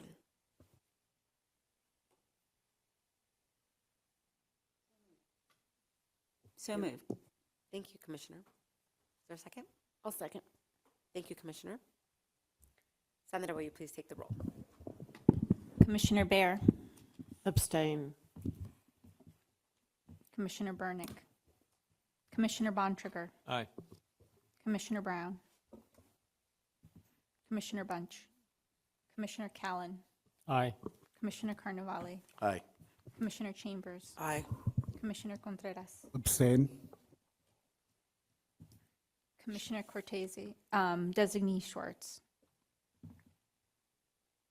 She's not there, she left, right? Commissioner Cross, Aye. Commissioner Gordon, Aye. Commissioner Designee Pulmano. No. Okay. Commissioner Larson, Aye. Commissioner Madrigal-Weiss, Aye. Commissioner Mitchell, Commissioner Robinson, Abstain. Commissioner Southard, Commissioner Sai, Aye. Vice Chair Roulette. Chair Alvarez. Aye.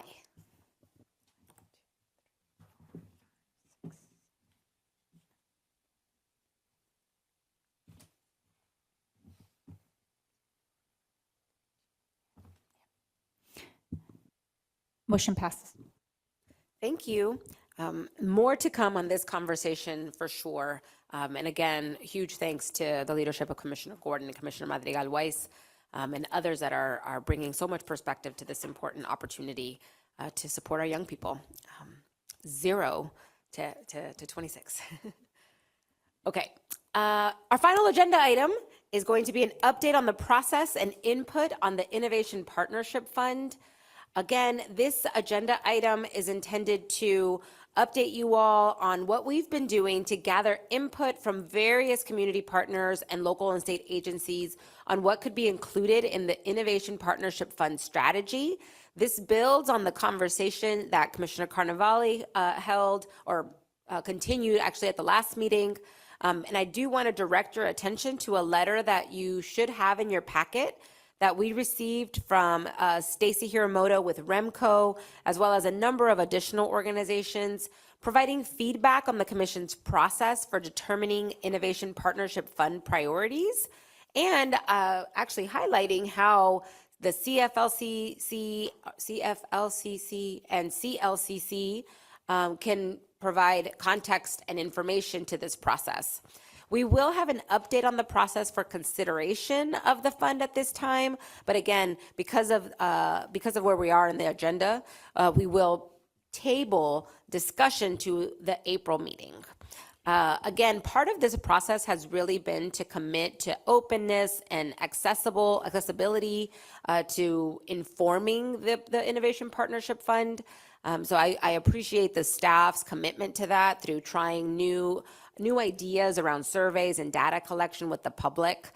In regard to the committees, as I shared this morning, the Commission is intending to re-engage the discussion around the CLCC and CFLC, and we'll also put that hand in hand with the new committees as well.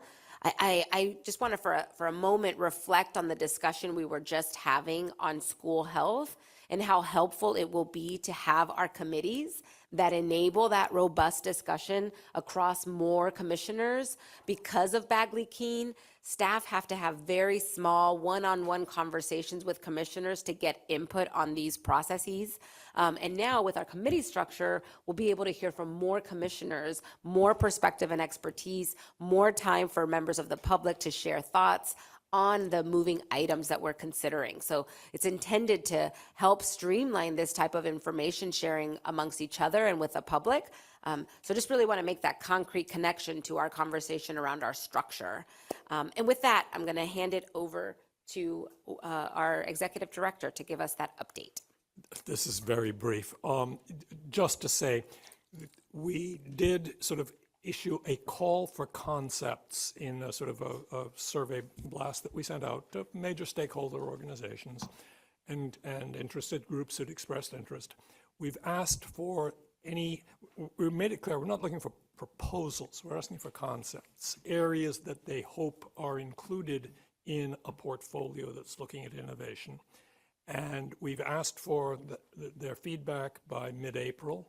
And what I anticipate we'll be doing at the staff level is just sort of packaging that up in some sort of reasonably, organized conceptual way to share with the Commission at the April meeting, and then probably with the expectation that the Commission will then want to sort of be starting to talk about, okay, what will be your process collectively for prioritizing, selecting, kicking the tires, going deeper, whatever makes sense for you all. So I just wanted to sort of assure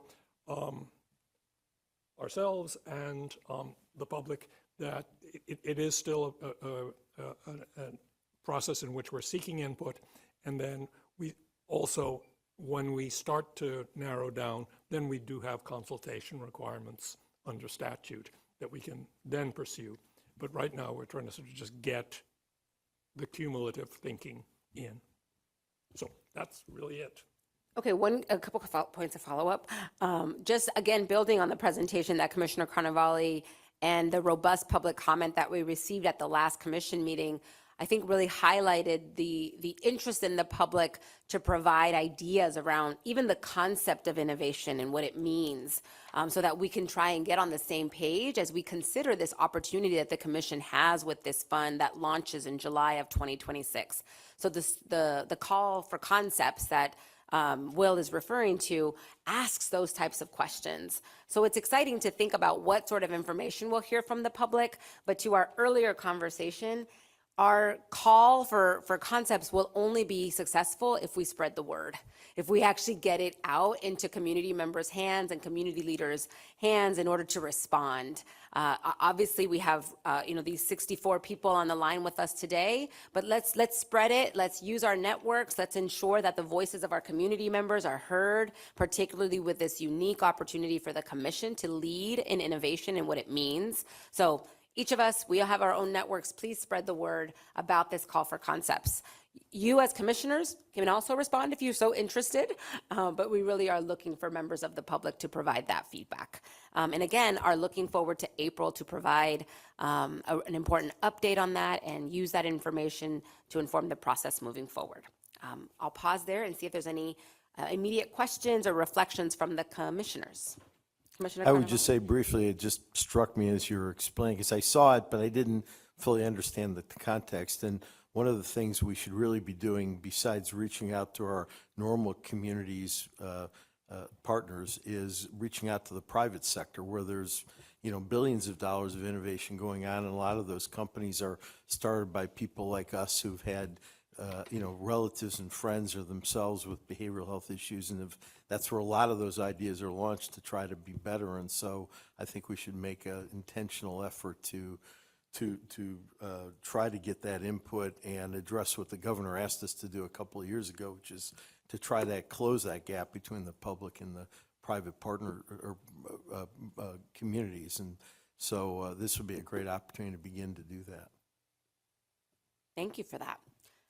We look to you and your network to help launch that for us, Commissioner. Yeah, I will but do many of us, many of you as well. Commissioner Larson, please. Thank you.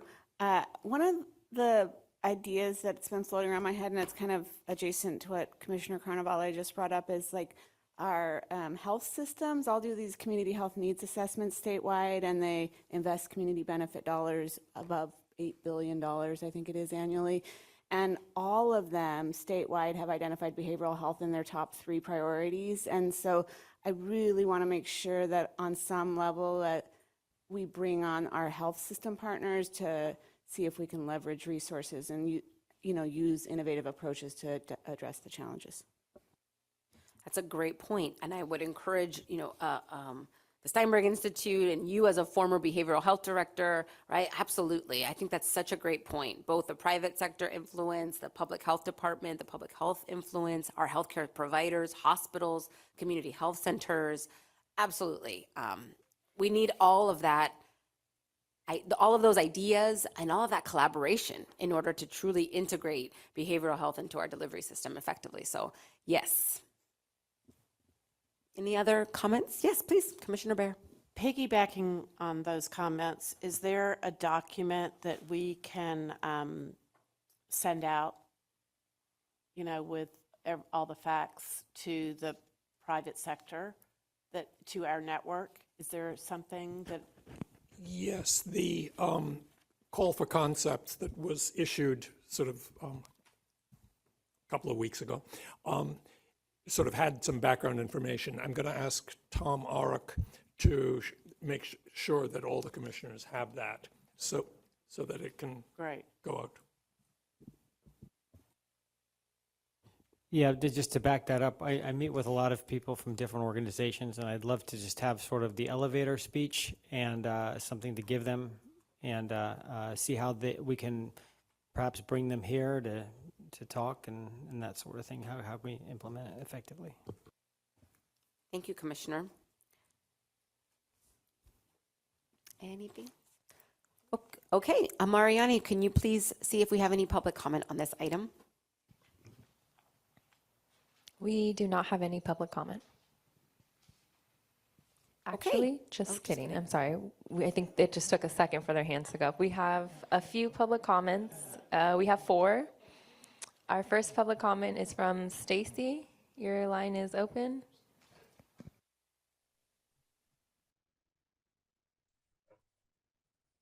Hi, Stacey Hiramoto with REMCO, the Racial and Ethnic Mental Health Disparities Coalition. Thank you so much, Chair Alvarez, for directing folks to the letter, because my public comments were going to do that, because I really wanted, especially the new commissioners, to see this letter with the beautiful logos with people from organizations that are prominent statewide organizations, as well as a lot of local organizations at the county level that serve the people that are actually prioritized in the language of Prop 1. For this innovations is underserved communities, low-income communities, and communities experiencing health disparities, behavioral health disparities. And I think, again, if you take a look at the letter, these organizations, I'm just so proud that all of them have chosen to sign on. And I also hope that you look at number 2 in the letter. I just want to remind the commission that we are asking, we were very happy when the chair talked about transparency. And it was our understanding that a $500,000 grant was made, a sole source contract was given to an organization to do outreach and to handle and support this this innovation partnership fund. And if we could find out more on what basis that decision was made and what kind of experience that organization has with outreach to underserved and low-income communities, that would just make us feel a little better. So thank you so much. Thank you. And again, thank you for staying till the very end. Thank you, Stacy. Our next public comment is from Rakaya. Your line is open. Hi, thank you so much. My name is Rakaya Ahmed. I'm here from the California Pan-Ethnic Health Network, or CPEN. I just want to thank the commission, for updating everyone on the conversation about the Innovation Partnership Fund and the efforts to gather broad public input. I did just want to say some of our partners and even I did not receive the survey directly, and so just wanted to highlight that and just make sure that the survey is reaching everyone, because I think at this point it sounds like it might end up framing kind of the direction and the values of the fund, and so I want to make sure that it's getting out to everyone. And then I know there was like the phrasing in the survey about the statewide system change among some smaller community-based organizations. That's kind of raised questions about whether they're like eligible or encouraged to participate. So I also just wanted to raise that concern and see if maybe we can explicitly clarify like how local and regional CBOs can also meaningfully engage in the process. And then lastly, I just want to encourage the commission to continue to co-creating a set of like guiding principles and an overarching strategy with the public before, moving further into any sort of funding decisions. Thank you so much. Thank you, Rakaya. Our next public comment is from Jay. Your line is open. Hi, Madam Chair and Commissioners. Jay Calcania from the California Behavioral Health Association. Just want to quickly uplift Stacey Hiramoto's comments about and recommendations put forward in the letter, including the need for transparency, community stakeholder involvement, and clear consensus on basic definitions, requirements, and goals for the Innovation Partnership Fund. Thank you. Thank you. Our next public comment is from Regina. Your line is open. Thank you, commissioners. I appreciate the opportunity to address you on this afternoon. I attended the meeting last month and heard a report that was given, and I felt at that time that the public wasn't included in making decisions around how the innovation funding should be addressed. And so I want to uplift the letter that our organization, I am the co-founder of the Village Project. It's a grassroots organization that was founded through something called innovation around the Mental Health Services Act 17 years ago. And for the first time in the history of Monterey County, Black individuals, people of African ancestry, had the opportunity to have mental health needs met from a culturally congruent perspective. And so I think that as you look toward how to engage the public, we represent unserved, underserved, and inappropriately served members throughout the state of California. And so I think you can look to us as a partner so that we can reach back into our communities because we're the boots on the ground serving people that meet that criteria. So I just want to uplift the letter that was sent on behalf of Remco, and I will basically leave it at that for now. Thank you so much for allowing me to speak.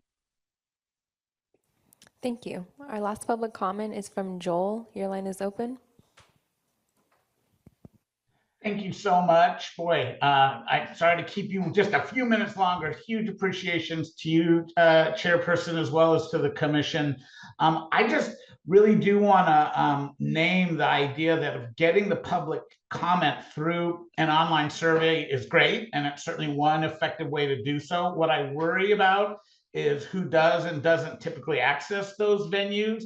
And so knowing we've contracted with a single source provider to help us with that outreach, I hope we'll come up with additional ways for getting that kind of input, because again, the online space kind of caters to, you know, many of us, but not all of us. And in particular with innovations being so and this being such an important juncture for redefining innovations, right? With Proposition 1's founding, the renaming of the commission, et cetera. I just really hope we'll take advantage of the opportunity to get all the voices. I appreciate the commissioner's comments about bringing the public sector in. However, in my experience, the public sector doesn't have a lot of challenges getting their voices heard, but many of the communities that I work with and that many of my peers work with do. And so I hope there'll really be a concerted effort to get those perspectives brought to the table. It's innovations, for gosh sake. So let's make sure we're being really innovative in how we're getting input. So, but again, thank you to all of you. I know it's been a long 2 days. Commissioner Baer, go Giants. Thank you.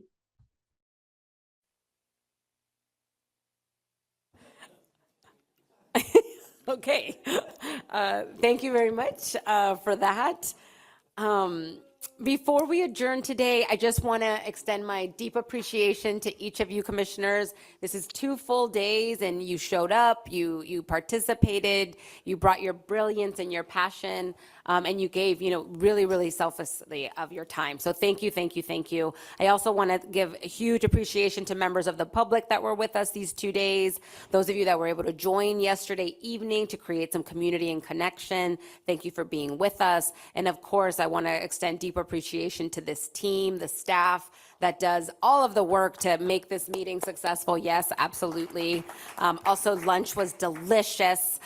So I just really, you know, deep appreciation to you for your time and your hard work in making that happen.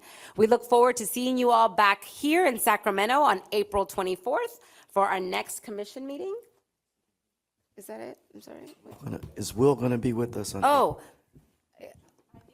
yes, we're not saying by that easy. Good. With that, I am going to adjourn this 2-day commission meeting. Thank you once again to everyone for your time and your participation. Have a great evening.